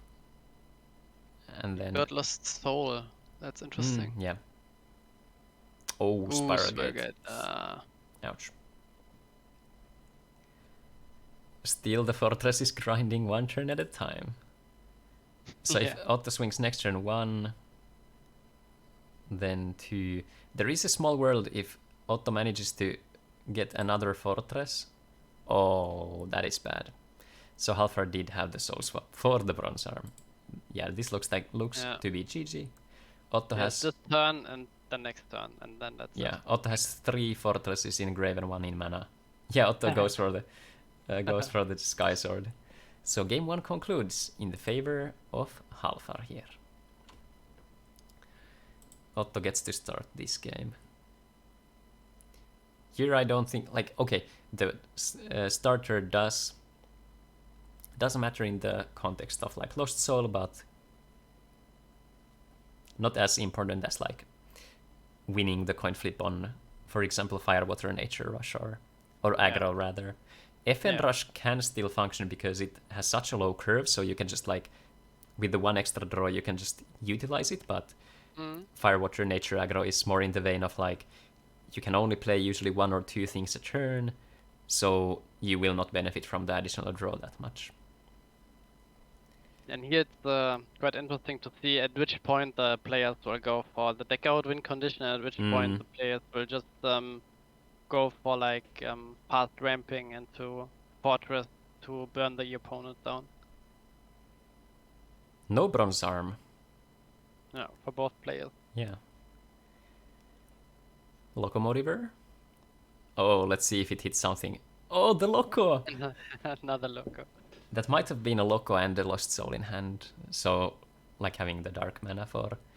That is also something to consider, is that if you're really, really vulnerable to losing in a 4-color mirror, or as a 4-color deck, if you can't afford to lose your mana colors, you should maybe charge the mana even if it's not the best thing to do right there, but to have all the mana colors you need. And Otto didn't play anything on turn 5 either, so let's see if Halfar has a play. He's just charging and okay. This is the slowest Lost Soul race I've ever seen. Yeah. Oh. Okay. Swapping. So you... Oh, the Lost Soul. Discarding Lost Soul. Yeah, so you were right. He had the Loco and the Lost Soul probably. Yeah.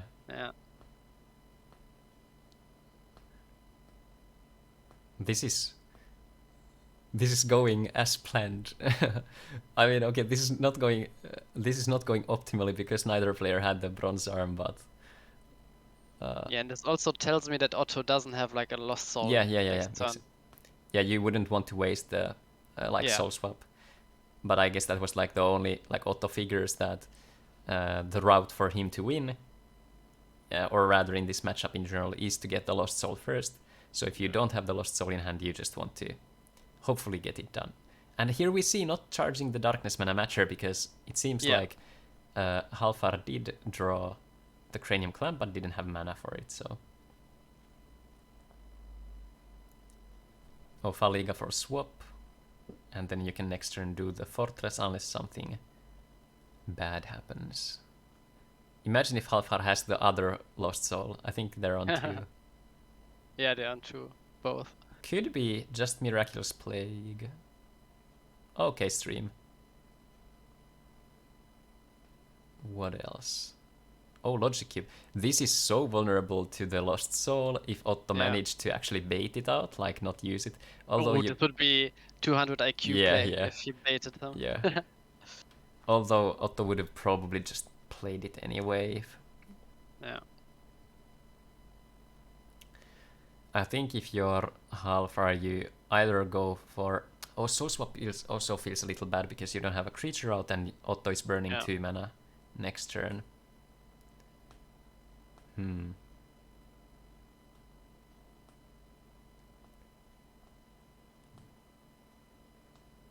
did see, Cranium Clamp. Yeah, that's fair. But if this is charge mana and Soul Swap Fortress, Otto is at 0 cards and at an alright. Yeah, seems to be charge and Soul Swap. Oh, but still has the 1 extra card. Yeah. Yeah. Would be nice if he has like another play here. Yeah, like a Bronze Arm Tribe would be very nice, or Sky Sword even. Yeah. Gets the Darkness mana out. That is very smart. Oh, foul. Oh, another foul. Oh, Soul Swap. If Halfar doesn't get the Darkness mana here, it's gonna be rough. If Halfar does have the Darkness mana, then this is all right, because Otto is at top deck mode and Halfar has a lot of cards in hand. Yeah. But in a 4-color deck, it seems like you have to like, it's not that consistent. Like, you don't have half of your card be darkness. Yeah, we don't see the clamp here. And you also have like Miraculous Plague, which comes into mana zone tapped. Yeah. Although it's darkness mana. Yeah. Did get the Cranium Clamp in hand, so now he can hold the clamp, and like he has 2 clamps in hand, so he can go clamp into mana. But it doesn't feel super meaningful here because Otto is only at 2 cards in hand, out of which 1 is Soul Swap, and it's getting played this turn. It would be interesting to see if Otto starts attacking after burning like 2 more mana, because Halfar's next turn probably is just like charge clamp, play clamp. So yeah, he has to answer the board first. Or decides to swap. I would have gone Fal Iga for the... Oh, but then you don't have green mana. Yeah, this is better. Oh, wait. Yeah. Like, I was thinking about just getting the other 5k creature out, but then you'd not have access to green mana, so... Yeah. But I think waiting here is good, because at best Halfar can go... like a ramp for Sky Sword. Yeah, he decides to hold both the clamps. Yeah. Another Soul Swap top deck. Damn. And now you get the dark and the green mana. And now it's looking really good. I think you can afford to just wait for, like, your Halfar is not gonna touch your resources. So I think waiting here is fine. Yeah. Yeah, I think passing is, because even if you attack with both parts, you don't get the game the next turn. I think you should attack when you put your opponent like on a 1-turn clock, like, to answer. Yeah. An energy stream would be absolutely fantastic here. A Fal Iga would be. Belix would not be too good. Here Otto didn't charge a mana, and because the Cranium Clamp is coming down now. Maybe just baiting it out. Yeah, maybe he has like 2 dead cards here. Okay. This was good. That's alright. There is a reasoning to play the Sky Sword. Oh, Photos. Oh, there's the tech. If you get like 1 more creature out that can attack, you can decide to attack, because like Photosight will clear like the board most likely every turn. And then maybe. Oh, the Sky Sword. So do you feel another swap? Oh, but it's... Oh, Halfar is losing the deck out race. Yeah, he played like 2 Sky Swords, and the Energy Stream and Logic Cube, he's like 8 cards behind. So Otto, I think, can just sit back here and not do anything, kill the light creatures every turn, and yeah. Oh, Surfer. No blue mana, so couldn't bounce the Fortress.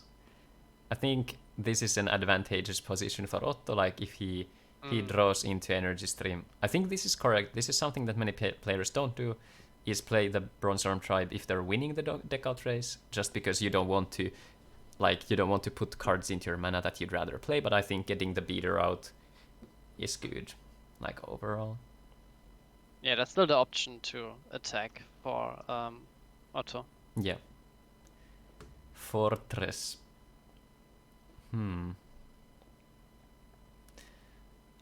Oh, the Faliga is getting... Oh, go... Okay. I like it. But So now this is Otto one more has- attacking creature, yeah. Yeah. He has 5 attackers, so good attack with 9 mana. everything. We could see like stream would be ideal, or... Oh... Okay, fortress. Okay. Not bad, yeah. Yeah. Does decide to go for soul swap, probably. Yeah. Now it's top deck mercy for both players, but Otto is in a winning state currently.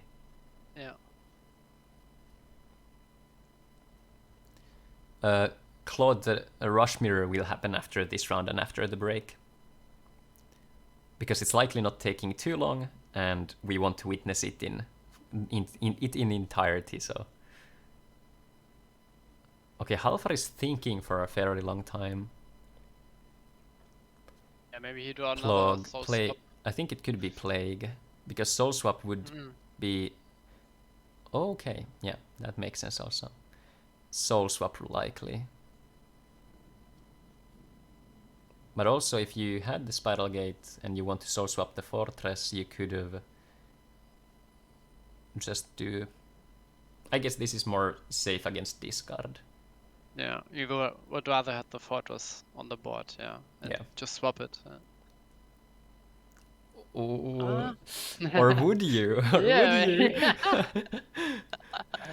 We get to now see... let's see if the photo side comes out now, or if he burns mana. Okay. Yeah, I think burning mana, it's another... yeah. Yeah, you put him off of 2 colors, which is important here. Okay, does have the darkness here. Soul swap in hand. There's no recursion here. I mean, oh, and no blue mana for stream if you decided to go for that. Okay. Logic Cube. Logic Cube. He can see his shields now.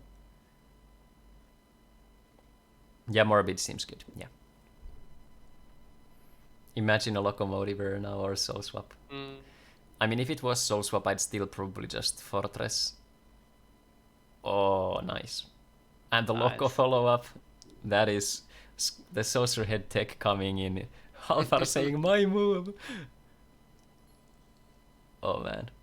I'm getting Extreme Crawler vibes from the Saucer Head.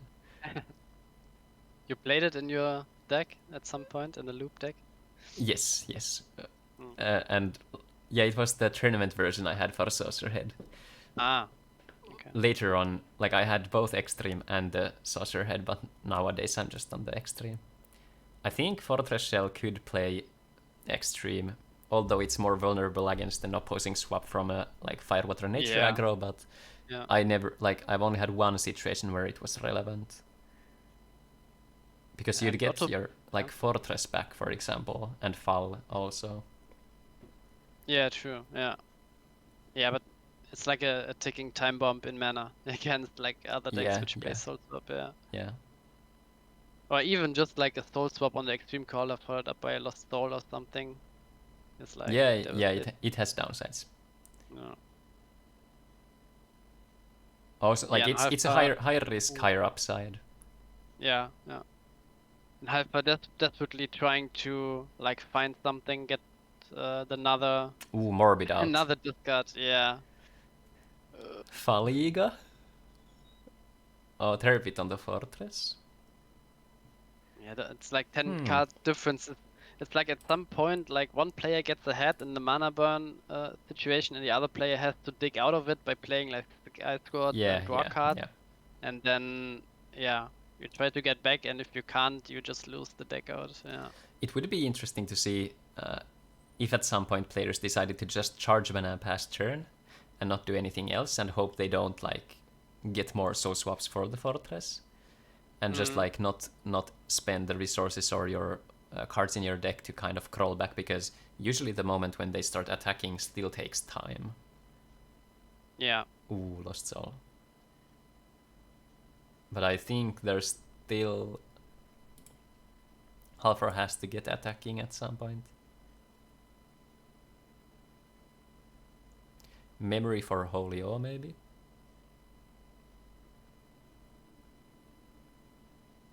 Yeah, actually, I don't hate Holy O here. Morbid is fine too, yeah.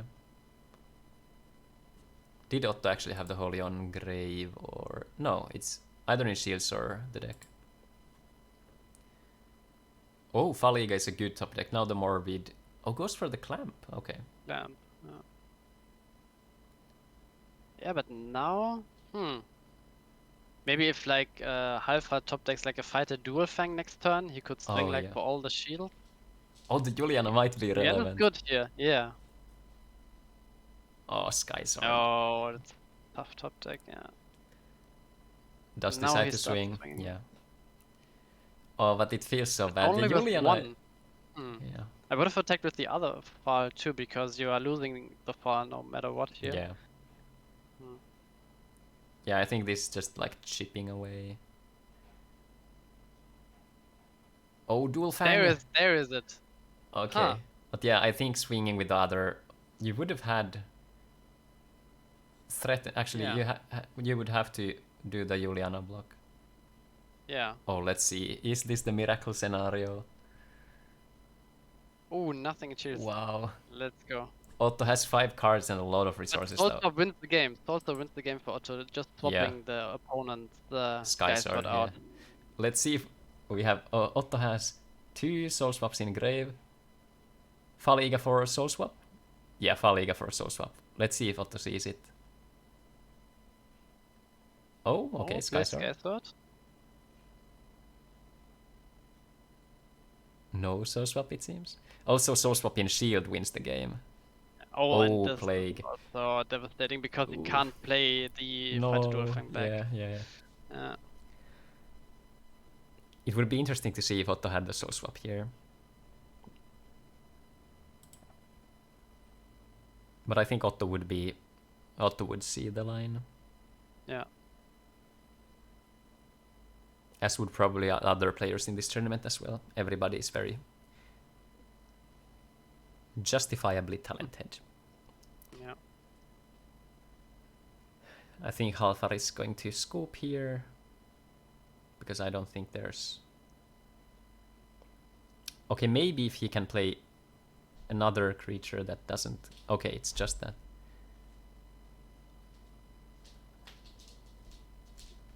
Is there a Holy O is in mana?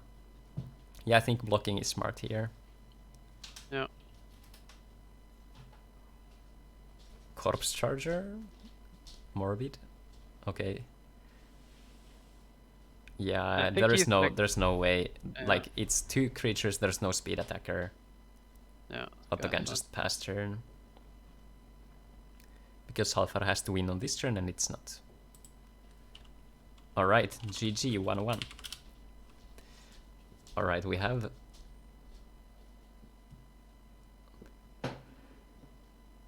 Oh, someone is saying Otto is known for missing Sky Sword swap deck out situations. I think that is Sasu based on the emote, because Sasu uses a space between. Oh, okay. Like, you know him really, really well then. It's, I pick up tendencies fast. Let's see. The Bronze Arm Tribe turn 3. Let's see if anyone has it, yeah. Oh, the tension. Do we get to see? Oh, okay. There it is. Game is over. GG. Unless Otto has the Bronze Arm too. Otto's Sky Sword charge does signal that he has a Bronze Arm Tribe in hand though.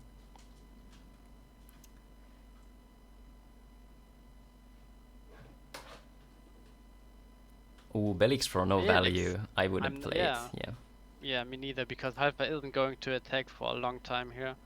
This is playing the Belix out is good if you're expecting the the Locomotiver 50-50. This is literally... Oh no. So if this is not a rainbow...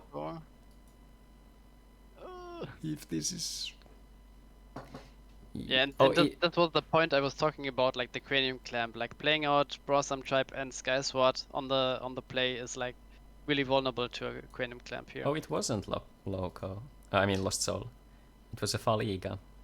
But still, Soul Swap for Fortress coming next turn, Yeah. while Otto's only at 5 mana is Yeah. pretty huge. Okay, Does Skysword ramp though? is Yeah. alright, but it's still a bad position.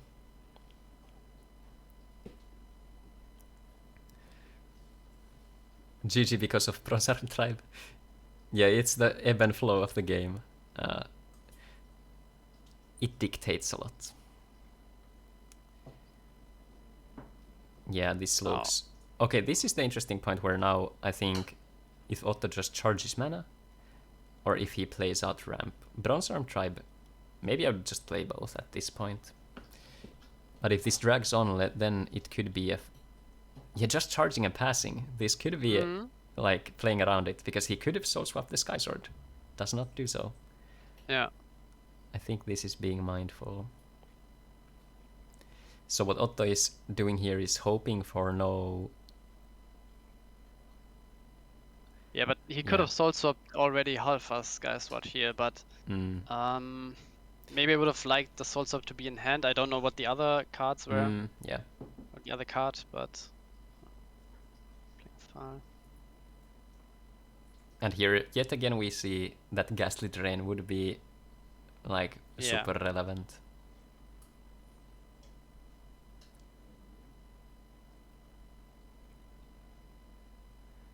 Halfar.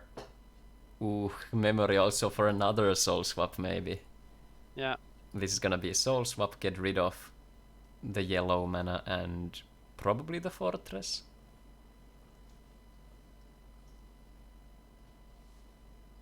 Yeah, I think those are the... Yeah, maybe both blue manas also, because I don't care about the Skysword, but the Fall is still there. Yeah, I think Miraculous Snare could be iffy on the... But you have one fortress anyway, so I think you can go for... Like, okay, it doesn't matter too much, but yellow mana and fortress seems fine. Yeah. Or goes for the Spiral Gate. So opts to get rid of the Miraculous Snare also. Morbid for some cards. And let's see, Otto's ahead in deck outright, but behind on mana, and let's see if Halfa can put up pressure so Otto has to do something, or if Otto can just continue to get his mana burned and just charge mana pass. So Halfa is forced to attack at some point. Yeah. Sasu, I see the aspect, but you're spamming Skyswords at such an alarming rate to mana ramp you.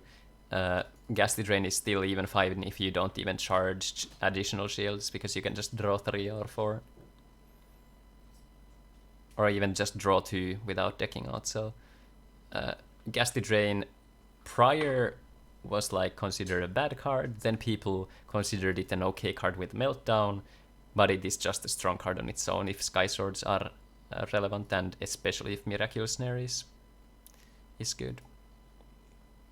Even in blind metas is really good for controls, especially if you're at 50 cards, because it doesn't matter that much at one card.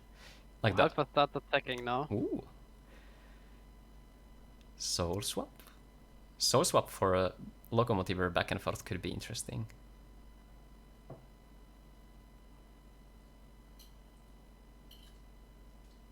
Let's see.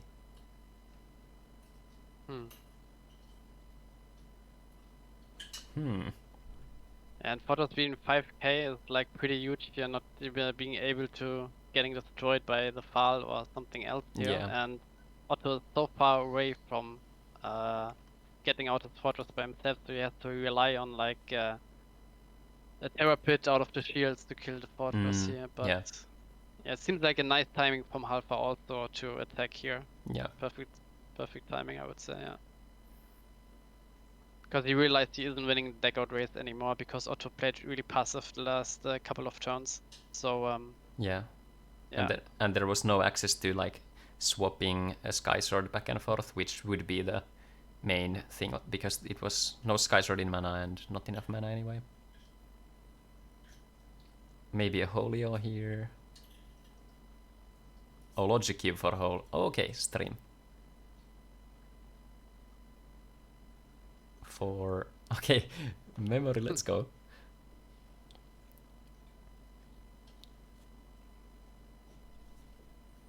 Oh, no shield trigger, this is... Yeah.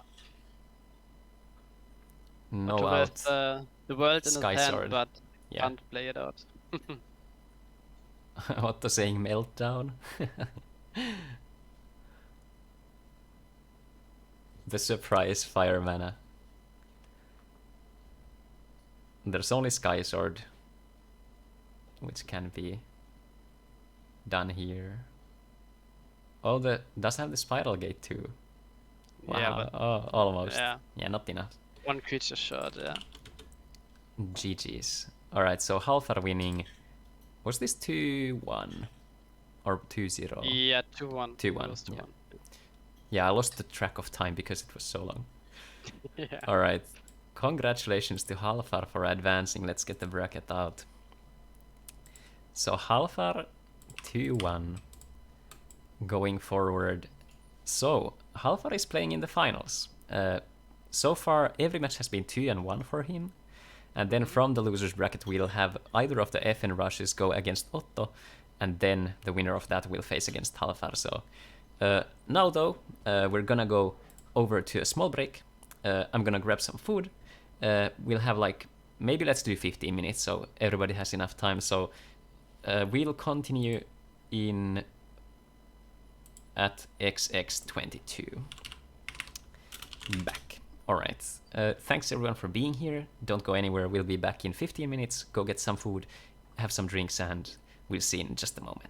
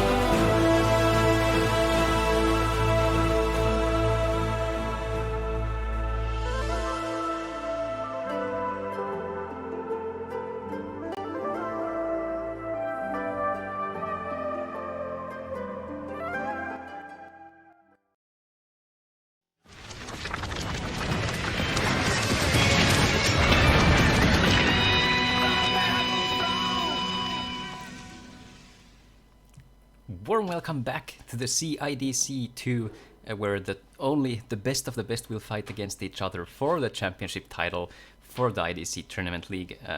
It's Sydelio here, and joining me is Spaulding. Say hi, Spaulding. Hi, guys. Awesome stuff. So, we played out the first two first winners brackets and then the losers brackets thing. Nice houseman, where's the address? Somewhere in Finland. Deck lists that we still have left in the tournament. Let me check out. So we have Halfar, Otto, Solomon, and X-Boom. So we have 2 of the Fortress burns. So Halfar's burn here. And then we have Sasu here. I think, was it Sasu or Otto? Yeah, it was Otto, right? Yeah. So Otto and Halfar are on these lists. And then we have the 2 fantastic FN rushes with small little differences with X-Boom and Solomon. And we're going to be seeing Solomon and X-Boom battle it out in probably the fastest game we'll have here. It might be a little slower than the Firewater Nature aggro, mainly due to the fact that we could see some trading go on here, but we'll see how it shapes out. Yeah, and usually the player who starts is on the aggro plan, and usually the player going second is like on a defensive plan. So you will see how these guys are piloting this. Of course, Solomon, looking at his list, yeah, he has like the 3 common missiles, which are completely dead in this matchup.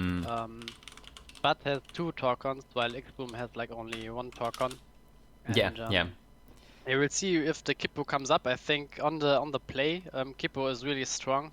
But on the draw, I think Kippo, you are already behind 1 turn in mana, and you don't want to set you back again. Yeah. So, Yeah, I think Kippo is better than Comet Missile here, but those are small nuances. So I think the 1 extra volcanic arrows will likely count here. But on the other hand, the 2 Torcons for Solomon is definitely a thing to consider. But so looking at the bracket, so we'll go over the first lower match here. So we'll look at the Solomon and X-Boom, and then after that we'll look at the losers bracket finals, which will be Otto versus either of the FN rushes that win, and then we'll see the finals. So we'll either have a Fortress burn mirror in the finals, or we'll have an FN rush versus the Fortress, and it would be cool to see the FN rush face the Fortress, but we do get to see it in the next round. So without further ado, I'll open up the client and we'll go watch out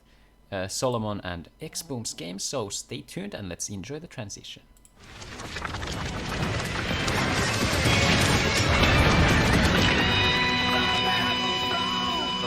what are you expecting? Who's gonna win? What is your prediction for the Oh round? yeah, before we see I think this is favored for X-Boom because of the no Comet Missiles and 1 more Volcanic Arrows. That is just my prediction, but it depends. I'm going with X-Boom, with him as well, but of course, as you wanted to say, it depends on the dice roll here, which we don't know yet. Yeah, so let me see. Properties, switch over.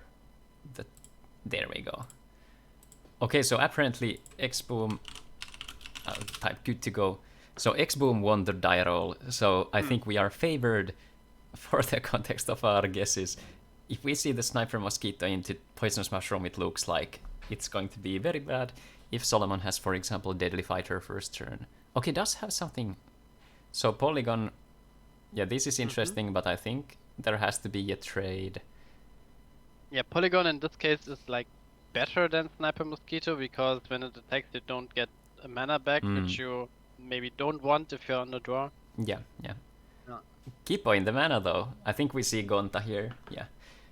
Oh, will X-Boom attack? He will. And probably the Quixotic to hand. Yeah. So I think if you're Solomon here, you have to kill another Gonta of his own. So this like chess, 1 piece at a time, you take a piece away from your opponent.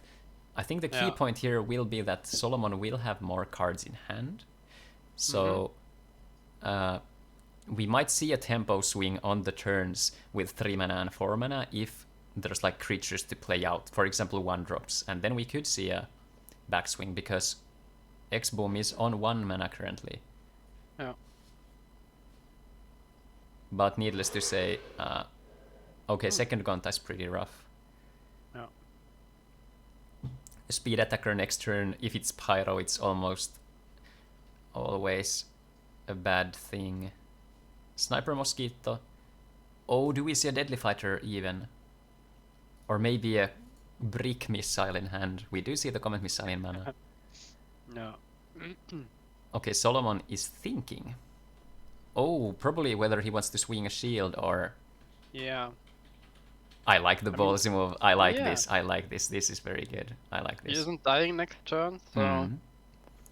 But he isn't also not winning next turn, even if X-Boom goes for the shields, except it's a talk-on, like, into a speed attacker. But, yeah. I don't believe true, X-Boom will trade here. I think he's like Hmm. 1 turn ahead because he started, so... Yeah. I think he should go for the shield. Last shield Volcanic Arrows might be interesting if we get to see it onto the Pyro, which is... Oh, Rikabu only! Ooh. That's also nice, getting creature on the bot, forcing last someone shield. to trade. Oh. I think there's gonna be a Volcanic in hand, though. Okay, Solomon does a small flip maneuver there. I mean, this isn't... Depends on X-Boom's hand, but this isn't over... Right, No, like... It's not, yeah. He needs the volcanic arrows to clear the other Gonta. Yeah. Okay, If he doesn't have no. it, that's Okay. GG. Yeah. Seems like Solomon is saying GG. So 1-0 for X-Boom here. Didn't draw the Volcanic Arrows. Maybe if one of the Comet Missiles was a Volcanic Arrows, we might have seen it, but impossible But Solomon to say. is also a guy who's saying GG when it's turn 3 in a game, so Yeah. maybe he's like, yeah, he's that wait thinking. So Yeah, you gotta... Hmm. I'm trying to ask. I'm just saying, just play. If you have an out, like if there's a theoretical chance that there's no speed attacker in hand, then Yeah. you should play. Your best odds of winning is playing the Volcanic Arrows. Like if there's a charge mana, 2 1-drops, Volcanic Arrows, no speed attacker, then you just can win. Yeah.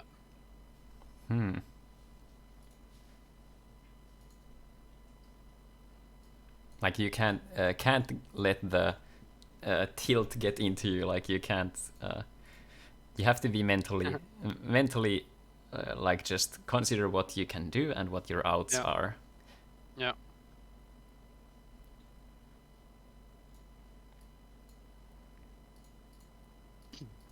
So thinking, okay, does charge the mana, so there probably is the Volcanic Arrows because he is thinking.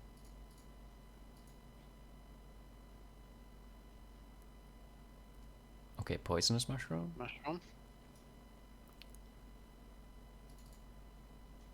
1-drop and the Volcanic.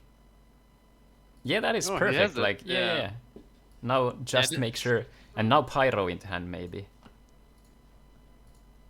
Oh, he doesn't want to get the thing bounced, and I think you don't attack here because there's a talk on in X-Boom's. Yes. Could be in X-Boom's shields, or he could get a speed attacker, which he might not have have in hand. And if you play your speed attacker next turn, you have game anyway. Yes, so, yes.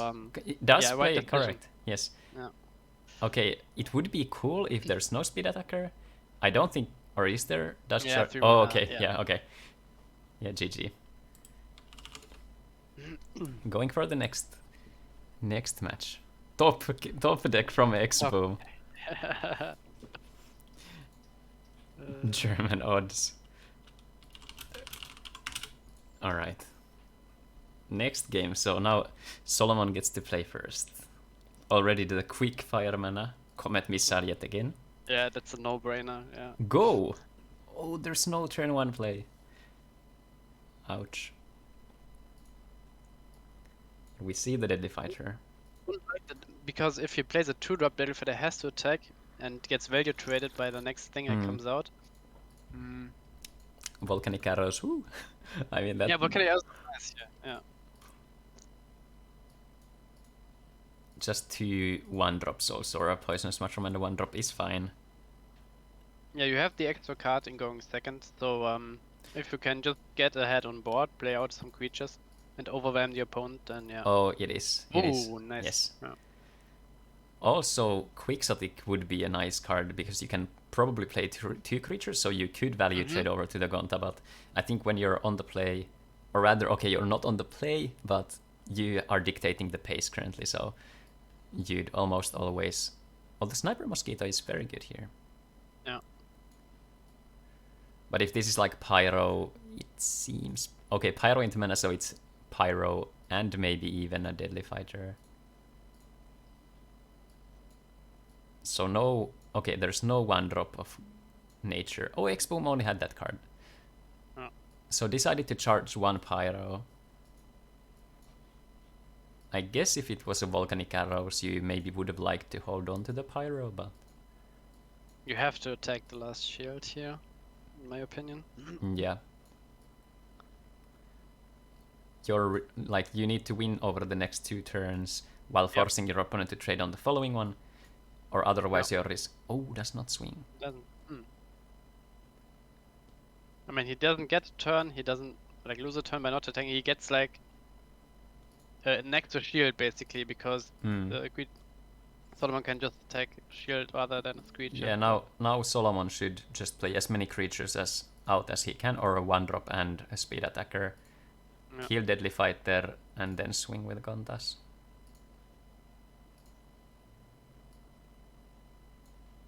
And get back the Volcanic Arrows, probably because you'll be at 0 shields.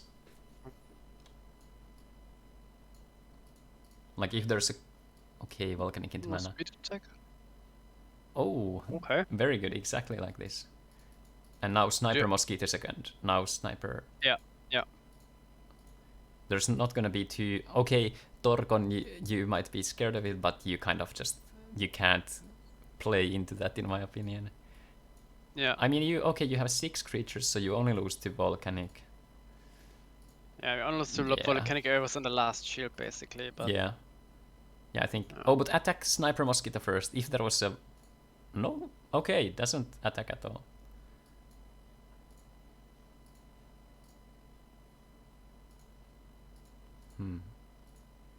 I mean, it's not like... It doesn't matter too much, but...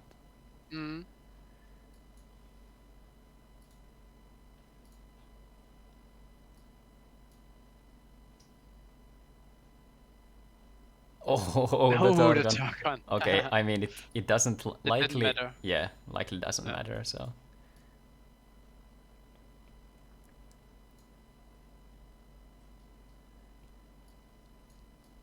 Oh, so many creatures. Maybe the surprise burst shot?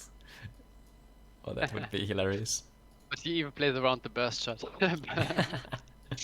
But... Do we see the last shield, Volcanic Arrows? Alright, GG.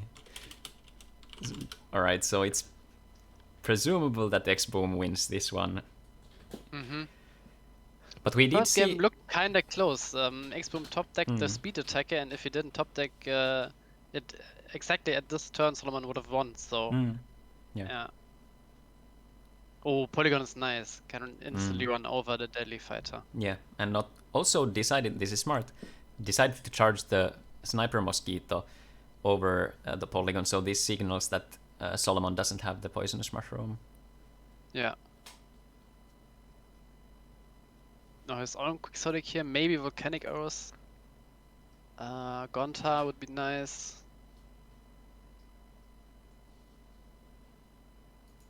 That's fine. Yeah. Now, do you trade or not? I don't know. But look at the mana. We see the tech cards, the Brutal Charge and the Key Point there. Yeah. At worst, they're mana cards, so...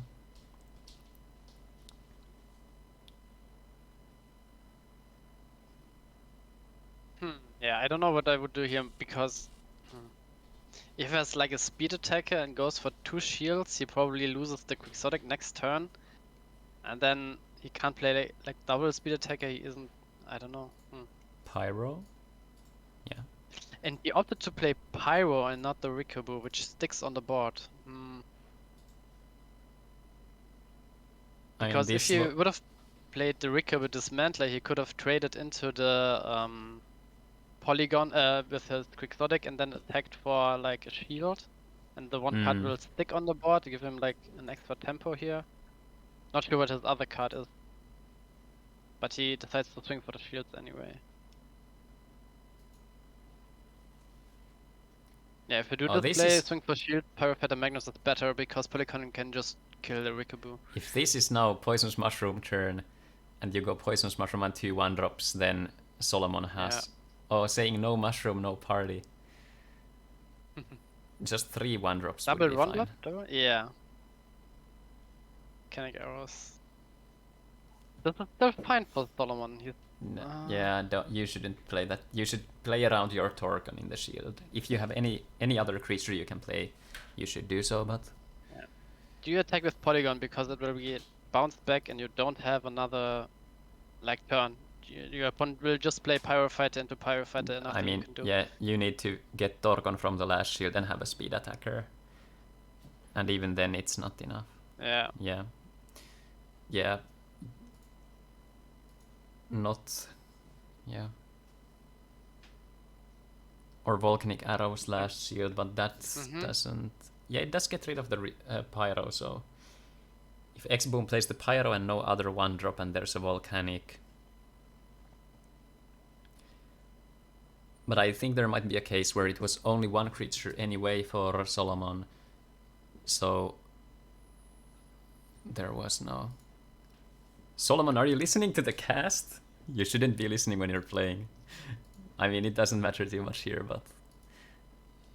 And yes, Volcanic would be enough.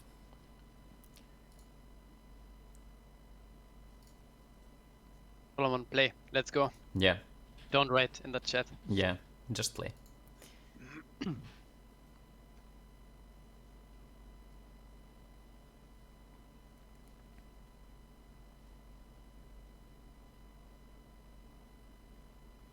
Yeah, decides to end, yeah.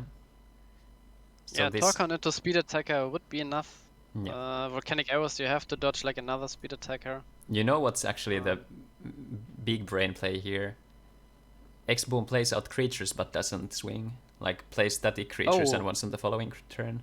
Oh, yeah. Easiest win on the world. Because then you don't lose. Yeah. Yeah, that's what he's going for. Yeah. Yep. Smart. Good sequence from X-Boom. Yep.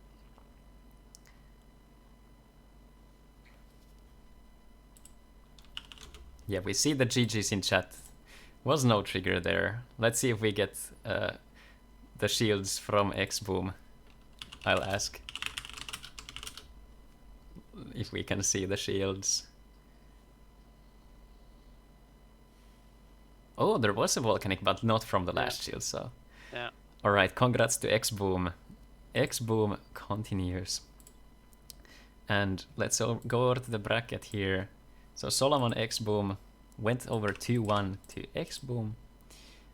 Congratulations to my fellow Finn. We do... Fortunately though, it's FN Rush going to the losers bracket finals, so... Solomon, don't be too sad, we have the representation there. Otta and X-Boom, feel free to make the room, we can hop over into the game. And also, it's going to be a German player versus a Finnish player in the finals, so 2 nations going strong. Alright, let's see. No room yet there. Let's see, I'll write. So usually our prediction was like voting for the Fire Nature Rush to win the Fortress Burn matchup. Do you change your mind in this one, or would you? No, I'm guessing X-Boom here as well. Yeah, just looking quickly at Otto's list, like 2 Juliana, 2 Snares. Yeah, like the tools are fine, but it also depends on the die roll, but I think overall the consistency just in 50 cards on average isn't there, so I think ever so slightly, I favor the FN Rush to be more consistent with the cards they need. If there was like a dimension gate for the Juliana, then I would expect things to be more over to that side, but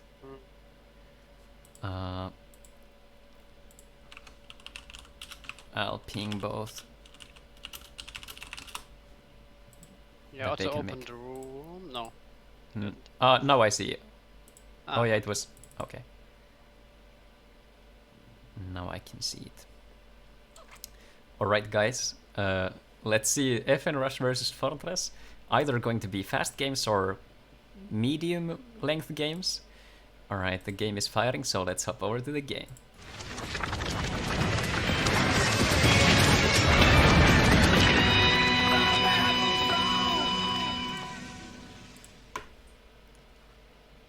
Alrighty. So Otto and Solomon played again a couple of rounds ago, and Otto won the game like 2-1 or 2-0. 2-0, like yeah. Yeah. So I guess this okay, let's see the die roll. Okay, X-Boom won the die roll. Yeah. So I think this is probably the way I'd like to see the matchup go, is to have the FN Rush win the die roll, because I think even if you if Juliana comes down, it's already kind of a hard spot. So we might see the Belix also here, because there's the Sky Sword in mana. So it's definitely like a more interesting matchup than one could maybe consider at the start, just based on like it being 2 1-drop. Oh no, okay, just Deadly Fighter. Is that a Turbid. Okay. Yeah. And yeah. Yeah, that's fine. Saves some shields, so. No Belix. But there is the Sky Sword set up for the Soul Swap, so if we see the Bronze Arm next turn, Otto is in a nice spot.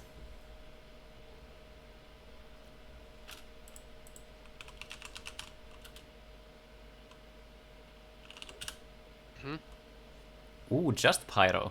That doesn't feel too good. Yeah. You really wanted to play like 1-drop, 2-drop here. Do we see the Bronze Arm? Or Juliana? Yeah, Bronze Arm, this is... looks very good. State of the tournament. We're currently in the losers finals. And here, the winner of this match will go against Halfar on the Fortress Burn in the finals. Okay, Pyro still going strong. Soul Swap? No Soul Swap?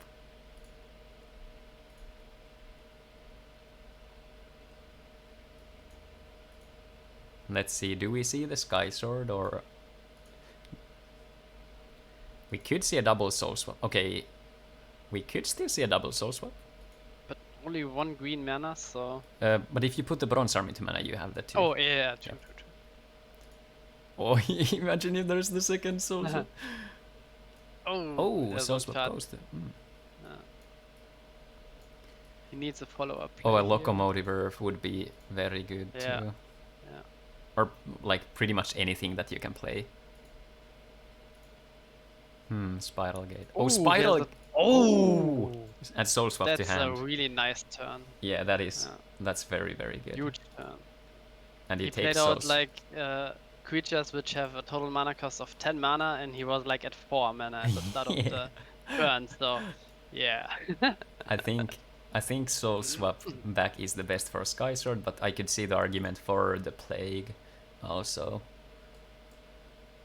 Yeah. Holio is interesting too. Does go for the Plague, okay. Yeah, that is surprising. Yeah, maybe we will definitely see the fighter attacking, and then you decide if you want to block with your Belix or not. Yeah. And then if he attacks the Polygon, it gets bounced back, so there's basically no field to bounce with Plague. So maybe the Soul Sword was better here. I think if he goes Pyro and swings, you just let it through in this case. Yeah. Like, I can see, I would agree with this. Because now you get to do... Yeah, this looks full value Plague, yeah. And Rikabu and Poisonous Mushroom, in my opinion. Like, Volcanic is a little risky because then you lose either Belix or Sky Sword. and your opponent can't play 2 speed attackers anyway. Oh, just the skies. Oh, maybe had. Imagine if there was a soul charge swap. mana. Yeah. Yeah. And a tap mana, yeah. Okay, at this point I think you play a creature, play Pyro, attack with Pyro, and then attack with both polygons too. He charges to 5 mana. Does he have another 2-drop? Like another Volcanic Arrows would be huge here. Oh, Volcanic would be perfect. Okay, that's fine. Just decides to stay up with the mana. Yeah. I think he has another speed attack in hand, so he's banking on double speed attack next turn with 6 mana. I like attacking here. And now there's the instant block, yeah. Yeah, I like attacking here. Then both to the hand, double Pyro Fighter. Lost Soul is quite devastating here against Finite Rush. You don't see it often, but would be nice here. The mana there, Lost Soul. Oh, get punished. Yeah, I didn't. Yeah, the double attack. Not sure. I think it's correct. Oh, the Engineer Kippo. Let's go. First time. Yeah. Because you could have attacked like this turn, but maybe he wanted to play around the Miraculous Plague by like only have like 1 creature exposed to it. But now 5 mana with Finite Rush feels kinda awkward. Yeah. Yeah, so much mana on Otto's side. Like the turning point was the Soul Swap Bronze Arm Tribe Belix turn. That was nasty.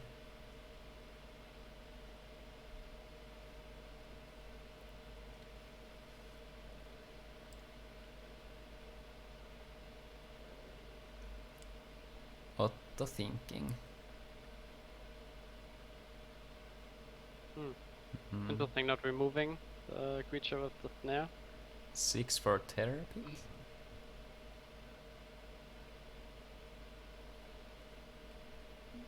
And then you probably want to get rid of Morbid from the grave for Faliga Morbid or Holia. Technically Otto should choose first. Oh, it was Otto did. It was Stream.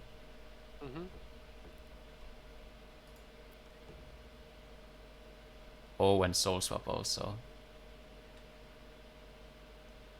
Just Sky Sword back and forth, I think. It's interesting to see when Otto starts swinging, though. Likely not. I think he has time here.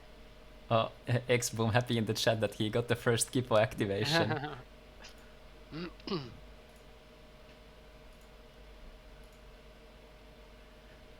Gonta. Okay. Not the worst, like just playing out the threat is okay. Yeah. But still 4 cards on Otto's side. If there's like Faliga into Energy Stream or... Ooh, Juliana is really rough here. Yeah. I mean, you could just swing 3 things. Yeah.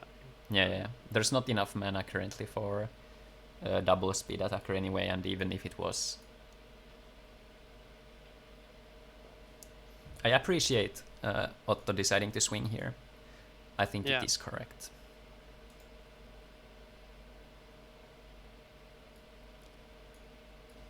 We could see like maybe Torkon from one shield and Volcanic Arrows from the other, and then double speed attacker next turn.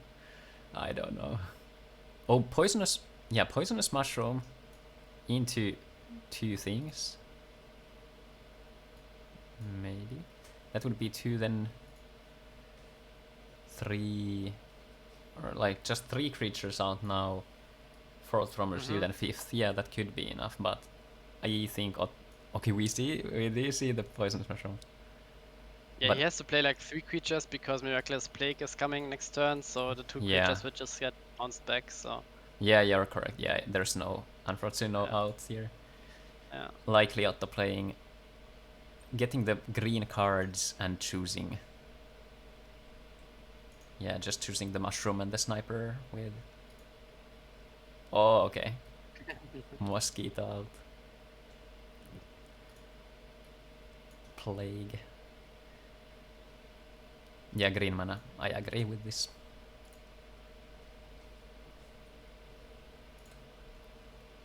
Is there a shield? Alright, GG. Yeah. second game. So we did see the FN Rush start this. It all went downhill from the first terror pit. But let's see. Yeah, you usually need like a shield trigger early in the game and then like a strong follow up with which we saw with Bros and Tribe and Skysword. Yeah. I think it was really high roll from Otto with the 10 mana play while at 4 mana.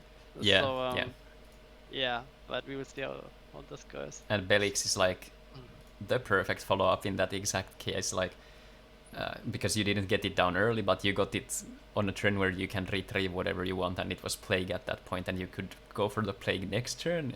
Absolutely insane. Yeah. Gonta is a good card in this matchup. Okay. Yeah, can run over Juliana and stuff, yeah. Yeah, no first shield trigger. Oh, Pyro here seems good, or just Rikabu. Rikabu actually preferably. Yeah. So if X-Boom has exactly like Rikabu and Pyro in hand, and got a mana for it, this looks... Okay, decides to hold on. Okay, Torgon. And yes, swinging with Gonta is correct. Oh, that is probably a soul swap because it's thinking. Yes. You just, I don't know, not super beneficial, but I guess you can... Imagine if this was one turn later when you have the bronze arm out. Yeah, yeah. Yeah, this is if you happen to get like a blocker. I mean, still bronze arm. Okay, Juliana. Oh, nice. Yeah. Juliana is fine, but it's still potentially not enough. The ideal scenario would be block the first thing with Juliana, then opponent hits a shield trigger, you swap over to Sky Sword, and then you can trade back on your turn. Yeah. No speed attacker. Or... Okay, yeah, no speed. Oh, Kippo! Ooh, second time showing up. Yes. And now it's just has to be go time. Oh, holy all. Okay, yeah, saving one shield. Yeah, better from there than the last one. Because... Oh, it could have attacked, yeah, the mushroom. Yeah, then that is very good. Yeah, but... Yeah. I don't Maybe like Bros some tribe into Belix and then hope for soul swap and shield. Double Spiral Gate is not an option either. Like Spiral Gate would have been pretty good. Yeah, Bronze Arm into Belix. But he doesn't have either of those. He tapped his blue and his yellow mana, so Yeah, but he did get the yellow from... Oh yeah, but he would have kept... Yeah. Kept the dual color open.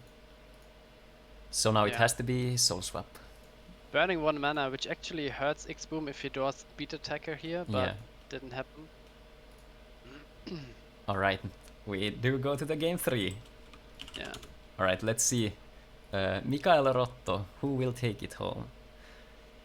Alright, Otto does get to go first, so I think if this is a turn 3 Bronze Arm tribe, Otto is looking pretty confident. And also like the ideal curve would probably be Belix turn 2 and then either Bronze Arm or Juliana on turn 3. Yeah. No Belix, okay. Yeah. And Mikael getting the Deadly Fighter first here in all games, which is not ideal. Like it's solid, of course, it's a 1-drop that swings, but... Oh, poison, there has to be a mushroom then. Yeah, maybe just the mana wasn't right, or I didn't have another 1-drop in hand. Yeah. He's thinking. Okay. Yeah, either Holy or Soul Swap here in the first shield. But even for Soul Swap, I would have gone for the mushroom, I think. If you have it like Juliana. Oh, whoops, we saw Terror Pit go in there fast. Oh, just Spiral Gate. It's okay, but it doesn't feel too good. Yeah. So notably no Bronze Arm tribe, so Soul Swap is not online for the Sky Sword. Now a static threat like Gonta plus a 1-drop would be ideal. Yeah. And I think we see it, yeah.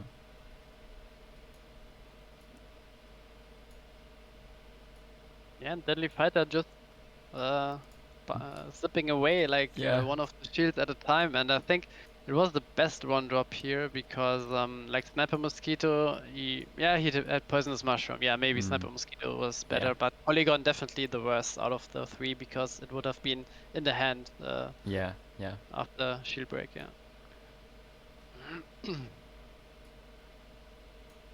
Do we see a speed attacker here? I think we do. See if he has a 1 mana. Oh, nice. We have a Deadly Fighter. Looking beautiful. Yeah.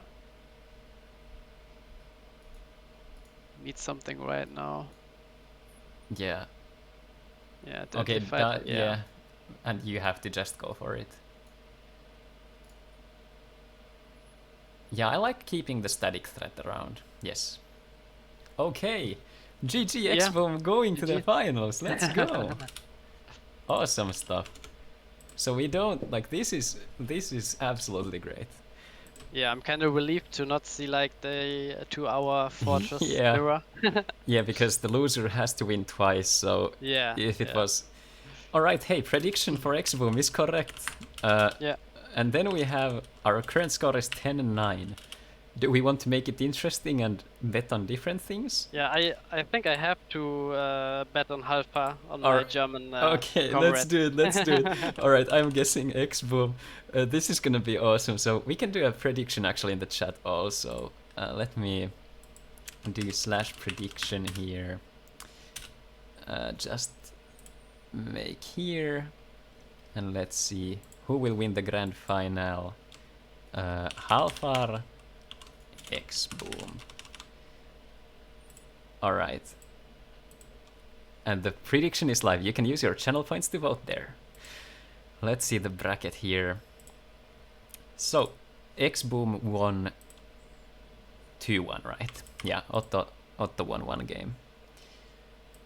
Otto did play well though. I did like the going for the swings when you had the window. Yeah.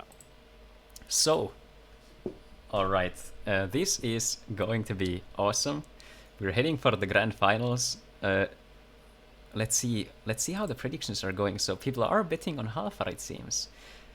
Chose Halfar because the odds are much higher with having 2 best of 3s. That's fair, yeah.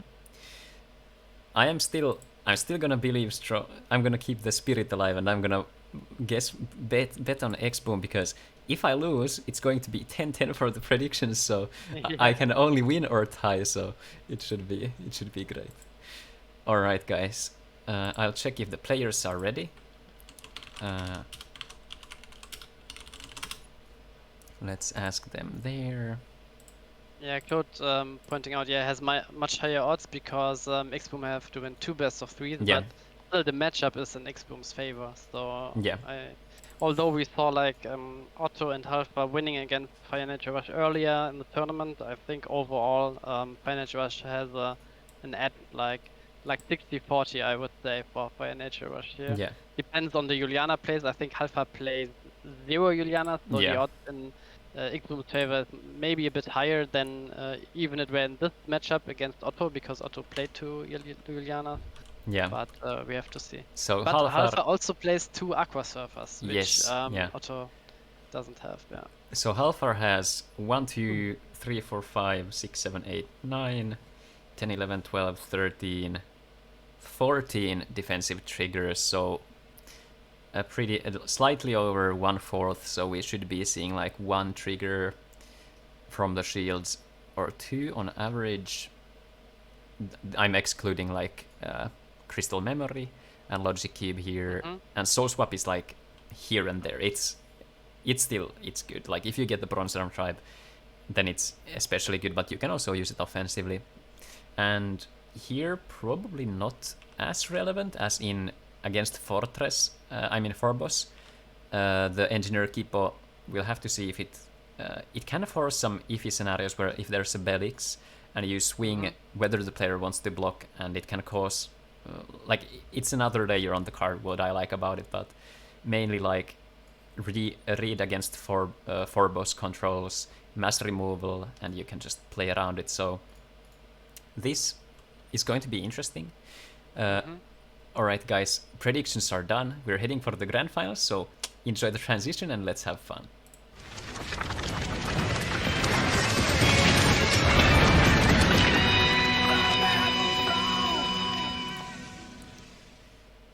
Alright, we are in the grand finals here. I'll type ready. Yeah, the players are discussing how it works, but yes, so the case is that there's, as you have to be eliminated twice, you have to lose twice in the tournament to be, oh, let's see, X-Boom rolled 3 and Halfar 10, so this is obviously very favorable for Halfar in the sense that now you get to do your plays one turn earlier, and you're not as gated by your shields. So let's see, Plague, so no Belix coming down on turn 2. But if you have like a yellow mana and have Belix in it, would you play it? If of course depends on if you have like Borsam Tribe on the following turn, but yeah, not sure. Maybe you play it because you know X-Boom isn't on like the Comet Missile, yeah. Yeah, I think if you have a yellow mana, I would play the yellow mana, and then if I had a Bronze Arm Tribe, then it's a question whether you want to charge the Bronze Arm Tribe to play the Belix, but... Okay, so Sky Sword. I would have charged the Sky Sword first if it was in the hand. Just to have... Okay, this does... this kept the Spiral Gate for turn 2 open, but I think I would rather go for the high roll on the Belix if I draw into it, so... Because I think Belix is more impactful. It protects for, on average, more than just one swing. Yeah. But now we get to see if Halfar has the Bronze Arm, we're looking pretty good. We see the quick mana. Okay, Snare isn't the worst. That's fine, yeah. And X-Boom not spending all his mana on the last turn, only playing out one drop on turn 2. Kinda hurts him here, and yeah, he's no threat on board currently. Yeah, he didn't have a play last turn, so... Rikabu is perfect, yes. Charging the Pyro is smart, because the Rikabu is more valuable, at least the early turns here. But yeah, the stream will be here for 2 weeks, and I'll be also downloading it and uploading it later. Memory turn for, like, it's probably a Sky Sword or Soul Swap, but... Oh, there was no Juliana, yeah. Yeah, but he also has to have like a light or nature mana next turn, which he probably has, but it has to be untapped, of course. But I think, yeah, you would search for like a Sky Sword here, and if you already have Sky Sword in hand, you would search for either like the nature or light card, or you would search like for a follow-up, maybe like Miraculous Plague to follow it up after the Sky Sword play. Yeah, something like that. I think also you get to see your shields now, so you can do some estimations. Like if you know there's a soul swap in shields, you might be more inclined to just, I don't know, play like Bronze Arm Tribe instead of something else, or like Bronze Arm Tribe and Belix instead of playing a Sky Sword. But we'll have to see. But still, Bronze Arm turn 3 is what you'd on average like to do, because then you would have access to like more options instead of playing 4-on-4. Yeah. And a speed attacker to accompany it. Okay, Pyro. And here Pyro first. Yeah. Oh, we have a trigger. Soul Swap probably.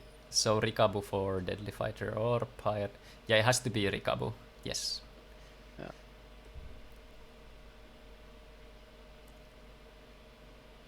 Alright, now probably the Sky Sword.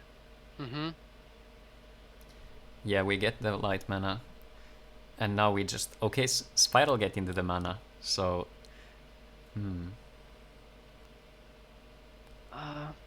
X-Boom, yeah, definitely plays his Pyro Fighter now, and then he needs to have like a 1 or 2 drop also. If he has something like Volcanic Arrows... I think this is smart. Oh, Volcanic would be... Oh, perfect. Okay, yeah. He and prefers then the Pyro. to play the Volcanic Arrows over the Engineer Keyboard just to prevent like some soul swap shenanigans. Yeah. It's very smart and correct also. And you just commit here. And now if there has to be a combination of removal. Oh, soul swap. Oh, therapy onto the pyro. That's nice. And polygon comes to hand, so. Yeah, if he has something like loco and a removal. And even just Sky Sword is solid also. Yeah. Because you're not dead immediately, but. Yeah. It's still not a nice. It's not still like a comfortable spot to be. Yeah, and again, Helper not playing Juliana. Juliana would definitely be really, really good here. But he has the Belix, it seems like. Yeah. Bouncing back Spiral Gate. It's also for Sky Sword. Yeah. Do we have a Locomotiver? Follow up. Oh, Spiral Gate. Yeah. This doesn't change too much though. Like it's gonna be. Could also be even a speed attacker here. Yeah, speed attacker is like 1-1 speed attacker, and then it's looking really bad for Helper again. Oh, it is. It is. Or is it? Oh no, okay. Another nature card in hand, so maybe he would have played Gonta, he would have played like Quixotic over the Sniper, so, or maybe he preferred Sniper to get back like a speed attacker. This could also be a thing. Plague, but okay, so you have to go Quixotic and Kippo here. Yeah. But still, you can still play, like you take the Deadly Fighter to hand. Oh, X-Boom did take the Mosquito. Yeah, maybe he wants like nature mana, extra nature mana. Oh, he take the Ricabos. Okay, that's quite surprising. This just means that X-Boom can go for the Mosquito and Ricabo. Yeah, no, I don't like this. I don't like it either.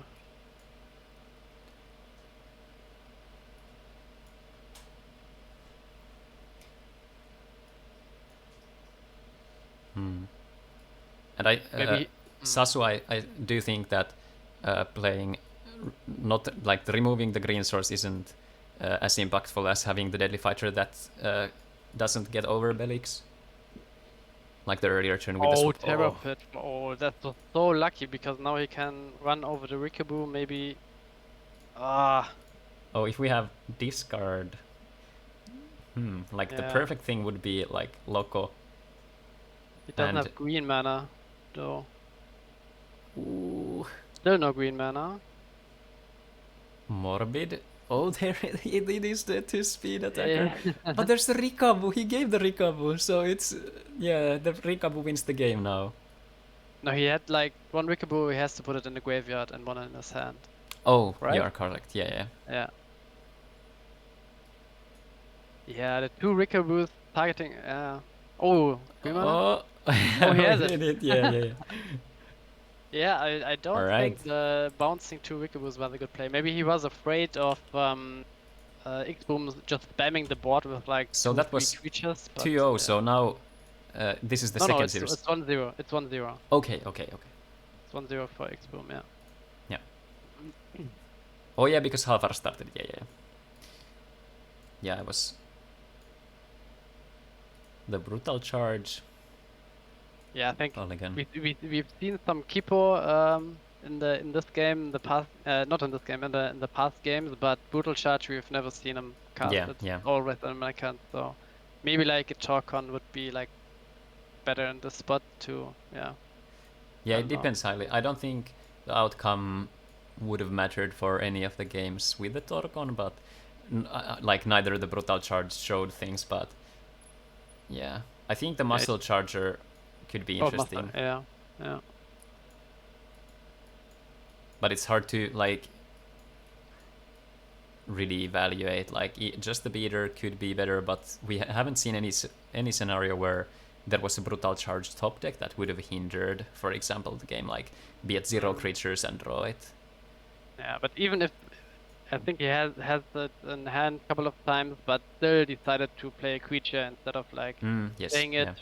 Because it would just get like one other creature from the deck, and you would you'd rather have the tempo play and playing a creature now instead of like searching a better creature but playing it next turn.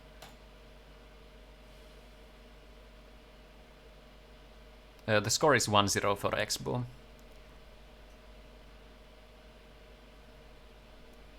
Bronze Arm Tribe. Oh, and Belix also. Nice. And gets back the stream. Oh, do we see the Volcanic Arrows and the 2-drop?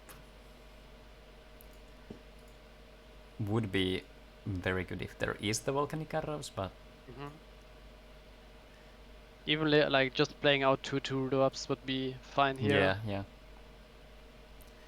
Yeah, X-Boom did charge one Volcanic, so I could see him holding on to one more. Yeah. The iffy thing is that there's the Bronze Arm Tribe as well now, so it's not like you just remove one creature, so there's no soul swap shenanigans, unless there's like a lock off from the shields and then a soul swap. But yeah, but currently no Sky Sword in mana, so yeah, that's correct. Now. Yeah. Ooh, Mushroom into a speed attacker. So Pyro, so opts to play Pyro over the Rikabu. I think this is correct because now you can go for maybe Polygon first, even if you want to, and then you could present the trade. Yeah, I like Polygon first because you can kill the Billix with your Gonta, and then. Okay, this is fine as well. Yeah. So this is a decision whether you want to see if your opponent goes for the I would maybe still swing with the Handicap first, but this is both sides are fine in this. Yeah. So the upside of swinging with Pyro is that you might lose the Pyro, but then you get to do free damage. Yeah, I would hold. I will hold back the Handicap. Yeah. I think if it's the Pyro attack, you have to block. If it's the Polygon attack, then you have to think again. Oh, the Sky Sword again would be really nice. Yeah. Top deck. Oh, 2 mana. 2 mana. Okay. Still fine. Like would be bad. Like another speed attacker would have been bad. He could have played. He couldn't have played both, but that's fine. I think now that you have same situation like last turn. Yeah, I think now that there's more stuff. Okay, that's yeah. Okay, now we take the trade. He could have traded last turn, so he could have saved like one. Yeah.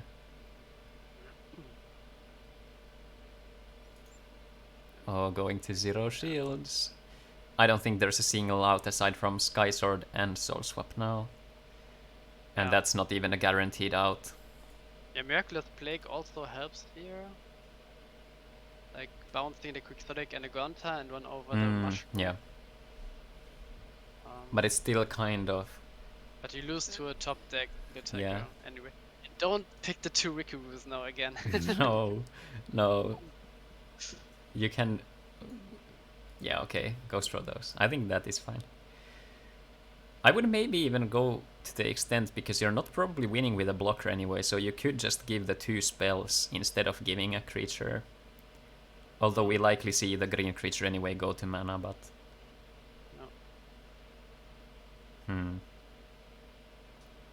No speed attacker.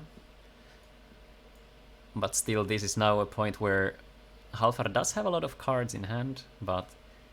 killing the Sky Sword. Nice. Yeah. I do like it. Yeah. I thought maybe you can hold it back to prevent something like Morbid Medicine into Belix, but you enable the Soul Swap with leaving the Sky Sword on the field. Because now you don't lose to Fal Iga and Soul Swap. Yeah. So there would be like... all the Soul Swap possibilities would be Energy Stream into Soul Swap or Sky Sword. Spiral Gate on the Sky Sword. Yeah, I think there's more ways for Halfar to come back if you leave it out, like leave it on there.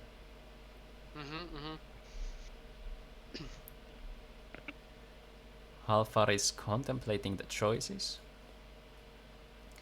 So there has to be something. Let's play one of Miraculous now, which would play here. Yeah, but I think he's thinking for so long, so he doesn't have like a really good turn here. For example, like Locomotiva and Miraculous Snare would be really nice. Or like, yes. I don't know, something blocker into removal, like Terra Pit into Belix. It seems like he doesn't have all these plays, so he's thinking for so long.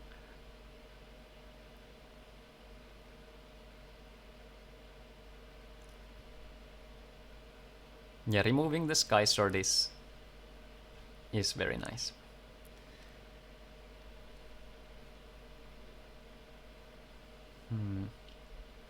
Something that is also pretty spicy, but not in these colors, is Ghastly Drain with Mega Detonator.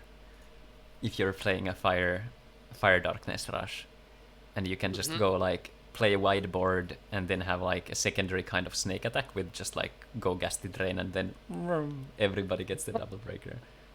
Yeah. So there is the soul swap, but there was. Ooh, so there has to be some sort of recursion. Hoping for a 2-colored. Okay, so hoping for speed attacker top deck wins. Yeah. Draws a card. Closing pretty fast, so he has to end the game like right now. No speed attacker. Yeah, but okay. Playing out a threat is important because one more soul swap and you will never get to cast a speed attacker again. Yeah. Oh, this is. The game will be decided in this or turn, the next turn. Yeah. Yeah.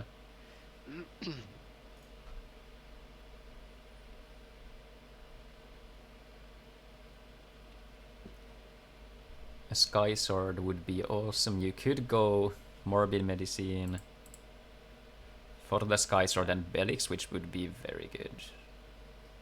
Yeah. But Halfar is either running through the ideas for the optimal line, like what is the best overall. Okay, just Sky Sword. Lost Soul into Mana is nice. You don't need it anymore. Does he have a removal for? No. Oh, nice. Again, like same like last turn, top deck speed attacker.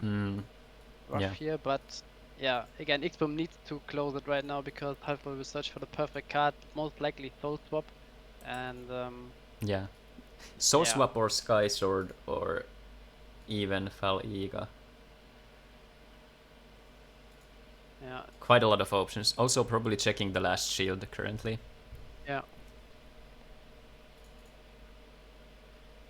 2 cards in hand. And both of the cards were unless Halfar decided to risk, for example, the top deck, likely the cards are worse than the Memory and the Sky Sword. So I would expect it to be like maybe Bronze Arm Tribe, maybe Locomotive. No, both Locos are in mana. What is the top deck? Sniper Mosquito? Yeah. And decides to attack now. Okay. Yeah. So this is probably a turning point for the game if there's a Sky Sword and a Soul Swap. Yeah. We could see quite rough stuff, but...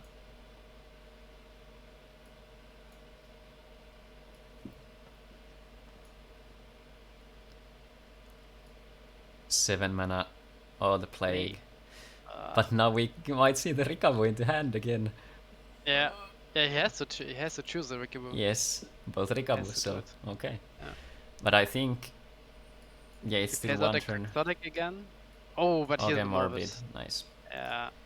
Yeah, this looks. Yeah. So it's gonna be Belix and Sky Sword. But there's only one light source currently. Yeah. So we'll have to see. Quixotic comes down. There's like multiple turns where like the Quixotic is on board and Halfar with 0 shield. Yeah. Belix into mana. Okay.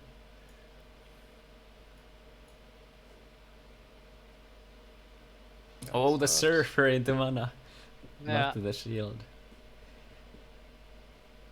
Let's see, so still quite a lot of mana over. Okay, Turpit. So now you unfortunately can't really swing. Now the question is, maybe I would have liked an attack from Halfar here, because if you attack with 2 creatures, you will threaten leave for the next turn. And now you have the problem that you have, again, 0 shield. The top deck speed attack is again game, but... Memory. Yeah, maybe. Now yeah. Yeah, maybe the attack was nice. Yeah. Yeah. I think you can't really fear the one Torgon too much. Yeah. Because it's only one speed attacker anyway. Oh, but now. Oh, Yeah, soul now it's swap. over. Okay. I think you swap even the Fortress Shell here. Make your opponent like 0, 5 mana, 1 mana. Kill the creature. Oh, snap. For the Why would Sky you- Sword, yes. Oh, Yeah. okay.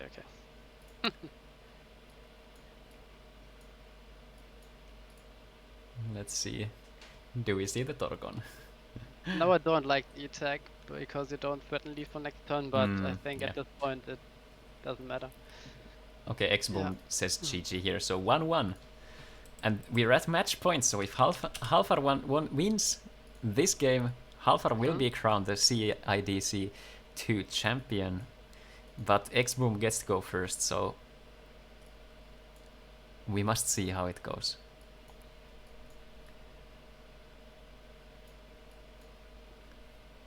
We do have a turn 1 play of Polygon. Polygon over Mosquito here. Yeah, I'm not sure if I'm liking this. I think Probably, playing Mosquito here is better. yeah. Seems to like not have Mushroom and wanted to get the turn 3 speed attacker. Probably Rikabu come out, so. I think you can also decide to not attack with like the Sniper Mosquito on turn 2. Yeah. But it Okay, these depends signals. If you, yeah. Oh, Swagert. Ouch. Yeah. I mean, the bounce is better than Terror Pit from the shields, but. Yeah, for sure.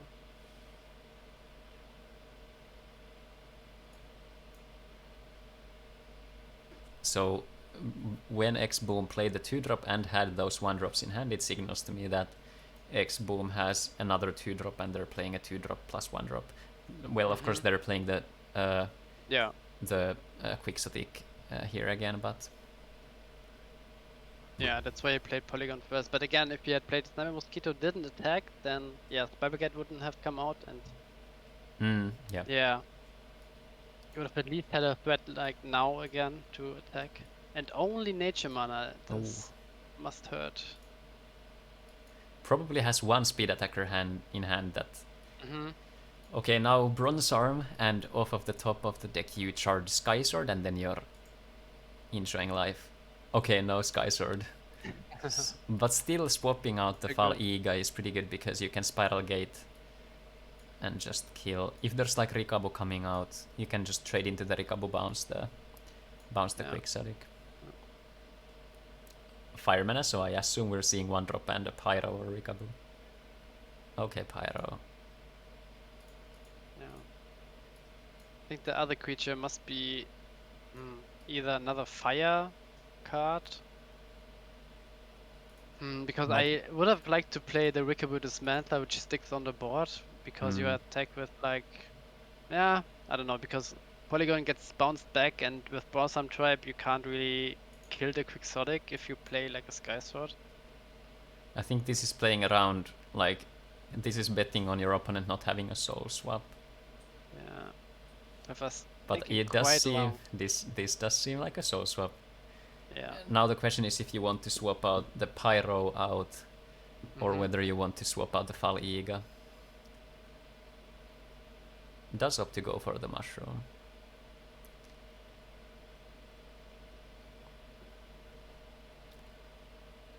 So now Halfar will enjoy just playing a spell and trading into the Quixotic probably. Unless there's a Sky Sword or a Soul Swap. But Soul Swap wouldn't make too much sense here anyway because of no Sky Sword. Yeah, either Sky Sword or like maybe he does play Cranium Clamp. Cranium Clamp would be really nice here. Yeah.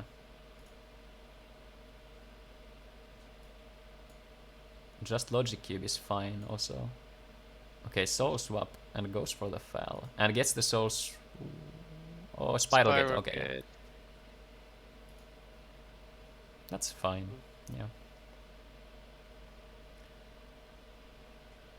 But this doesn't directly answer. Like, this does slow down a bit, but it's you still don't have the Sky Sword online.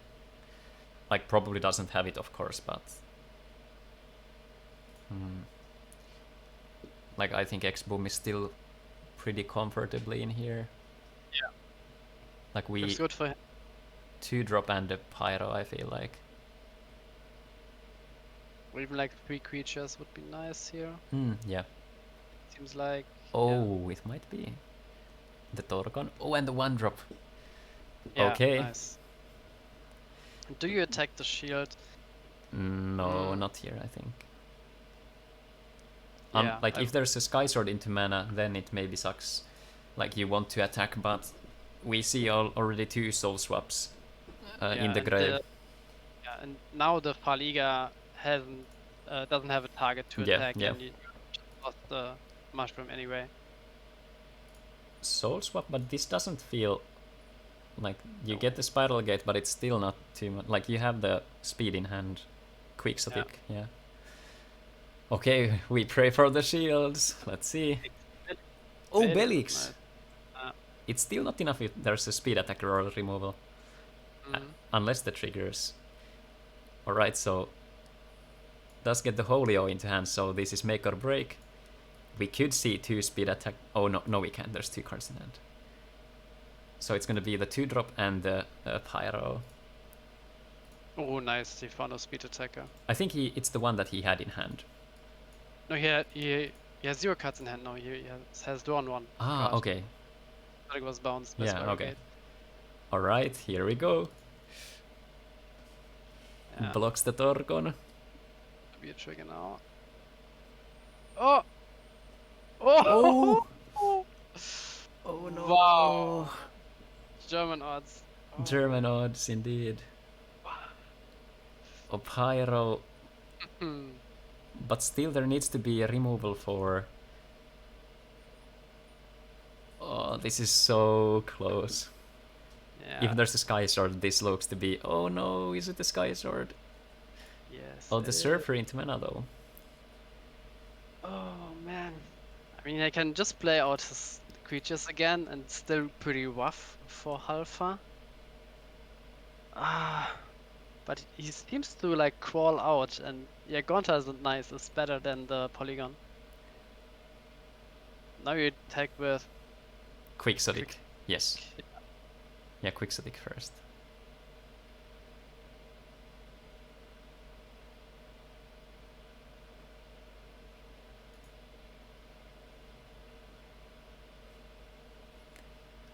Like if you don't swing at all here, then you're risking like losing to discard.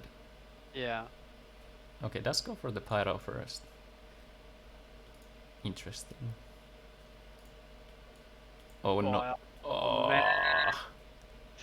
Disgusting. Alpha is bailing out of the Yeah.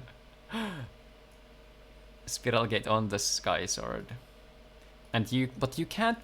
Okay, you can still trade the foul. Yeah. Never mind. Oof.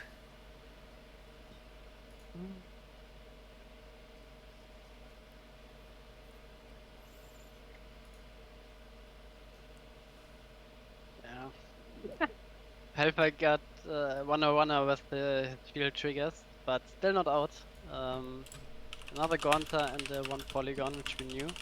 And still he has to answer the board. He could play like Soul Swap, another Sky Sword, but still top deck Speed Attacker.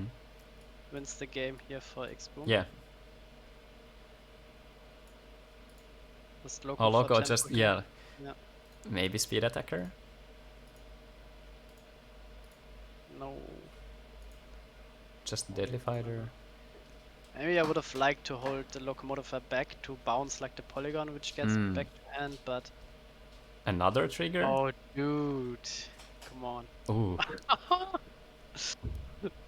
Oh, God. Halfar did run 3. Yeah. Still very good shields, but... Oh, but still! Loses to top deck! I think here... Yeah, I don't know if you attack with as Halfa. Oh. Is there... Do we get Oh, it? 3 mana. Yes, let's go! FN Rush keeping fighting for its life. Let's go! Oh, What a I mean, nail-biter. yeah, but like this was, to be honest, X-Boom's game to win, and we saw like 5 triggers or what. Yeah. So this was. All right, let's go again. So I'll show the bracket just for 1 second, because here we do see a loser of 14 if necessary. What is 14? I don't know. But yeah, we will. So we're now facing the second scenario. So Halfar lost once now. So now we're heading for the last final game, which will be. So the situation is Halfar has lost 1 game in the tournament and X-Boom as well. So now we're heading for the grand finals, technically for the second time, but let's see. It's a new series, so stay tuned and enjoy the show.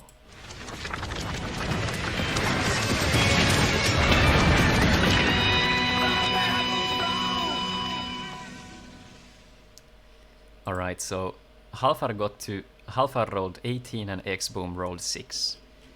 So let's see. Let's see if we get. Last game was really. I'm still thinking about the last game. This was really something like runner, shield trigger, and still not enough. Yeah, Alpha. yeah. That was awesome.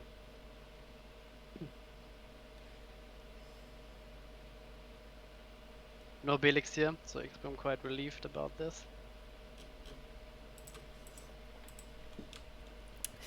Chat, keep it sportsmanlike, or I'm muting all of you. No need to be like descending towards others. Be excellent. Let's see, Bronzehorn Tribe, or maybe just the Spiral Gate again.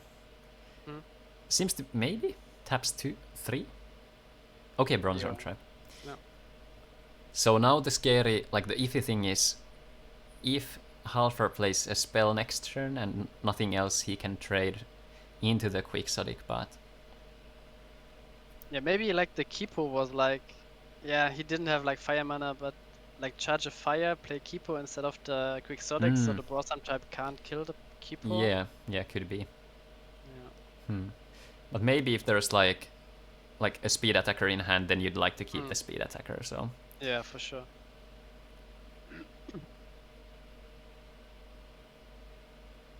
Okay, so X-Boom is thinking. I think this has to be like a decision between like speed attacker and static creatures, or maybe a 1-drop and volcanic arrows. And I do like maybe I would actually remove the bronze arm and play a 1-drop. Okay. Yeah, definitely like the double creature instead of like 1 speed attacker. Yeah. Because there seems to be Sky Sword, because there was such a fast mana charge. Oh no. Oh, only Spiral Gate. Oh, and trade. Yeah. Exotic, yeah. Logic Cube would have been the perfect follow-up. Yeah, or even like Energy Stream or something like Yeah, something yeah, to do yeah, like yeah, with the last mana. Yeah.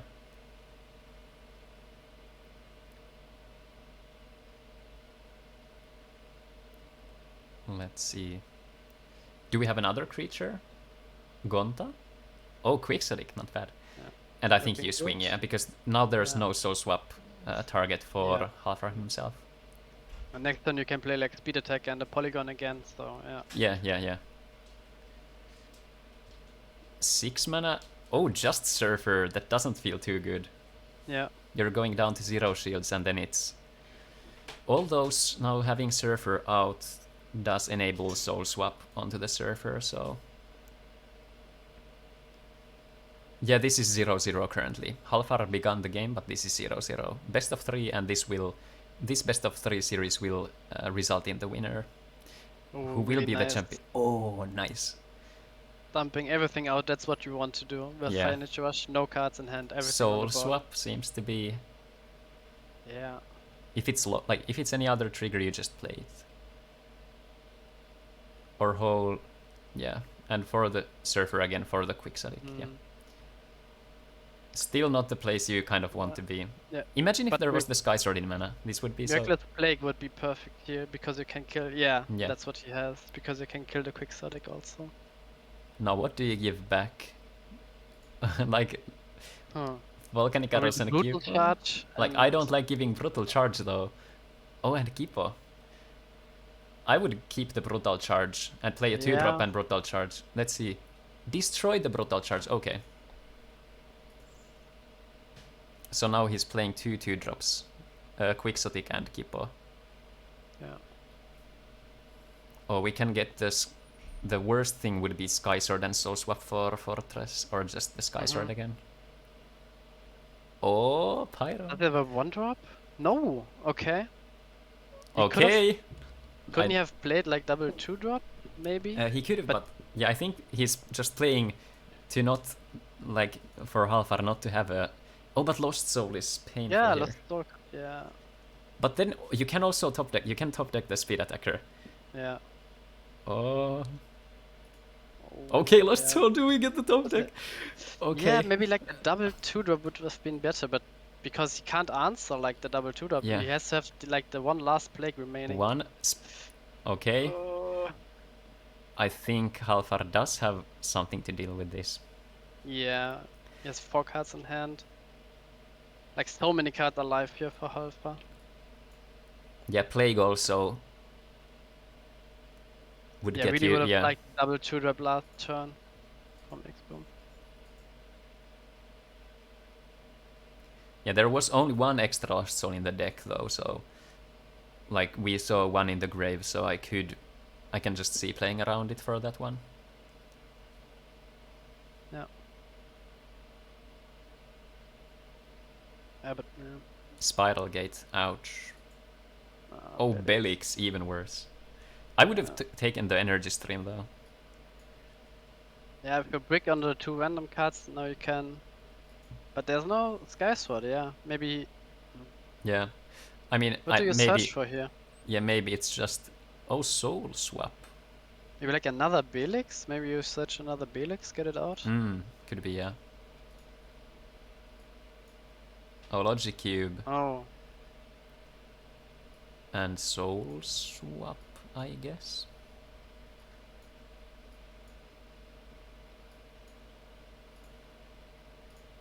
Oh, but if you do Fortress Shell, you're just... Okay. Yeah.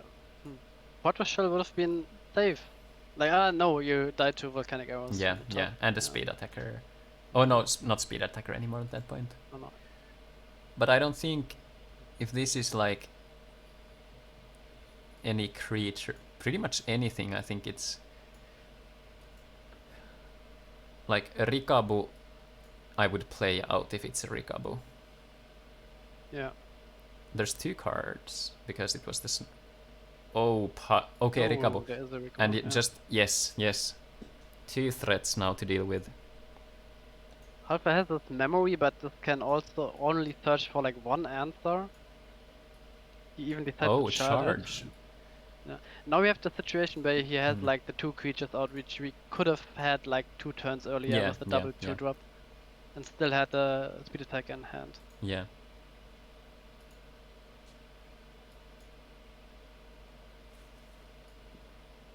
But Nap charging the Crystal Memory and now thinking for a long time. I'm not sure what he has in hand here.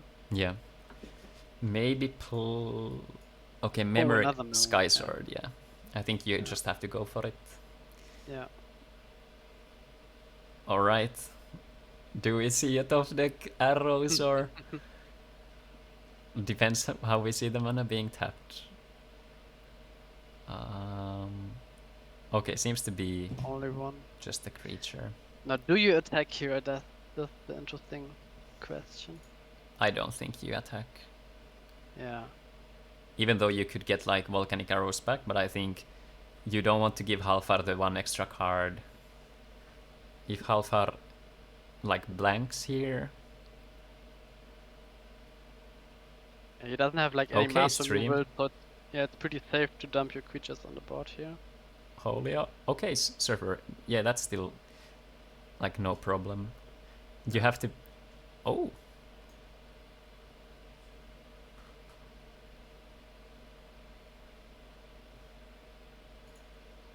Ah, okay. Does take it back, yeah. no information changed. So, but still a speed attacker. Yeah, this gives more outs because you have access to a trigger, potential trigger, and you get to draw a card from the shield.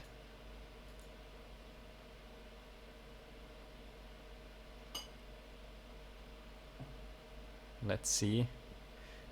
Do we have... Oh, a speeded pyro? Yeah. Oh, yeah, okay. This is go time.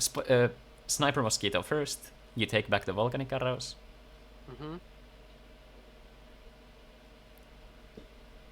Had to go with the Wikubu. Okay, Sniper Mosquito. Yep. Now Sniper Mosquito. Yeah. Maybe he doesn't want to, get a Sniper Mosquito destroyed, so the Aqua Surfer has to run into it and not trade favorably. And get back the volcanic. Oh, decides to get the creature. And no trigger this time. Okay, let's go. 1-0. So GG, 1-0 for X-Boom here. Yeah. In both games, in both matches rather, Halfa won the die roll and went first, and still X-Boom won the first match, and X-Boom won now the first game and the second match, although being on the draw and not on the play. Yeah, resilience is showing here. Yeah. And I think one of the main key pointers here is the lack of fire removal, although this matchup can be fine, but I think it revolves so much around the Sky Sword and the small bait, so I think X-Boom was very mindful of removing one of the Sky Sword, or rather the Soul Swap baits in one of the games, so...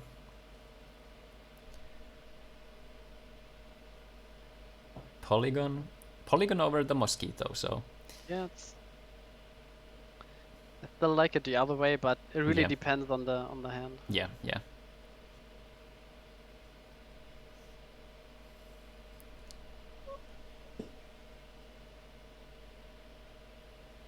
I can't recall that far back, Sasu, whether the fortress was correct, but there couldn't have come. There could have.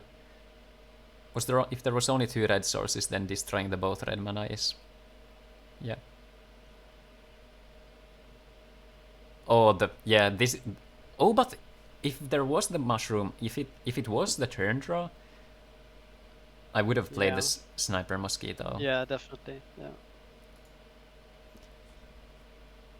Sniper and get Sniper back, in my opinion, if you have a speed attacker in hand. Yeah. Bronze Arm Tribe with the Soul Swap setup would be perfect here. But it depends. We see 6 cards, and those 6 cards... 2 mana Belix, okay. Not the worst, definitely. But he has to take the pit. That is so bad. Yeah, that doesn't feel good. Yeah. If there's like a removal now, or even Pyro, and then you swing with the Pyro first. I think you swing maybe with Delhi Fighter, because this has to attack no matter what. Yeah. Yeah, it's a minor thing. Yeah, now you just block. You have to block. Yeah. Ooh, that feels bad for Halfardo. The Terror Pit, you don't like that. There's a small world where if you manage to get another Belix and then you trade into the Polygon, you can have an alright time. Yeah. But maybe Halfar is saying this is a joke in the chat, probably has really awful cards in hand. And this is one of the reasons why consistency is a factor in these tournaments. Although Halfar has had a really good run and also faced different kinds of decks in the tournament, if you don't have the consistent Bronze Arm Tribe, for example... Oh, Logic Cube, that doesn't feel good. What do you even get? Spire? I don't know. Soul Swap, and you just hope to do something? Yeah, probably Soul Swap and Belix survives, and then you swap Belix, or maybe you can get like a Locomotive or like Aqua Surfer from the shield, and you can swap one of these creatures for like the Sky Sword. But you can see his fields now, so yeah. He needs something like right now. He's quite under a lot of pressure. He can't search something like Miraculous Plague or something that's far too slow. Tense moments.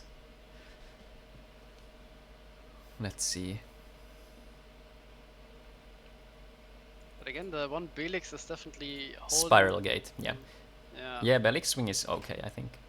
Belix destroyed 2 creatures already and is likely to destroy like even more. Yeah. So yeah. This is also one of the things that separates the best of the best, is to know when to attack with your blocker instead of leaving it around, so... Yeah, but now like a 1-drop if he has it, and the Magnus, he attacks with the Polygon and the Magnus, and Belix doesn't have anything to kill now. Oh, Brutal Charge. He's charging the Brutal Charge. Interesting, he could have get like value...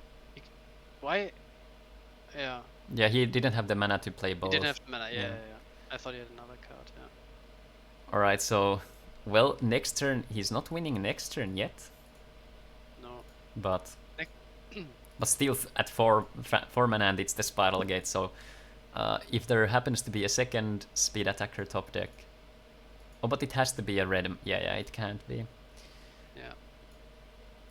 Oof. Bronze Arm Tribe now? Oh, swapping the Sky Sword, okay. Yeah. And I think you just gotta keep going for... Gotta go for... Oh, another Belix. Oh, could you play that? Or did he not just untap he the played card? like... No, he played like Soul Swap on the Sky Sword and then... Oh yeah, had 2 mana. Yeah.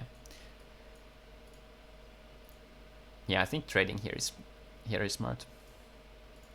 Correct block, I think. Now another Sky Sword from hand.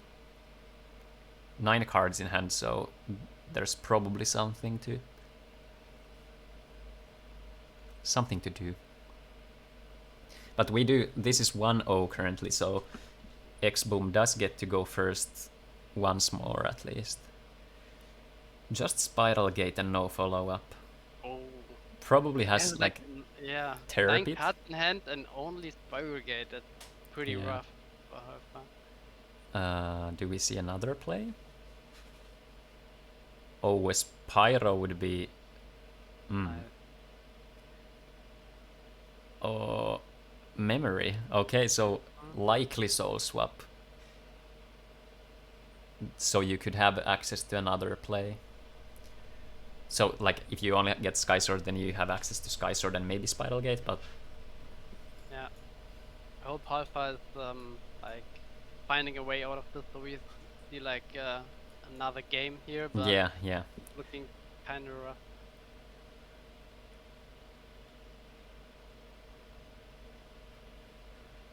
Because you have to answer the board and the field. You have to get rid of,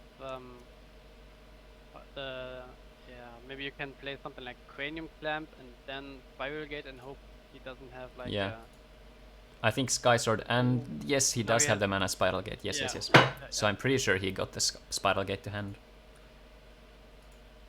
So still alive for the time being. But we could see... No, we still can't. We need another red source for the speed. And pretty good that he found an untapped mana source like Miraculous Plague or... Yeah. Game over here, but... Oh, but still 2 1-drops. Very good draw. Let's see the last shield. Okay, no trigger. No. Oh, Soul Swap. It was Soul Swap. Still so much pressure coming from... Yeah, Miraculous Plague will play here. Yeah. Both surfers are in the mana, so... Let's see, we see 2 Soul Swap gone, 2 surfers gone, 1 Terror Pit. And no Juliana in Halfa stack really. Yeah. Because the Julianas could easily stabilize against like a board full of 2k creatures here. Yeah, you could just go Crystal Memory for the Juliana. Okay, Falliga for a Soul Swap, and then you swap Sky Sword. Let's have another trigger here. He's banking on like the runner trigger again, which he had like in the first match. Yeah, there has been a lot of these trigger moments. So this is 1-0 for X-Boom. This is the trigger moment. Yeah. If there is a trigger, the fight will continue. But oh, and he charges a 5 mana. Do we have like... the? Oh no! I think we. Okay. So okay. So if this is the moment when we might crown our next champion, if there is no trigger, you swing with the pyro first, then the sniper mosquito. Oh, do we get to see the trigger? Oh, it's there. And so X-Boom wins the tournament with the fantastic FN Rush, with the Kippos and the most optimal build you can imagine. Maybe Muscle Charger instead of Brutal Charge, but let's go. You can see the happiness in chat. Everybody put in some GGs in the chat. Big congratulations to X-Boom. Very, very nice. Great sequencing and awesome stuff. Yeah.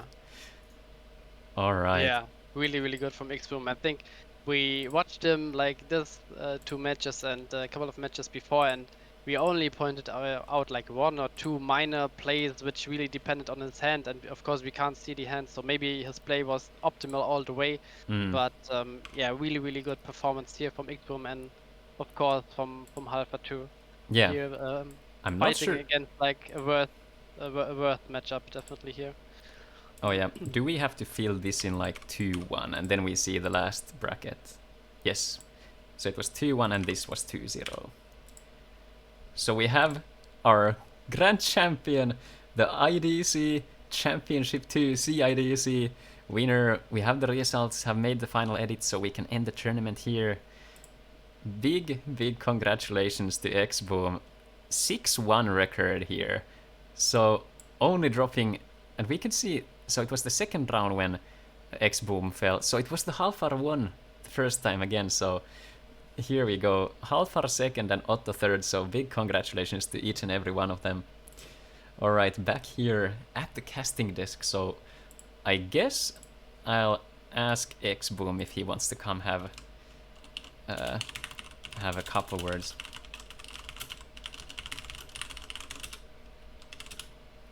I'll ask him and I'll add him to the call. Let's see, he's probably, hell yeah, okay, I will add a friend here. Let's see. Oh wait, that's buggy. Let me make a room. Can I invite? All right, make a new group. I'll put X-Boom, and then I'll do you. All right. I'll call the group, so join into the other voice.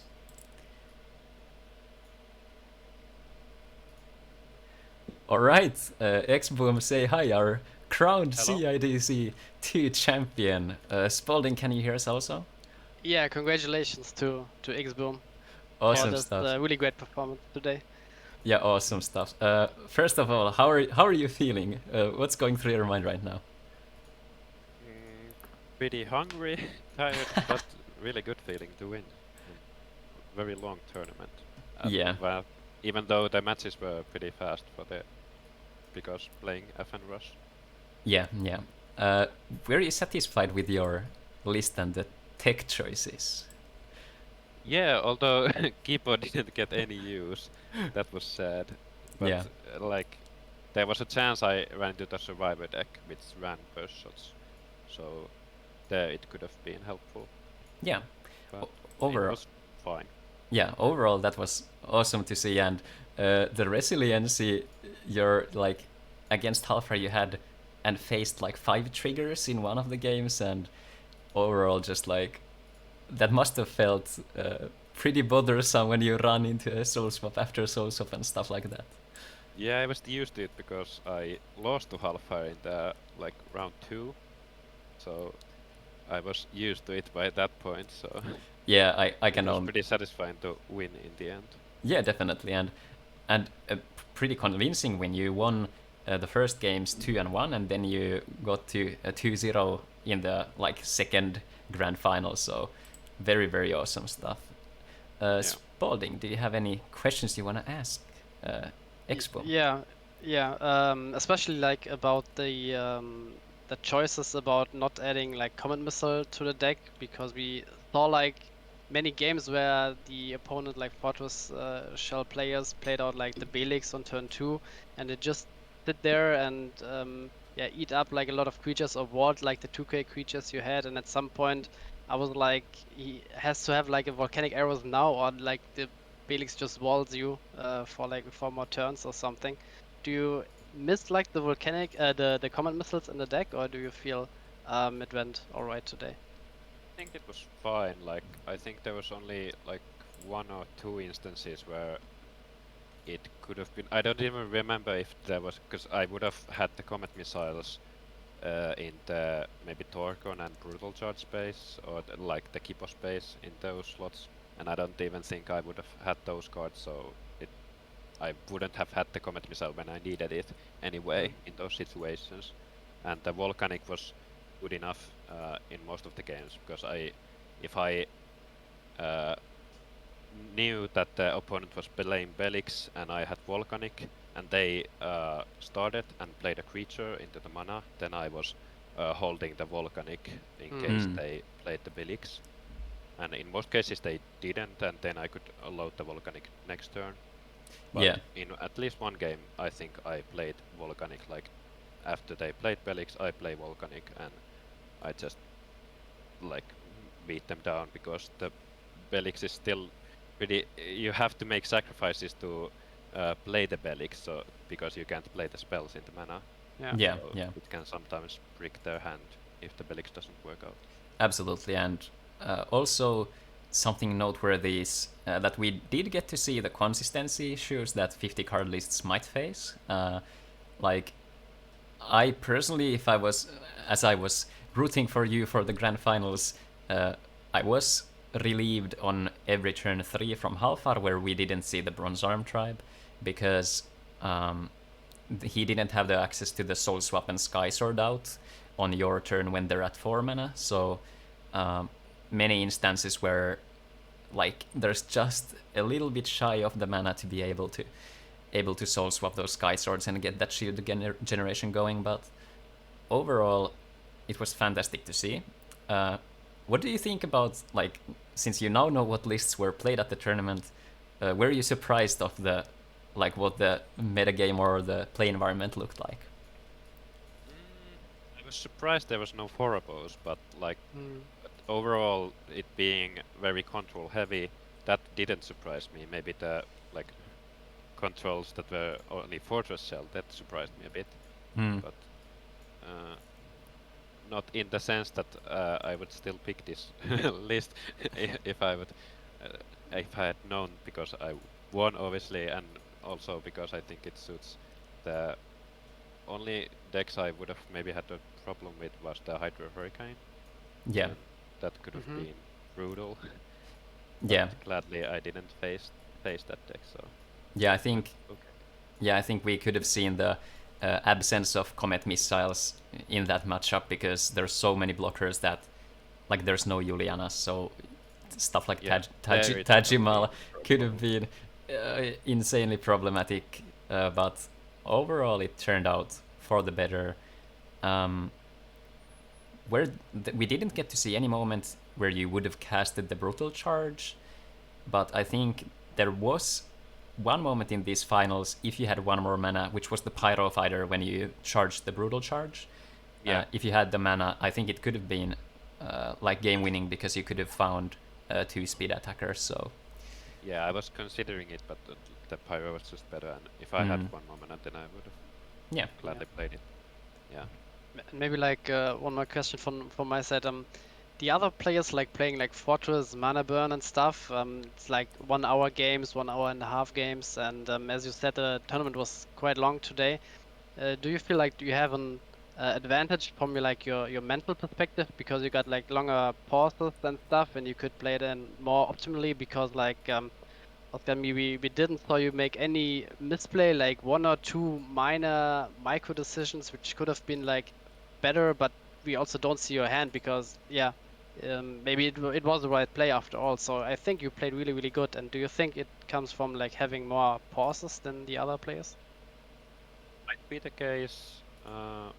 I I did like when my game finished, I started to watch other games and like maybe that's like relaxing, but like I didn't get to eat because I didn't have food. I'm gonna go eat later, but I think it might have been an advantage.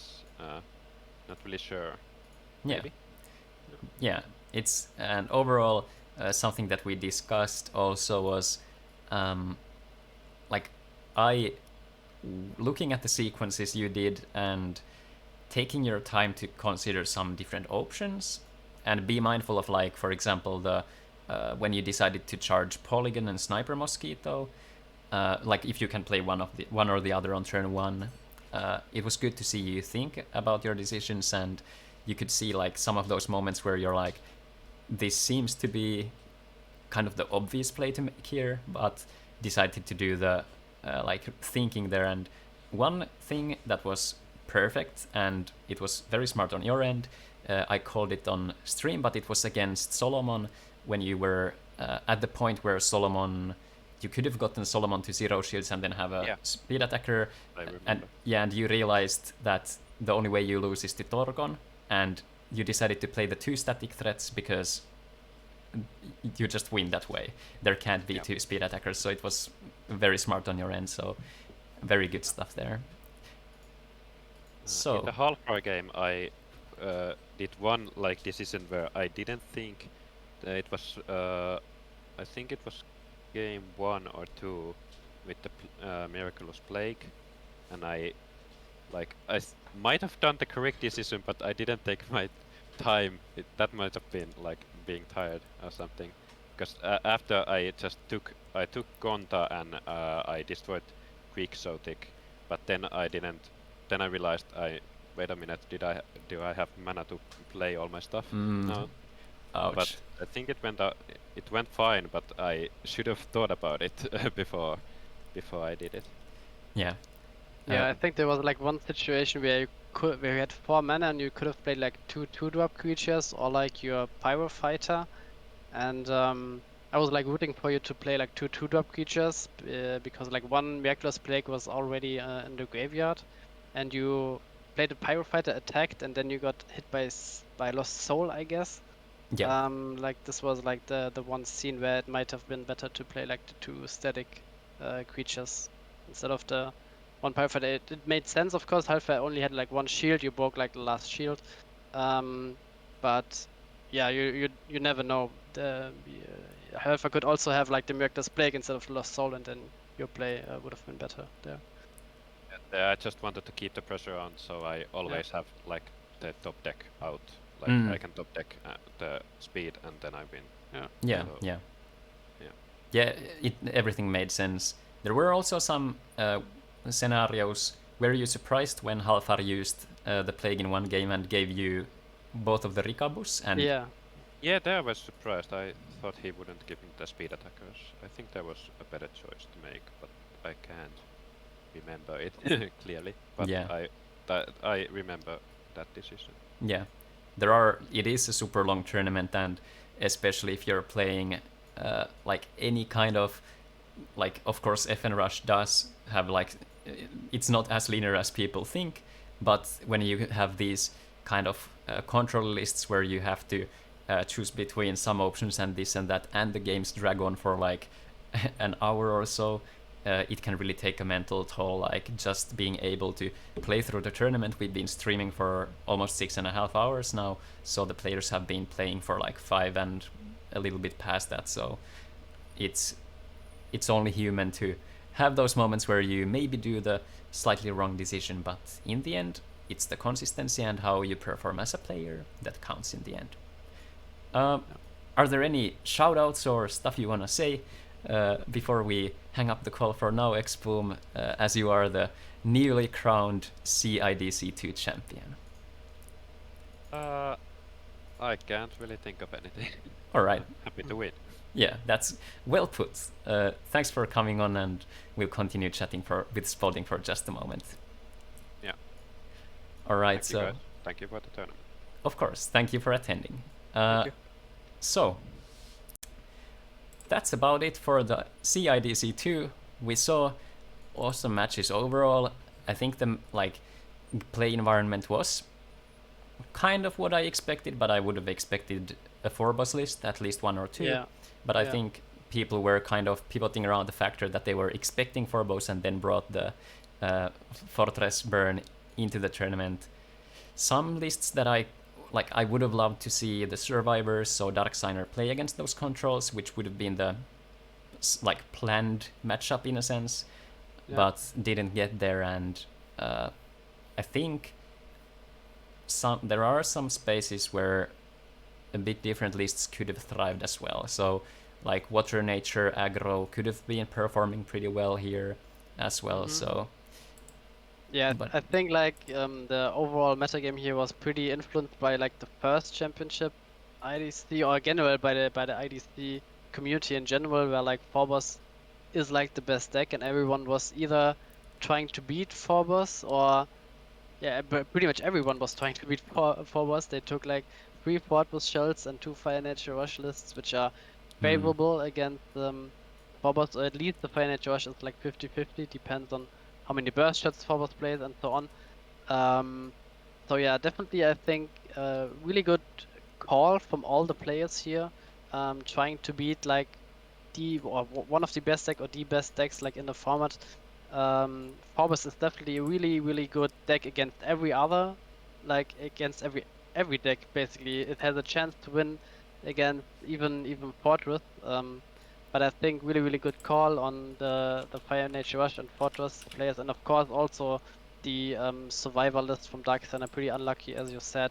And Claude has also, I think, a kind of good matchup against Phobos. So yeah, maybe in a play environment where there's only 8 players here, Phobos isn't as good as in a normal IDC where there's 16-20 players overall. Yeah, and also the interesting part is also how people plan for the tournament, those single choices in decks, for example the Fortress lists which play Julianas, which don't, and miraculous Nera mounts and stuff like that. But I think some evolution steps here that I expect to see is probably maintain the Kippo as an option instead of the Comet Missile, mainly if there's a lot of Phobos, for example. Against that it's better than the Comet Missile, and some other evolution steps would probably be the Ghastly Drain in the Fortress shell lists, and even maybe Hydro Hurricane as well, for just as a one-off, because I don't think you need to have Meltdown or additional synergy. Just it being a draw spell in control matchups can be super good. Yeah, I was also thinking about Ice Vapor and the Fortress and Phobos shells. I think it's a really good addition, especially in Phobos, because you have access to it all the time with your Dimension Gates, and you get it back from your graveyard with Morbid, back out of the field with Ghastly Drain, and it's just a card which you can play. It is of course a creature which you can soul swap out, or even synergizes when you play Cryptic Totem. It's just an anti-control card. Your opponent has to play something where the Gazelle, your opponent doesn't play Craze or Colon or something to immediately stop it without giving the opponent value. So I definitely would have liked a one-off Ice Vapor and the control shell. Yeah, we actually talked about Ice Vapor with Otto after Otto submitted his list. We were discussing about the photo side, and then Otto mentioned that he was considering the Ice Vapor also, and I think it's definitely one of those cards that is kind of trendy in a sense, when you get into this wonderful environment of having kind of an established metagame, although IDC is evolving constantly and new lists are being developed. I think aside from the Extreme Loop, I think the next steps that are on the menu kind of would be reinventing the light, water, darkness, fire controls. So for color Ruby, what it's usually played as, And I think the best thing would be combining what the deck out lists have in common, compared and include like beaters like Bolmedius, but I think the main step would be the slash chargers to be able to raise the Lost Soul, because otherwise it's just a dead matchup, which usually is won by the nature lists because of the Bronze Arm Tribe and multiple chargers, so and Soul Swap and Sky Sword, so it would be interesting to see. Also noteworthy that just slash charger, self slash, and play Faliga for a clamp or stuff is pretty juicy, so I think yeah. I think so too. Like the Ruby shell is definitely underdeveloped. I was playing like Ruby deck out in the first Championship IDC and got fourth with it, but I lost to Isonius because I was too slow in getting to like the Buzzer Gazelle, which was my only out, and just the day before I cutted like the one tech against Isonius, the Proclamation of Death, which is I think really nice, and like a control shell where you have so many files and logic cube to search it. I think if this Ruby shell gets developed a bit more, gets played a bit more, it has so many good cards, and you don't really know what to expect. You can play like a meltdown more like to the meltdown combo. You can play it more to deck out. You can play it more to like the Bolmedius finishers. You can combine them, so it's pretty much a really versatile deck, I would say. Yeah, definitely, because it's like those colors they're not as like locked into certain things. Like green makes you in control, so you have to kind of play Bronze Arm Tribes and Sky Swords and Soul Swaps because they are just the kind of best cards to play.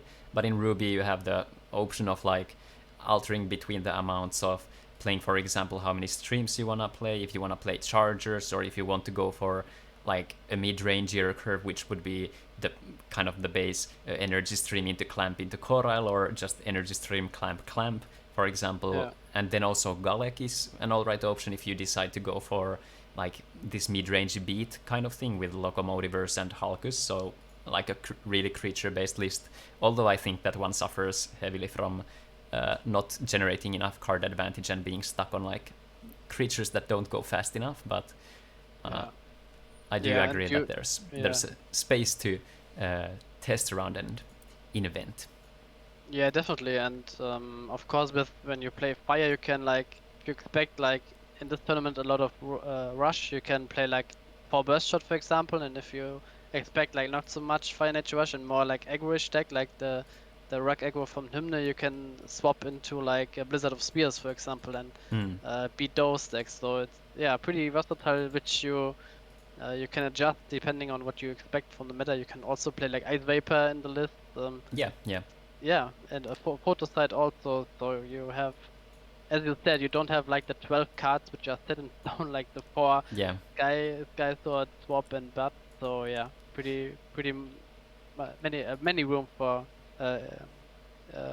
people to discover the deck. I want to give, the chat is discussing Hymn's attempt, like giving those shoutouts and the justified shoutouts. I am sad to also see that the Galclives didn't get to pull their weight, although it was like, it is a card that people have discussed and also considered, but I think it was really bold, and like I respect bringing it to the tournament. Firewater Nature Aggro as a list is really solid to bring to a tournament, but here it kind of suffered from not going fast enough, and then also just him facing against Rush, which was like super fast, and then also running into some problematic stuff as well. So didn't quite make it there, but maybe next time. Alright, but I think with that being said and all that being done, our tournament is coming to an end, so give a big congratulations again for X-Boom for the fantastic victory, the awesome performance, 6-1 in the tournament, so not an easy feat. It was absolutely amazing. I am dying out of heat. As you can see, I switched over from my cool jacket, which was like super professional, into just like this sleeveless shirt. I'm gonna go enjoy some ice cold water and ice cream.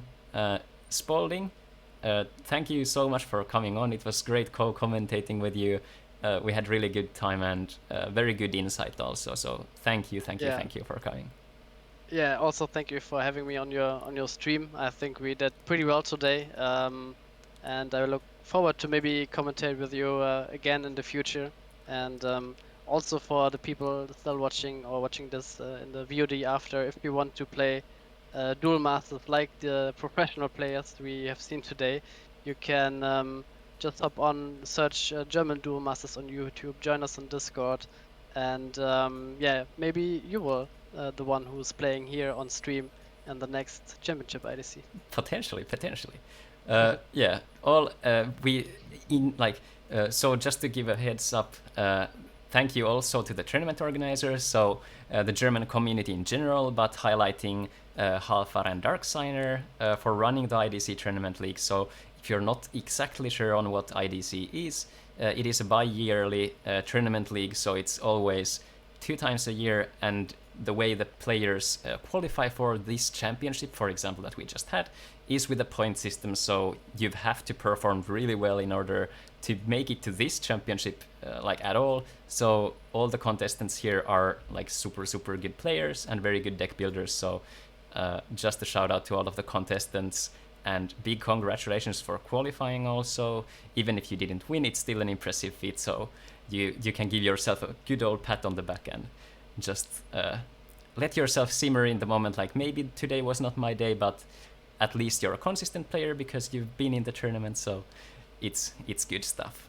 Yeah, and also there are prizes, like for the first, like X-Boom, for example, won like a starter deck from DM6, and also a championship playmat, for example, and some boosters, some sleeves, Alcadeas and Bellum sleeves are given out, so there are also prizes if you manage to do well in our tournaments. Yes, I think I can dig up the photos here quick, just to give an idea on what kind of prizes we had here, provided by the German community. So awesome stuff, and like big thank you for like organizing this stuff. And okay, yes, I can. Let's see if I can probably do this deck lists thing. Yeah, and also playing here doesn't cost you anything. You don't have to pay anything, but you still get like all the prizes and all the fun playing with us. Yeah. So it's slightly cropped because I have adjusted the window, but you can see the idea. So the Bonanza logo there, Bonanza artwork, and then the German Duel Masters community logo, as well as the IDC Winter Championship 2000. Oh, sorry, not this one, but this will be worded for this summer. So this was for the first template, and then we had, as you mentioned, the starter set from the DM6 for X-Boom, and then the sleeves, and then second place gets the English DM1 starter deck, and also some boosters for the third place, and all of the top 4 get the DM02 booster, so it's awesome stuff. Alright, it was a fantastic day.